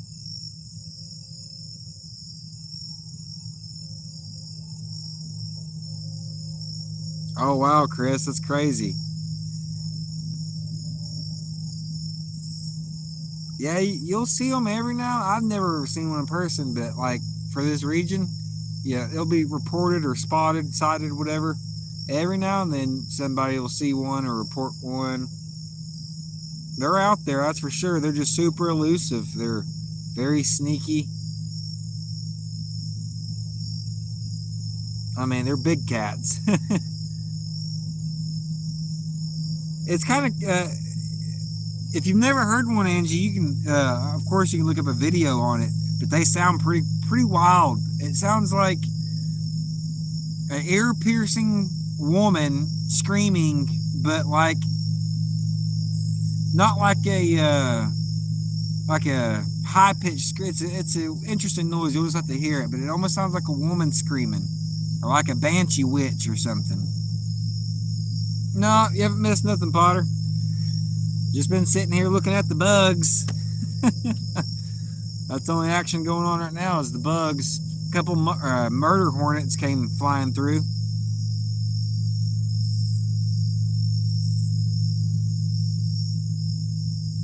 Oh, you heard the videos? Yeah, it's pretty scary sounding.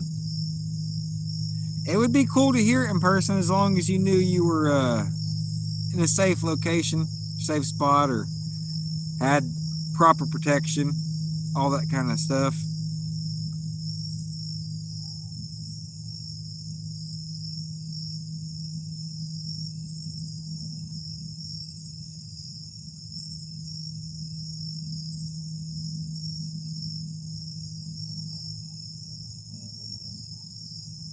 Man, this not catching a fish though is killing me. It's straight killing me.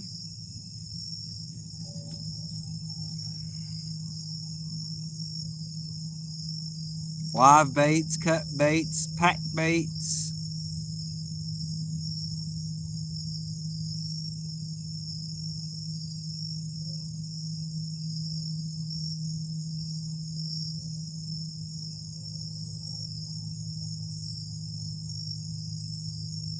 I wish one would just go slamming in half.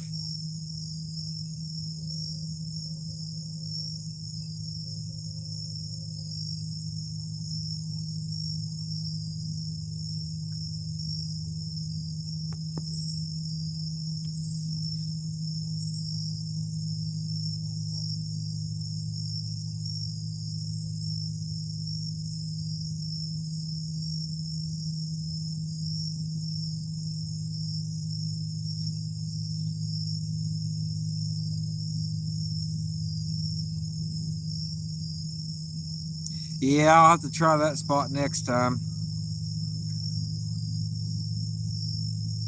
But yeah, bobcats, they're still a threat. They can still put a hurting on somebody, that's for sure. But not as bad as the mountain lions. That's what I'd really be worried about, is the mountain lion over a bobcat. I mean, bobcats can still attack humans, and they have been known to do that from time to time.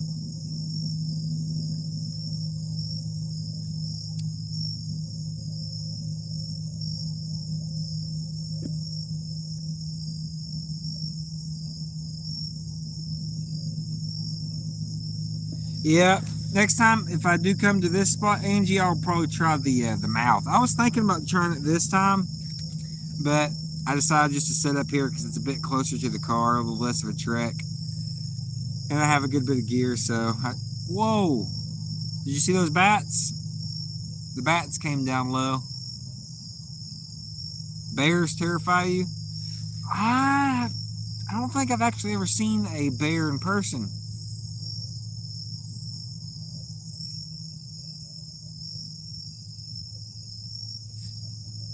You had one in your backyard? Was that a bobcat or a mountain lion or a bear? A couple winters ago.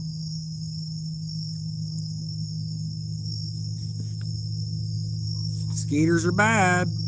Come on now, bugs. I've already sprayed a few times. Gonna spray again, I guess.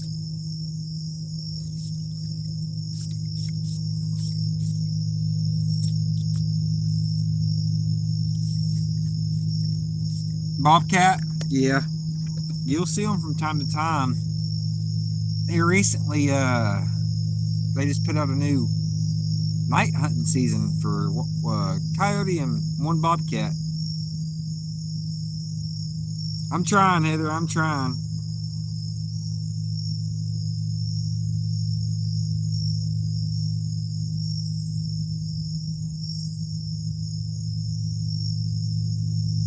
Yeah, not sure how y'all get all the way to the end there. Oh, there's just a little trail along the tree line. There's a trail behind it that you can. It's kind of actually overgrown, so you gotta be careful if you walk down it, not to make sure you're not stepping on anything like snakes or something like that. But it's an overgrown trail you can walk down, and it takes you down to the mouth.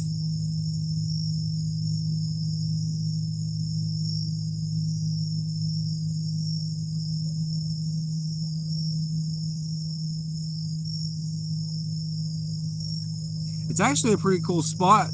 I mean, granted, when the fish are biting.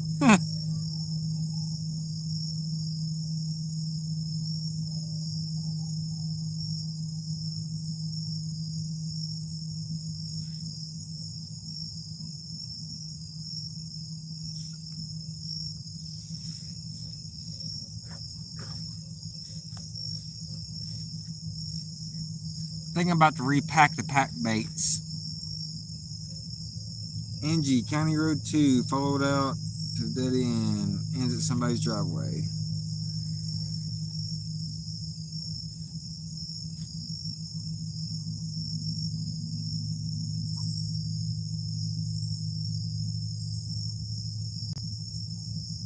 Are you talking about a night hunting season? Dale, welcome in, Dale.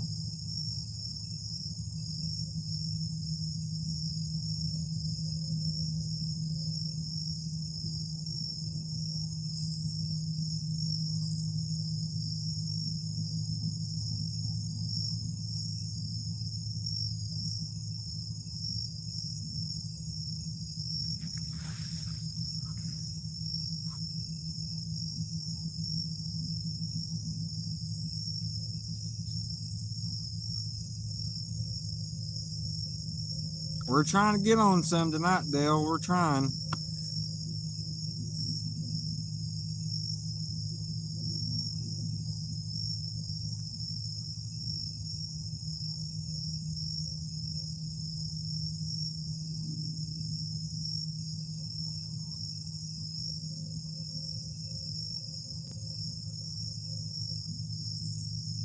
Yeah, Angie's mostly a kayak fisher. She'll do a little bit of bank fishing from time to time, but it seems like you're mostly on the kayak, which is pretty cool. Yeah, I'm gonna go ahead and switch up these pack baits. I don't know how I'm gonna do it without getting swarmed by all these bugs, but they do need to be repacked up. So here goes nothing. Here goes nothing.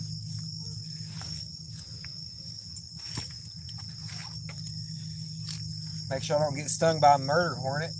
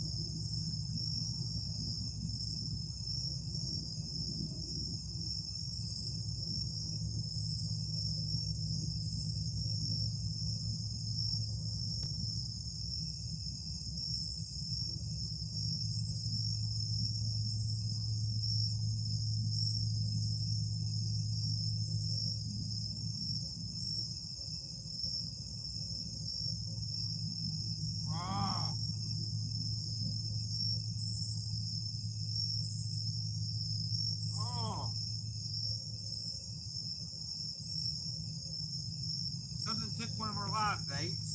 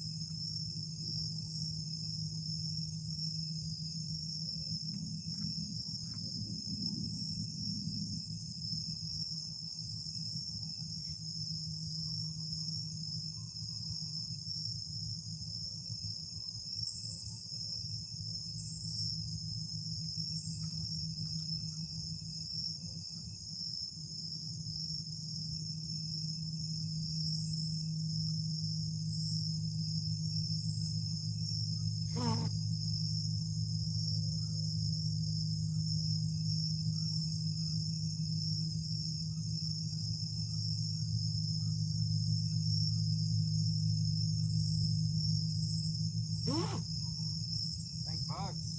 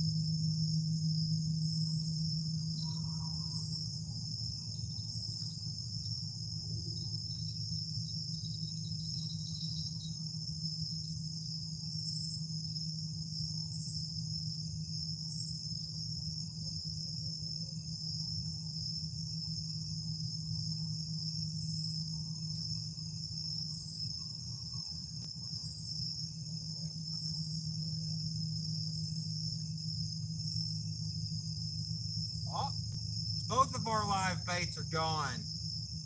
Both of our live baits are gone. Dang.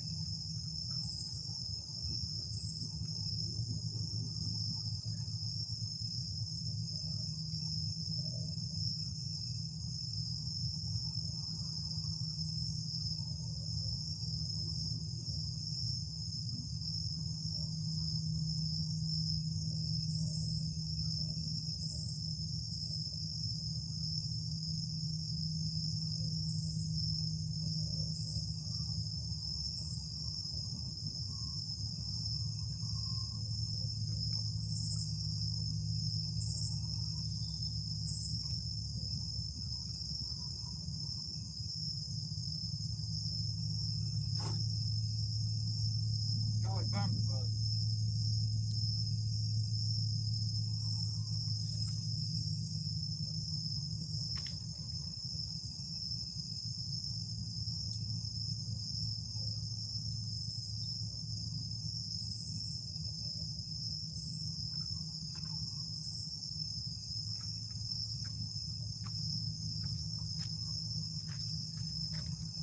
Yep, something stole both of our live baits.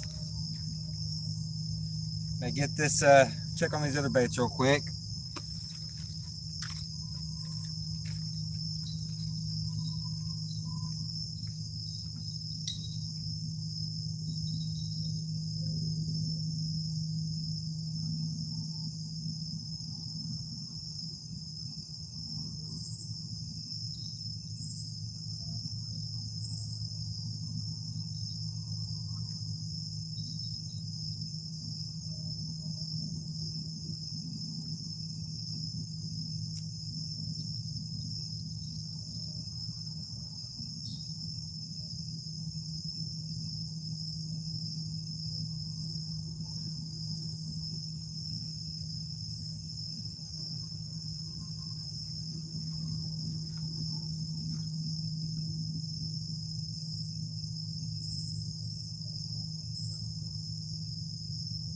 Make that a cut bait too. Another bait robbed.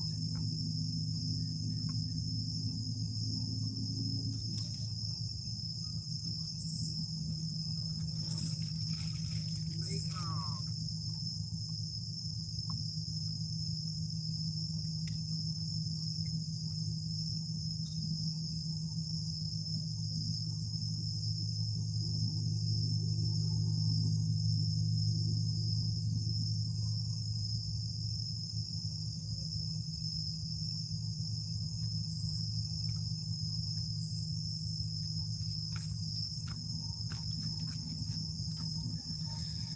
It stole 2 live baits and a cut bait. We're hooking back up.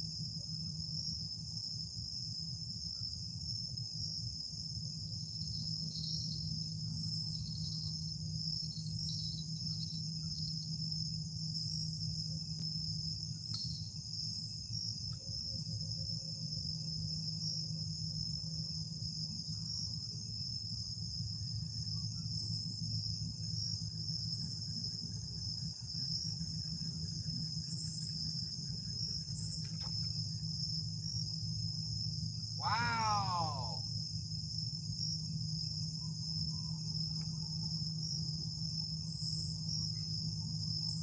Make that 2 live baits, 2 cut baits stolen. We were fishing on credit.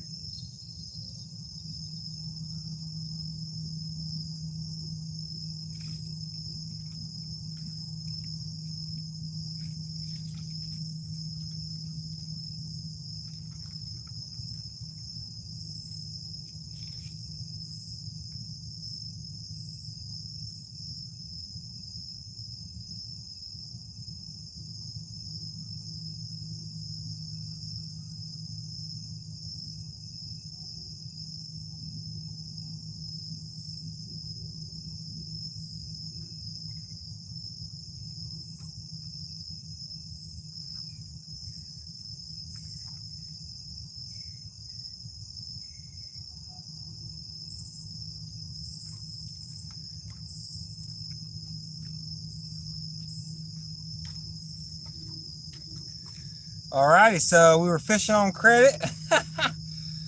I've got some new bait out. Gonna throw this skipjack head out there.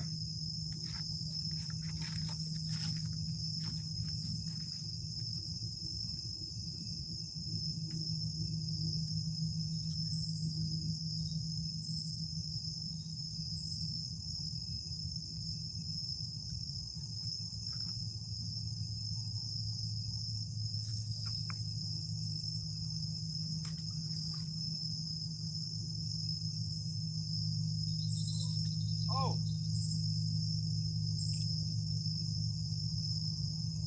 we got a bite on the carp rod.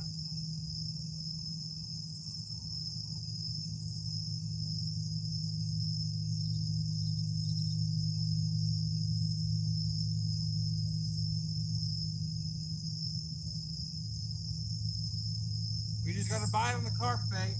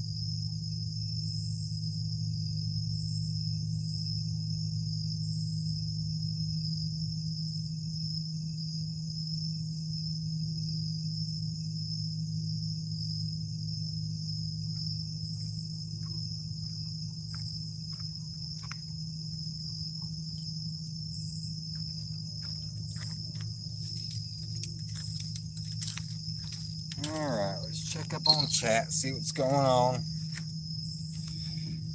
We did have one bite there on one of those pack baits while we were repacking it or recasting out the other rods, or baits rather.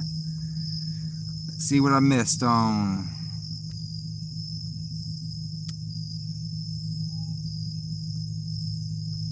Missed a good pit. Let's see, let me go back up. Heather says maybe I can fish. Angie, fish with sometime with you if we're... Did I hear another bite? I was looking down at the screen. I thought I heard a jingle. Let's keep our eyes peeled. But anyway, Potter, check out our website called fishandsave.com. If you're looking for a deal, they're always having some sort of sale. Thirdly, always having one, says Chris. Yeah, it's a good website. I've got stuff off that. Yeah, I need to get one of those punch holes. I keep knives and pepper spray. Oh.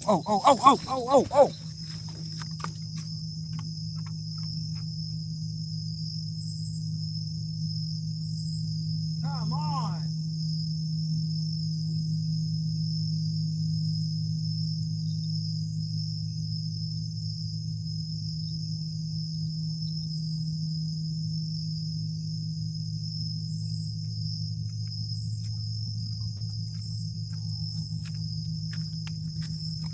We're getting bites on the carp bait now. But where were we at? Need to get one of those punch holes. Keep knives and pepper spray. Oh, you're talking about a pew pew? Blades, pepper spray, ain't no junk. Blades, pepper spray, you don't have to deal with the legal BS if you had to use a gun.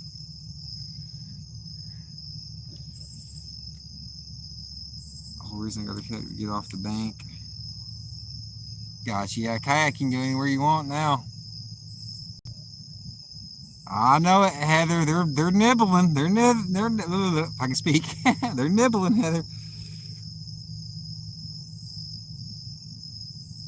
Right? Yeah. Walmart would drive a man crazy.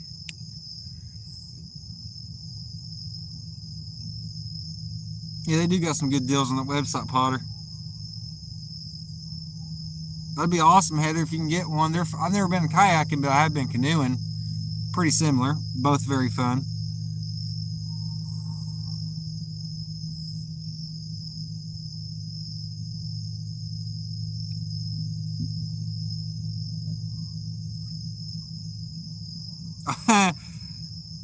Angie saw Chris fishing at working at Walmart. Interesting.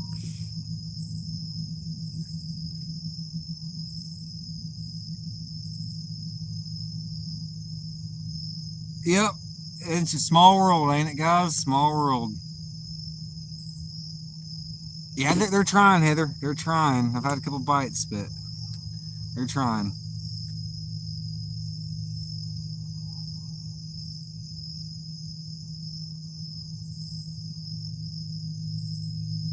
Dang, awesome, Chris.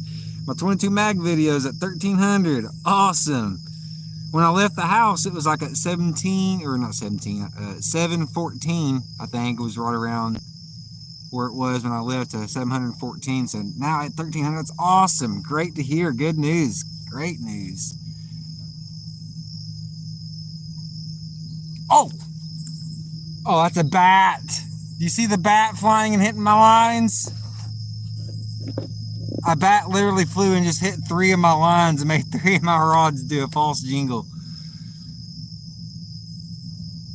I remember giving y'all some trout magnets. I've got some 6 cents crappie baits y'all gonna have if we run into each other again. Probably some mule fishing stuff too, since it's baits I don't use a lot, says Chris. Yeah, we were driving by and I was like, hey, that's that dude I watch. My son was like, Mom, you're not gonna go over there? I said, watch me. Oh, fish is splashing up shallow. We just had a fish splash up shallow here. Come on. Come on.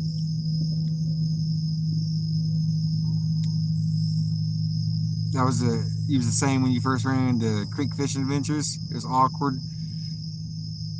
He looked up and was like, who the heck is this guy looking at me? I appreciate you, Heather. We're trying, Heather. We're trying. They're trying to nibble. Yeah, I remember old Angie when you when I first met you going up the Hiwassee on your kayak there. I was bank fishing underneath that bridge. Didn't catch jack squat there that day, I don't think. I think maybe one tiny one. I don't even think I caught one there. I can't remember though. Thanks, Heather. Yes, 1,300 views. That's decent for me. That's pretty decent for me.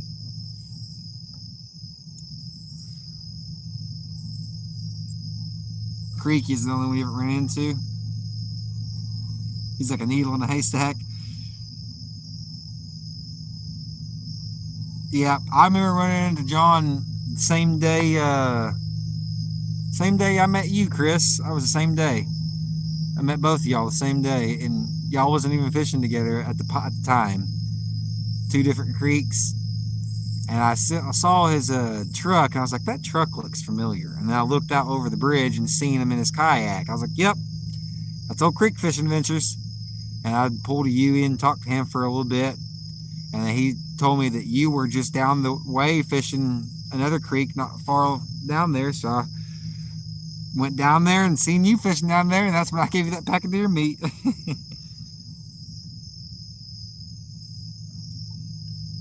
Good time, good day.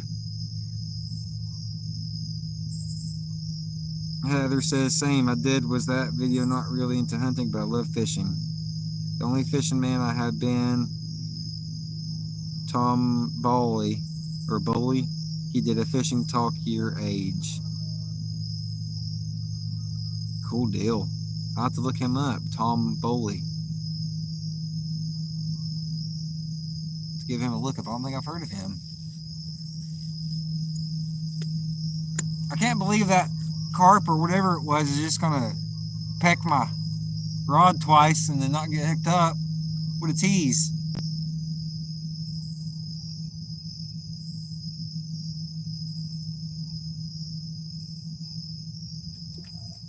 Angie said, that's cool. We need a YouTube Tennessee fishing Facebook group. I need to maybe see about trying to do a Cast Blast Camp for Facebook just so I can draw extra eyeballs to the channel and stuff. I don't think I have one, so.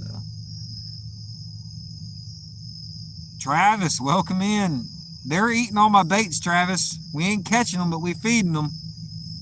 They've taken 2 live baits, 3 cut baits, eating probably dang near 3 pounds of pack bait, worms, all of it.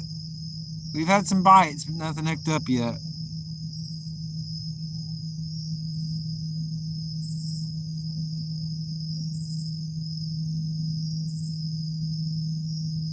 You were so shy, you said hi and told him he's a newer fan. Yeah, people understand. I think it's cool to when people, say hi to you, recognize you from videos and stuff. Yeah, I gotta catch them, Trav. I'm trying, buddy.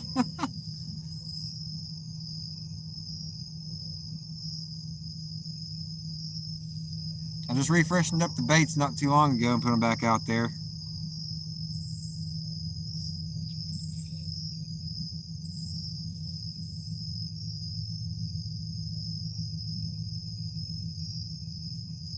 Yeah, might be a few groups out there. I think Cindy has a group called Catfishing Corner. It's either Catfishing Corner or Catfish Corner, I think. I'm not on YouTube, so I can't remember specifically, but I do remember hearing about it being talked about throughout chats and lives and stuff.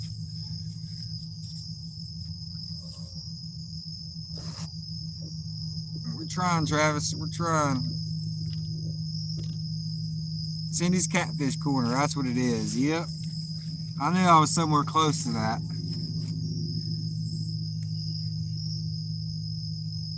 Tom Bowley, okay. We're at the 5-hour mark. Okay, I'll have to remember that. I'll have to go back and click on that and bring that up.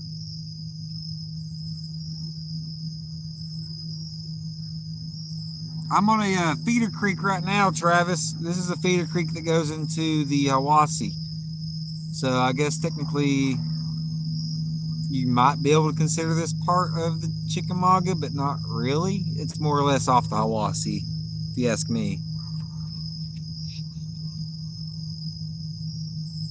Yeah, the Fanatics group is all over the place, but other than that, I don't know if there's a more local one besides Charleston Bait and Tackle, but that's a page instead of a group. Okay. I just shared his channel. He's in Wisconsin. He fishes Wisconsin and MN. I think that's Minnesota. Yep. TA, welcome in, TA.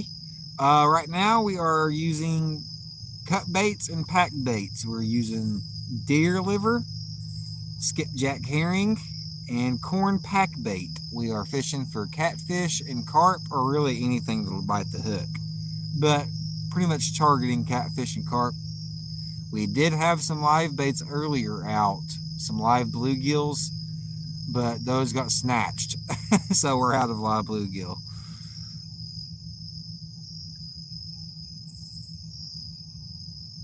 I have a Facebook and Insta, says Angie. Really haven't done a lot with them. Still not comfortable in the whole promoting thing. You'll get more used to it. I have an Instagram. I don't have a Facebook. I need to probably make one for my cast blast, but you'll get used to kind of promoting your channel and whatnot. Thank you, TA. I appreciate you joining in, and I hope to catch a big one. We've hooked into a couple. We've had some bites, but nothing that was landed or in the net, unfortunately. We're still trying, though.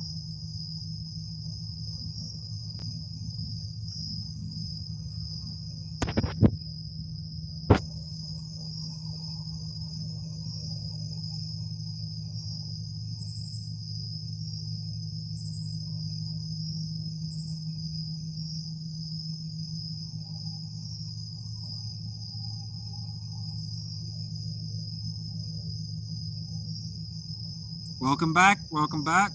You haven't missed much. I think you missed a couple of bites. I freshened up the baits. Talking about bites, I thought we were just getting nibbled there. Maybe not. But we had both live baits yanked, stolen, gone. We had, what was it? Yeah, both cut baits yanked, stolen, gone. And of course, the pack bait dissipates anyways easily. So we went ahead and freshened up the baits and casted them back out there, and we got 2 taps on the carp bait, like right after we casted it out there, but that was about it. So we might have to go ahead and repack it up again and cast it right back out there, and maybe there might be a carp out there willing to suck it up.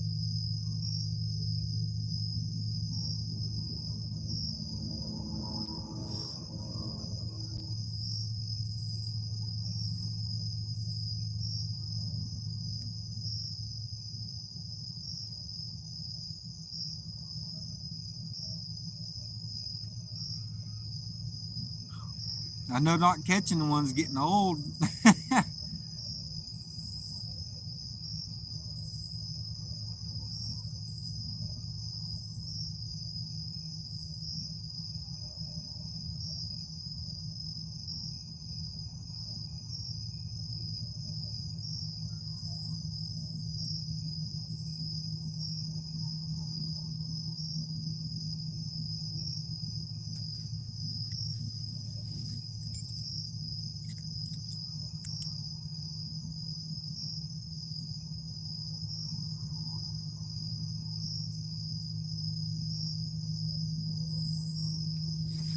Guys, look at this. Look at this. Looky, looky, looky, look. Look, look, look, look.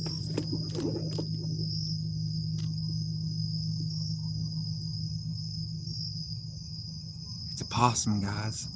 It's a baby possum. It's a baby possum.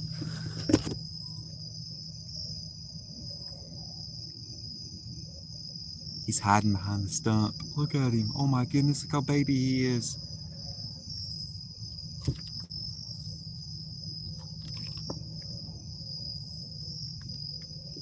Oh my goodness, he's just a baby. He's just a baby. There he went. He was just a baby. Oh my goodness.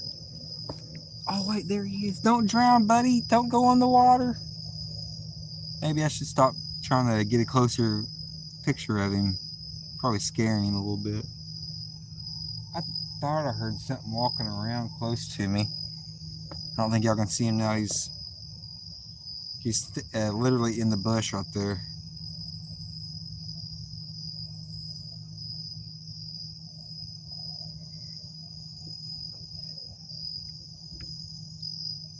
Oh my goodness, he is so tiny and so cute. Look at his little face in there.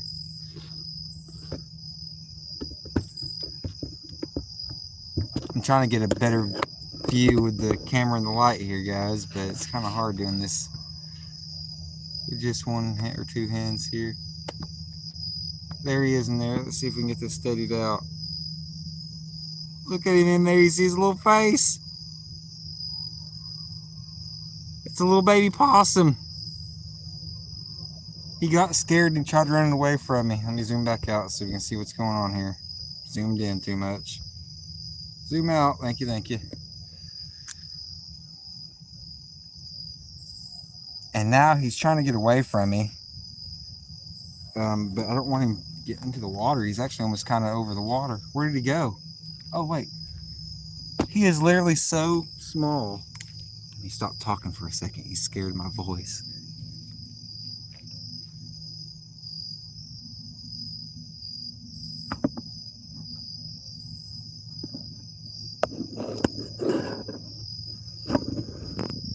Let's see if I can zoom in on him for you guys.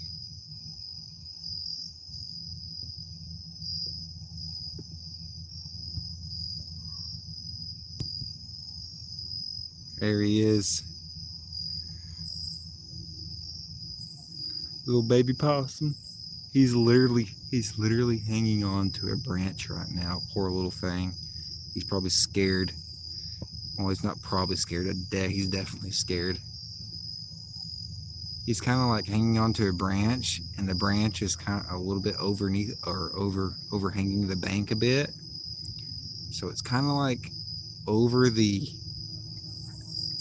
water a little bit. So I'm gonna back away because I don't want him to fall in the water and drown by accident. So I'm gonna slowly back away now that we've showed him off to you guys. I knew I heard something walking around me though.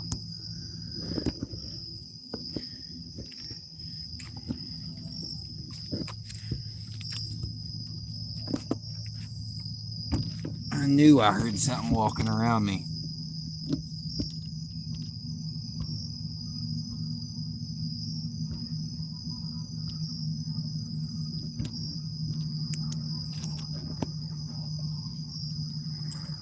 Yeah, baby possums are cute. That thing's a baby, so mama's got to be around here somewhere.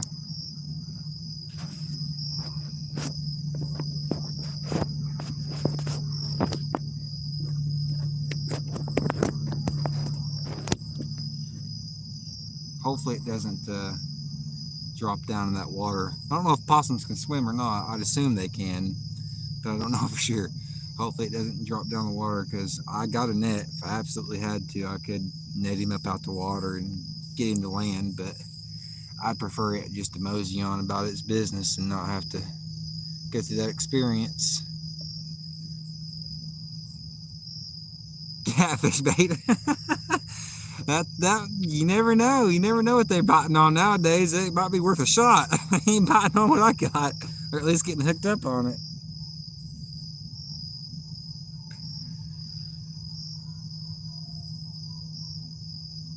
I don't know. I don't know if I could do that to a poor little baby cute possum.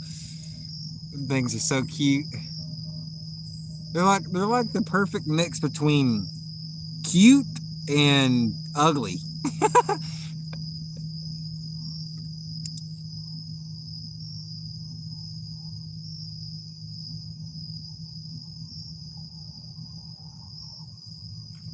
Oh, good fish is splashed out there.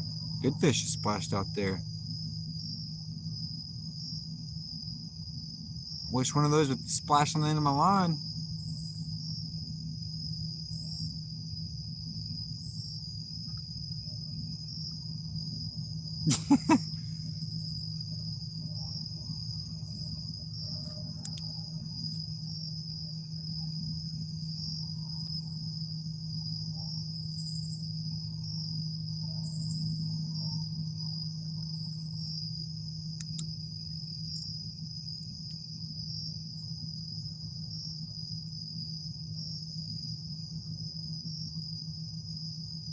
Here, fishy, fishy. I'm hearing that. We've had a few bites. Nothing hooked up yet. Unfortunate.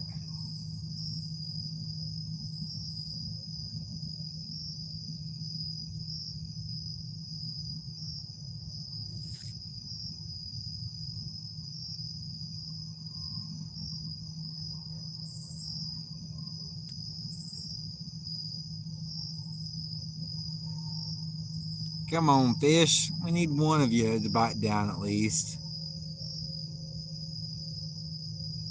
Too much of a softie for small furry animals that can be petted.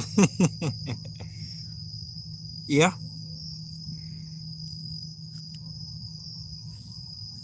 They do look pretty cute, I ain't gonna lie.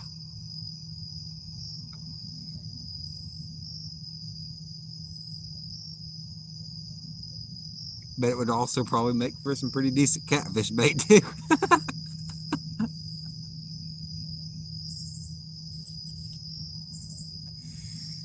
Heck, then again, anything really just about work for catfish bait.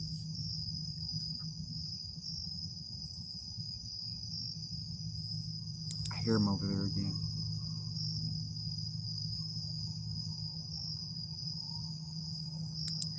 And it was just one of them. It was just one baby. You know, usually they tried to stick together, or maybe he's just old enough to where he's, kicked out the nest, so to speak. And he's trying to make it on his own in this big world. Small little possum in a big world.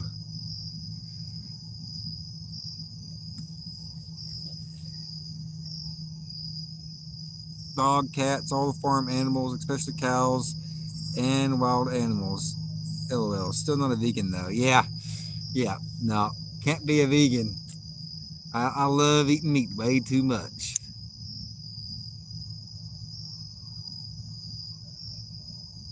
I am definitely a meat eater. I'm gonna eat some meat tonight when I get home.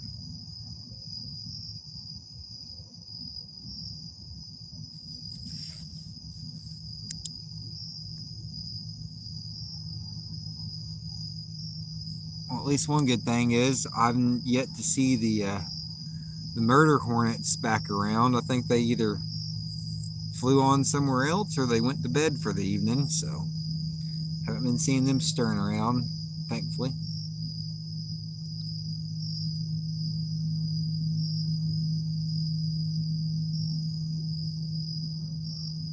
Cheese pizza sounds tasty. Any kind of pizza really sounds tasty. I'm not picky when it comes to pizza. I'm hearing more stuff walking around behind me.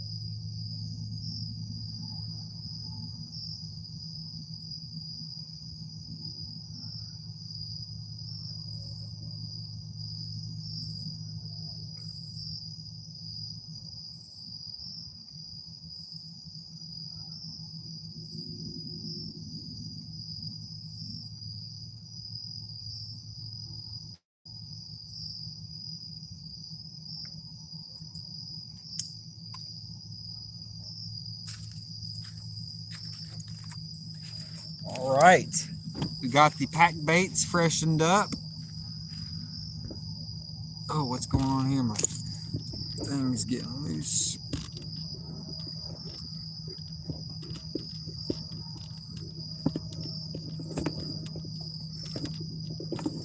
There we go. Tighten that back up. All right, what'd I miss? What'd I miss?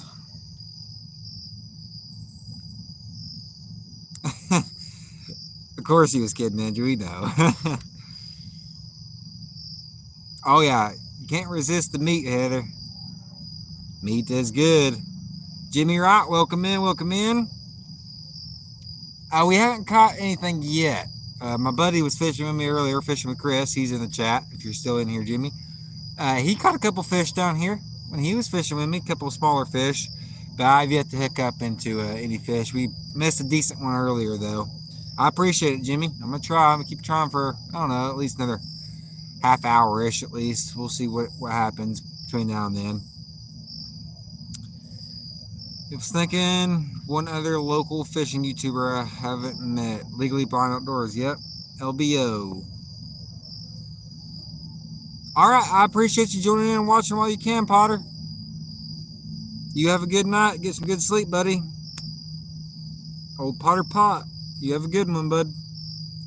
Yeah, LBO lives like 2 minutes away from me. We're going to go fish somewhere the other day, but he was cleaning his garage. Yep, always got to get the chores done. Too bad you can't fish every day. Or every day can't be a good day to fish, at least. Whoop. My nephews want cheese pizza. I was okay with it. They were visiting. Yeah. I like cheese pizza. I like pizza with meat on it more, but don't get me wrong, I'll eat up some cheese pizza.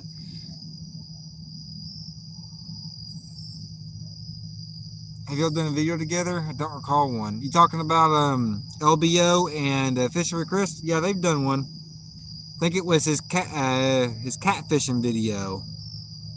Or was it? I think it was the catfish video where LBO caught his personal best. Heather, give them babies cheese pizza, says Angie. Rogues Adventures, welcome in, welcome in. Appreciate you. Yep, catfish and carp right now, or anything that'll bite the line or bite the hook, but pretty much targeting catfish and carp for the most part, yeah. Looks like we're targeting bugs for the most part. That's all we're getting out here.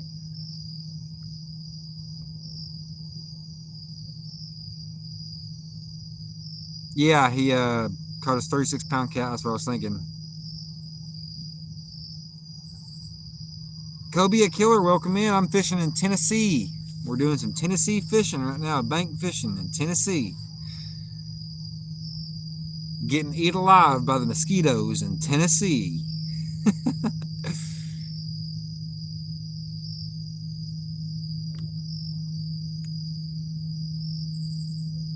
Welcome in, welcome in.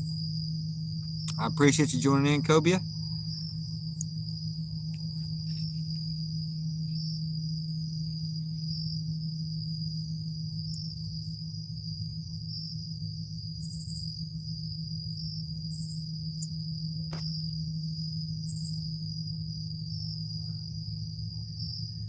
These fish ain't got too much longer to make their mind up.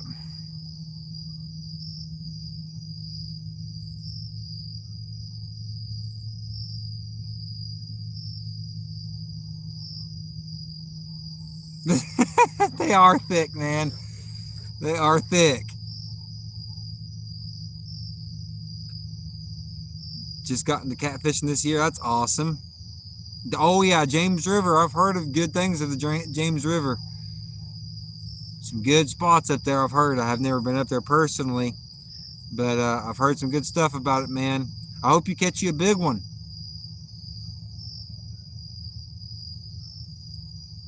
I think,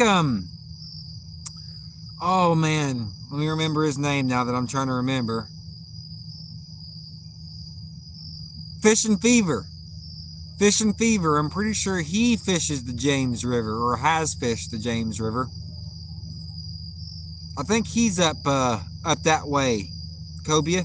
I don't know if you've ever heard of him or not. He's another channel, fishing channel, YouTube channel. He does good videos as well, live streams and whatnot. Pretty sure he fishes up that way, up on the in Virginia, up on the James.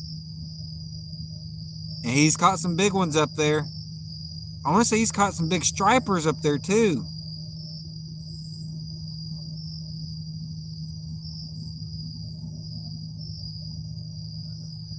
Austin is his name. Austin with Fishing Fever. Yeah, that's another good channel.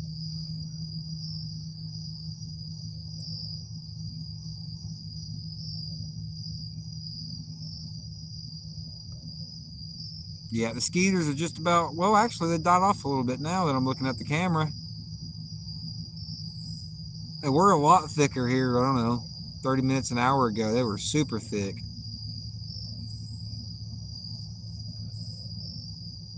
Never heard of him. I've only went out freshwater fishing 2 to 3 times. Oh, wow, okay. Your PB blues for 46 pounds. What? You've only been fishing 2 or 3 times and you caught a 46 pounder? Wow, man, that's great. That's great.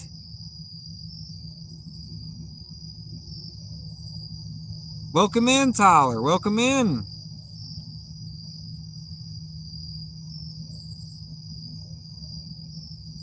Not where I'm at, Tyler. There is no rod restrictions where I'm at.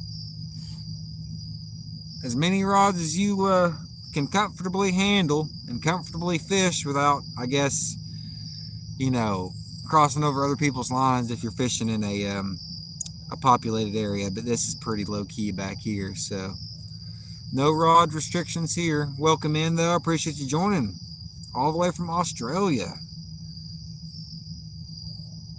All the way across the world. We're over here in Tennessee right now.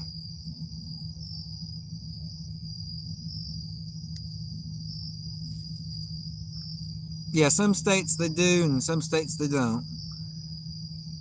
Where I'm at currently it does not, thankfully. Because I like having more than 3 rods out. I mean, I could get by with 3, but sometimes I like having 4 or 5, sometimes 6 or 7. I think the most I've ever fished was like 6 or 7 rods at a time. I'm not sure if I've gone as high as using 8 rods or not. Not at one time, I don't think.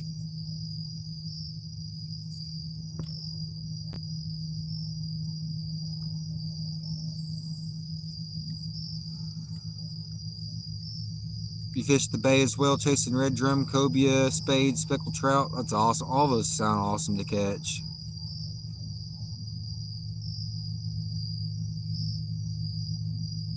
Cobia says, Tyler, have you ever caught any big king mackerel from shore?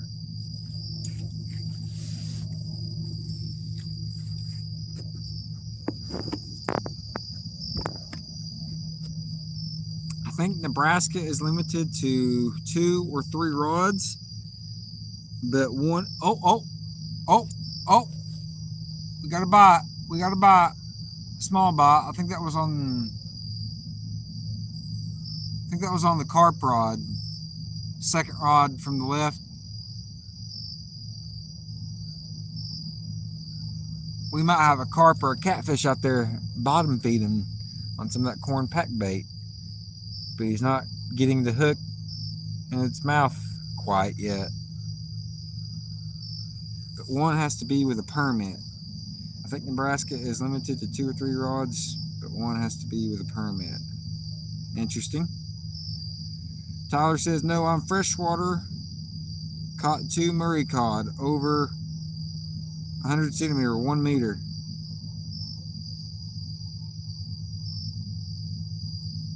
There are largest freshwater Murray cod. Man, that sounds awesome. I don't even know what they look like. I'm gonna have to look up a picture of that when I get home, or a video to see what Murray cod are like. Is cod the type of fish that Captain D's cooks? Is that the type of fish that Captain D serves? Is cod? Well, I know Captain D serves like several different type of fish, but like the main Captain D's like fish that you just get, is that cod?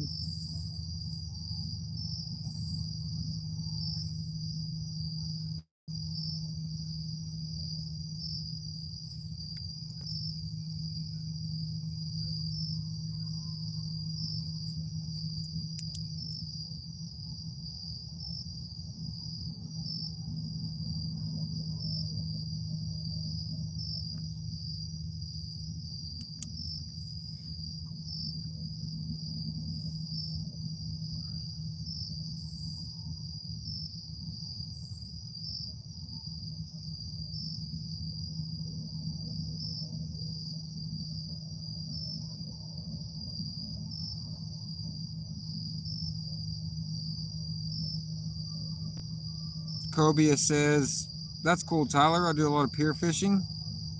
I have learned a new rig Aussies use to suspend live bait called a slide rig. Y'all catch used fish from shore, beautiful country. Interesting, a slide rig. Suspends live bait called a slide. I'll have to look that up. See if I've heard of it or not before, if I've seen a version of it called something different or something. Tyler says, they're monsters. A 1 meter fish with monster mouths literally can fit full-size man's head in a fish around 80 to 96. Wow, awesome. That sounds like amazing fish to fish for.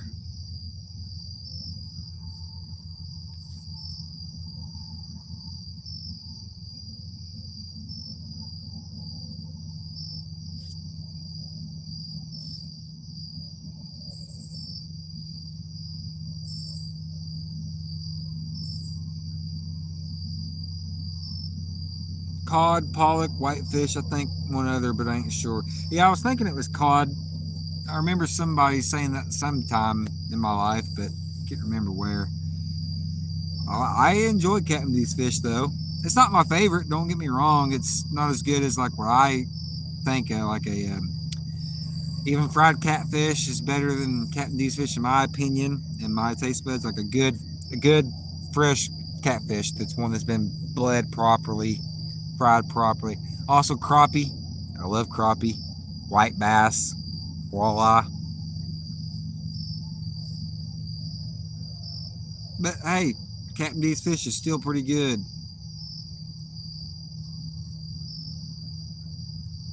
It might be the batter. It's a different type of batter they use as well. Changes the texture, the profile, and all that.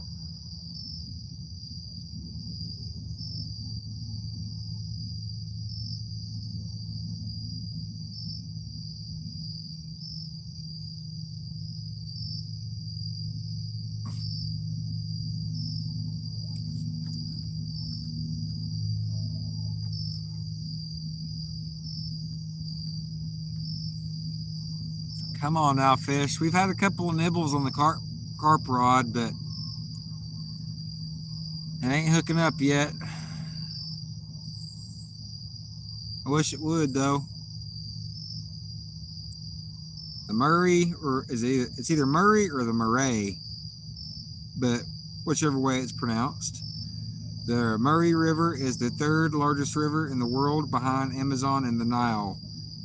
It's huge, but carp, or as I call them, mud marlins, are destroying our waterways here. Are those the Asian carp, I assume? I think a slide rig is basically what we call a Carolina rig or a Santee Cooper rig. Oh, okay. I appreciate you, Heather.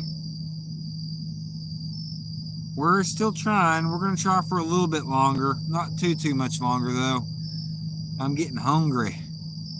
And the fishes are not biting, so I ain't going to be able to eat no fish.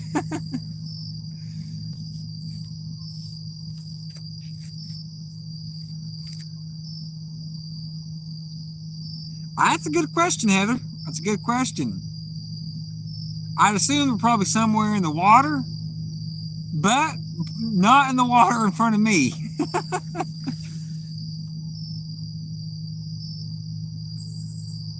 Murray cod are like groupers, just don't get that big. Oh, that's awesome. Oh, I've heard of like lean cod and stuff. I don't know if that's similar. I guess it's similar.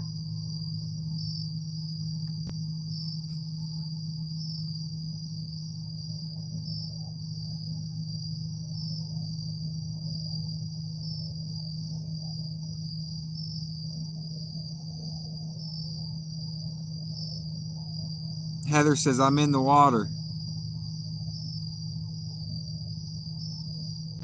Are you in the water right now, Heather? Are you in a pool? Are you in a creek? You doing a little swimming?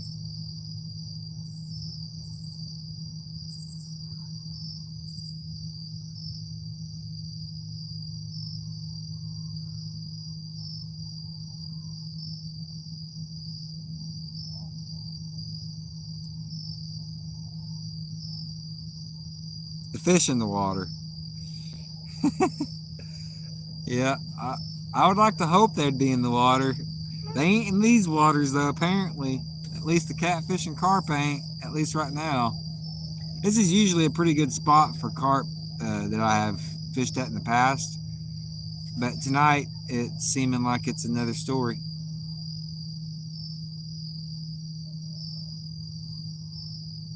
Asian carp, yeah. Yeah, I've heard of all the issues they can cause. It sounds like a big hassle. I've never actually caught one though. I've never even seen one in person around my area. Not to say they're not around here, because there probably plenty of them are, but I'd like to catch one. I heard they fight real good, and they make for great bait. Catfish bait, that is, or any other kind of predatory fish bait.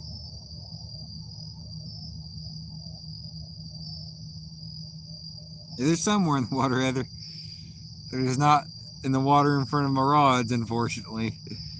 Or if they are, they're straight up ignoring my baits. Actually, they're not. They're stealing them. That's what they've been doing all night, stealing my bait. So they're out there. They're just smart. Too smart to get hooked up.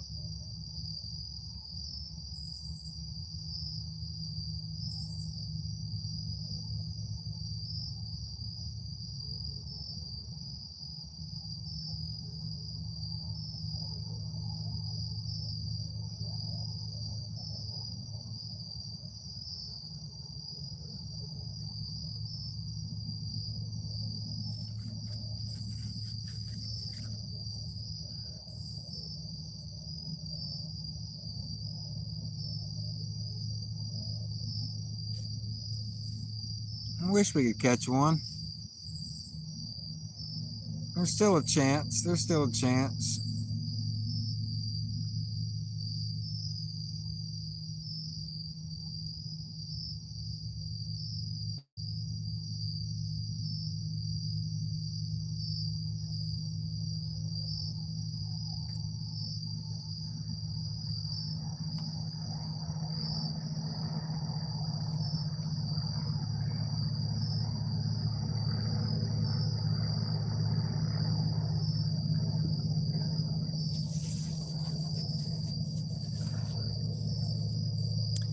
In the top end, we have barramundi, basically like bass, but on roids. Okay.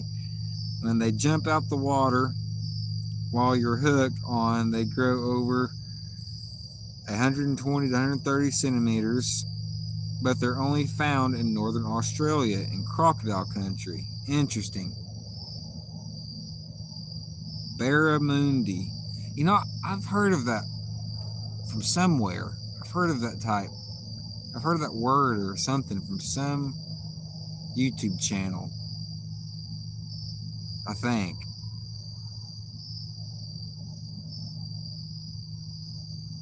Sounds like some fun fishing though.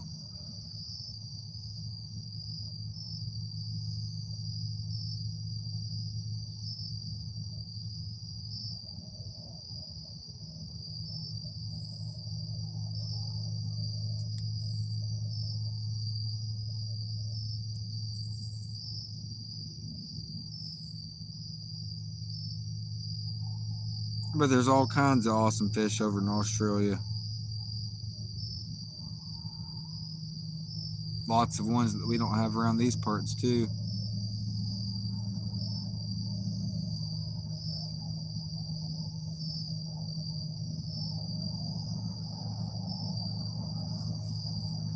Yeah, you gotta be careful in crocodile country. You gotta be careful.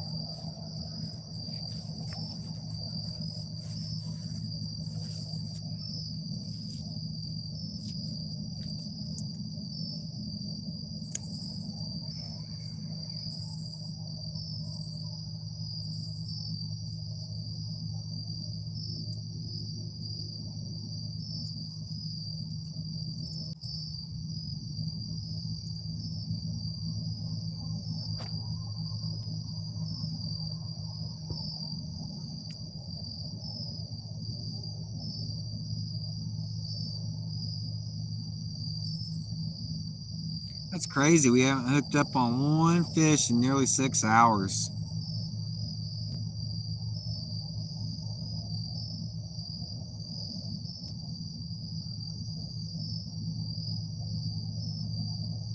They are around here, just not as bad as several other systems. They are plankton feeders, so snagging is almost the only way to get them. They will eat pack style baits though. Oh, the Asian carp. Okay, gotcha. Interesting. Okay, plankton feeders, so snagging. Okay, gotcha. Interesting. Yeah, maybe one of these days I'll hook into one, either snagged or pack bait or something. If I do, you know, I'm going to be using it for a catfish bait. Make for some mean catfish bait. Stinky and bloody, all that good stuff.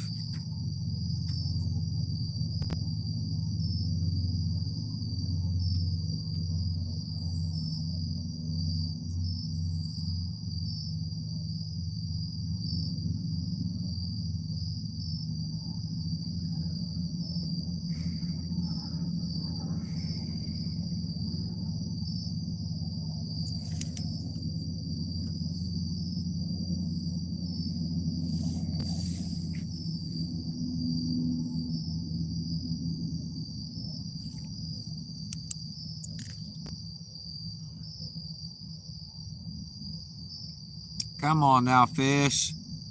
I need at least one hookup.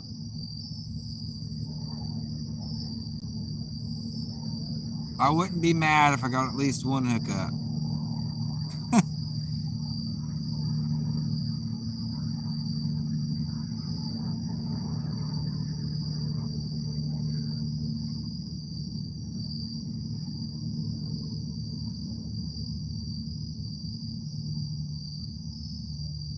Just one fish is all I need. We can call it success.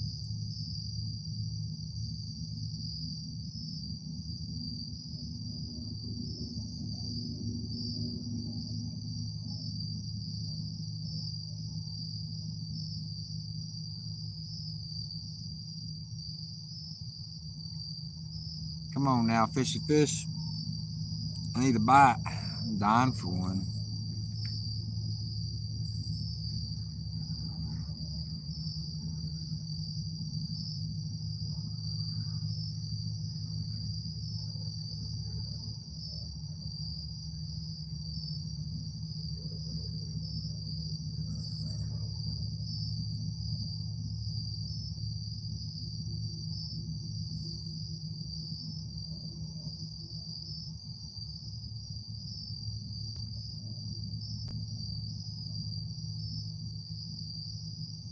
Alrighty, Chris, I appreciate you, buddy.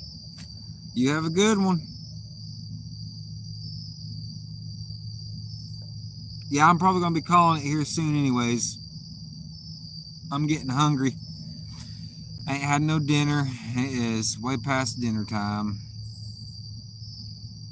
You have a good one, Chris. I'll holler at you again here soon. Hopefully when the weather... Oh, bite.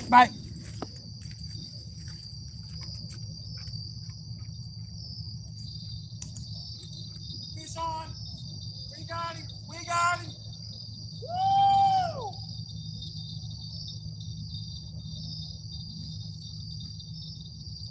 Finally, we got him. Woo!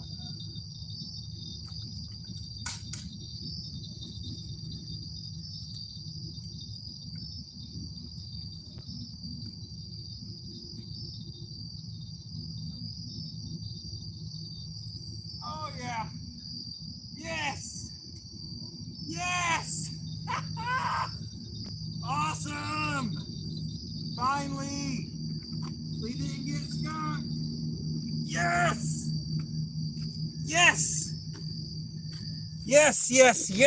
We did not get skunked. I actually get to end it on a positive note. We actually get to end it on a fish, guys. Let's see if I can get this camera good so I can show this fish off to you.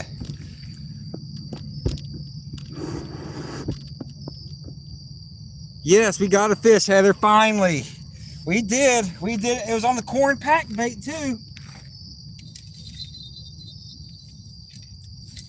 Hold still. Oh, hold still, feller.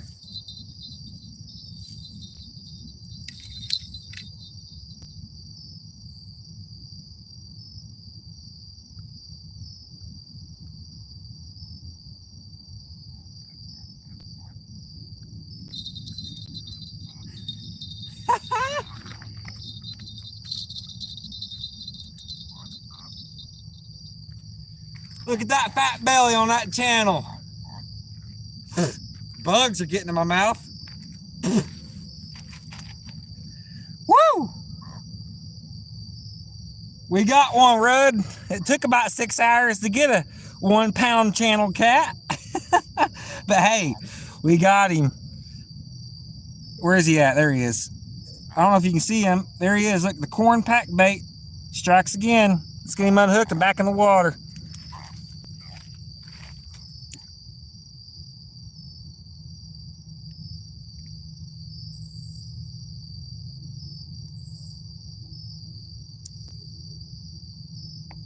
That's more than likely a female, very small head and mouth. The gut is full. Could be even maybe full of eggs, but it's probably just been gorging itself on baby shads and stuff like that. Oh, that's me stepping on my own line. Yep, there we go, guys. I don't know if that's in frame or not, but there we go. Nothing huge, but hey, at least we caught one. It's the skunk buster. It's actually going to be the first and the last fish. I have been fishing for almost 6 hours. Past dinner time, I'm getting kind of hungry and whatnot, so I'm going to go ahead and release this one. I think I'm going to go ahead and wrap it up, guys. Let's go ahead and get him released, though.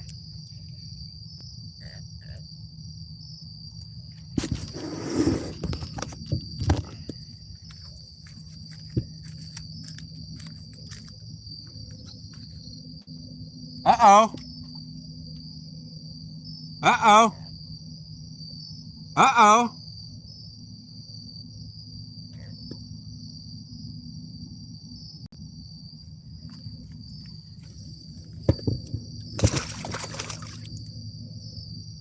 Off he goes. Woo!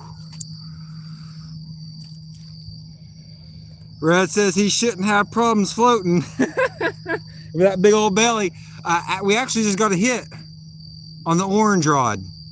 As I was releasing that catfish, we just got a hit on the orange rod here. So I'm going to leave the stream going for a few more minutes. We'll leave it going for what? I've been going for 5 hours and 53 minutes. We'll say 7 more minutes to make it 6 hours even. And we'll give these rods 7 more minutes to see if one more will come through, because that, like I said, that orange one there just got tapped as I was releasing that channel. So it might be picking up, and if they're going to at least bite down one more time for me, I'll stay 7 more minutes for that, but we'll see. Awesome. I appreciate everybody that's in here still and stayed to see the fish get caught.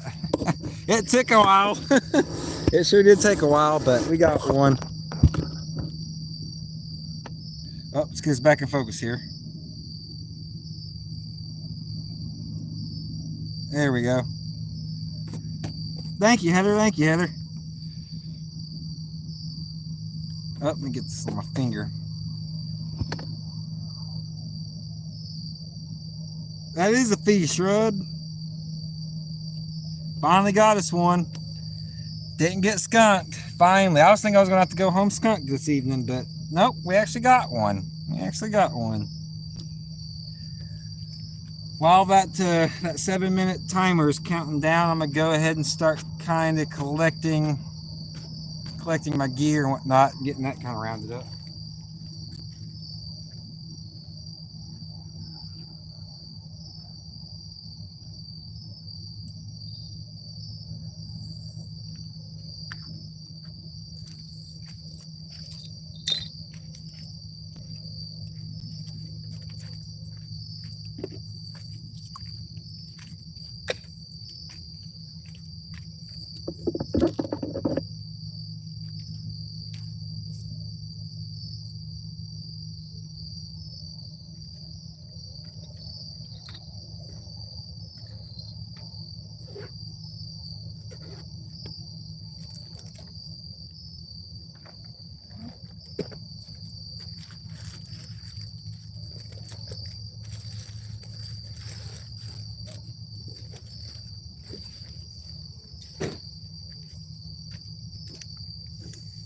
Smells like somebody's got a fire going on around here. I just started smelling smoke. Apache Adventures, welcome in, welcome in. Unfortunately, we are about to shut her down, but we just caught one. If you go back in the stream just 2 minutes, 3 minutes, you'll see that I actually caught fish. Took near 6 hours to catch one, and he wasn't huge, but hey, that's part of fishing sometimes. We're giving it another 4.5 minutes or so because we did get another hit on the other rod, but I'm probably going to call it here in just a few. Yep, just a few minutes ago. I appreciate you joining in, Apache.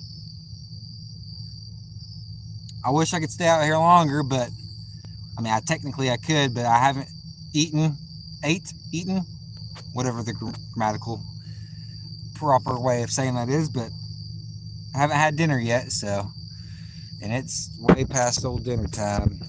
Been out here fishing for about 6 hours, so. Like I said, there's a chance of catching one more, though. You never know. We can catch one more in the next few minutes, so we'll see.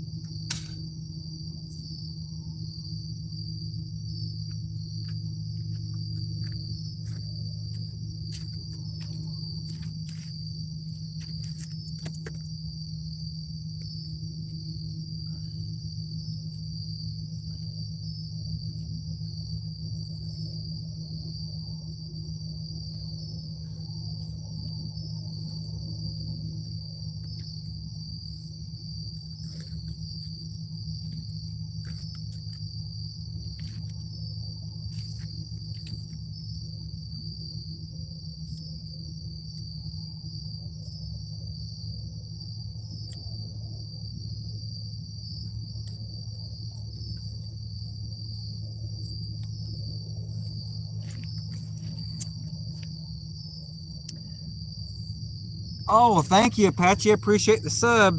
Yeah, unfortunately, we are getting closer to the end of the stream and going closer to 6 hours. I appreciate that, Apache Adventures. I really do, buddy. Yeah, we're gonna just for letting you know, if this is the first time checking out my channel, I'm into fishing, hunting, and camping. I do a good bit of fishing, a good bit of hunting, and some camping on the side as well when I have some time. And right now is hunting season where I'm at, so I have been trying to focus on the hunting seasons while they're available, but I am also going to try to do at least one fishing live stream event per week throughout the hunting seasons, which is fall, fall through winter and then into early springish for certain seasons. But like I said, I'm going to try to keep fishing part of the channel throughout those seasons as well. So if you just strictly like fishing, we're going to try to keep fishing content going as well. If you're not big into hunting or anything like that, we're going to try to keep it all going.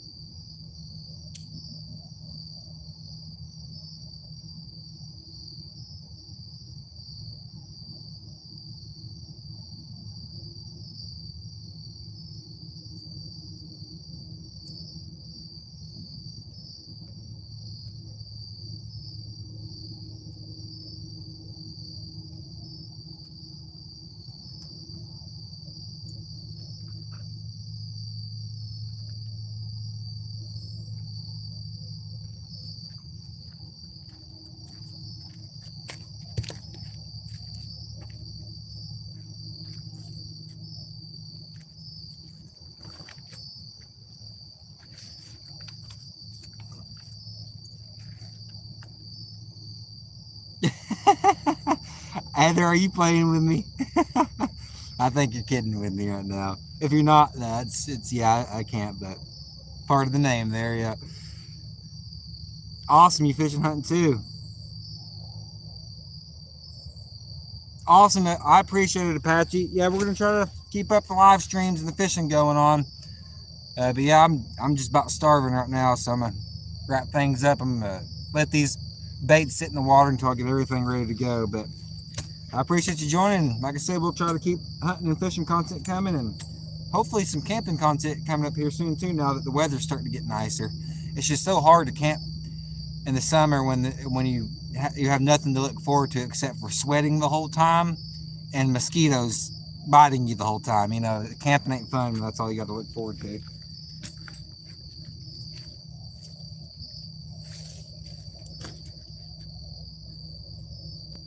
Oh, oh, oh, oh, oh. We got another bite. Orange rod.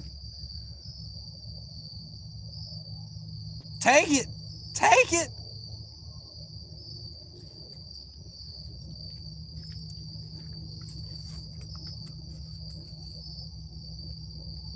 Thank you, Heather. I appreciate you for joining.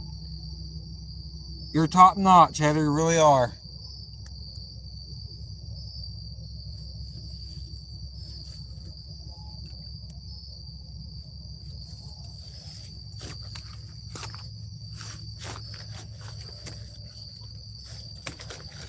At least I didn't get skunked, right, Heather? At least I caught one.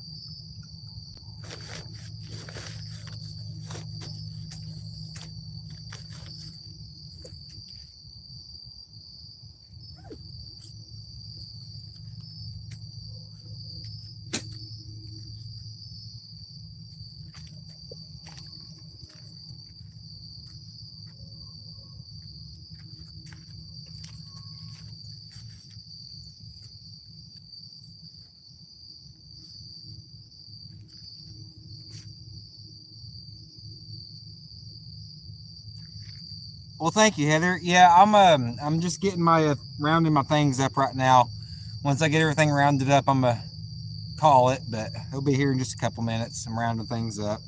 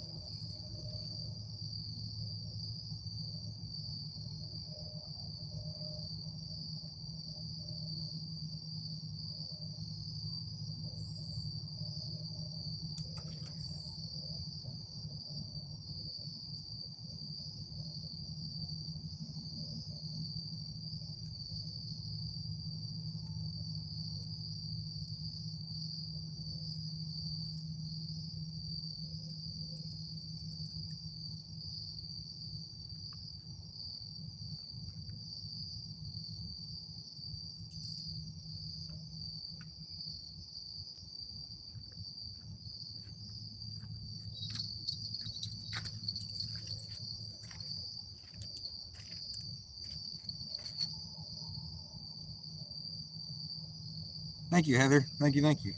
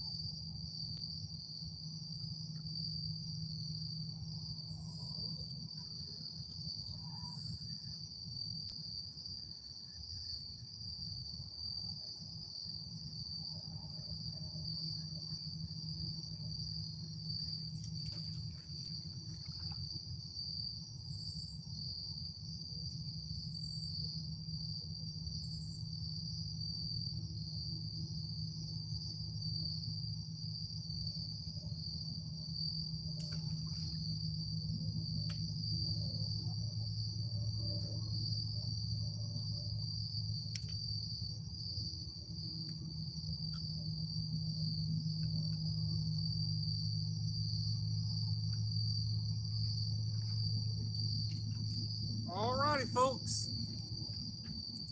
Where are we at? Here we are. Alrighty. Who's still got in here? Who's all in here still? Michael, I appreciate you joining in. Unfortunately, you did join at the end of the stream, but we ended up catching one. If you want to go, where's the shadow? There we go.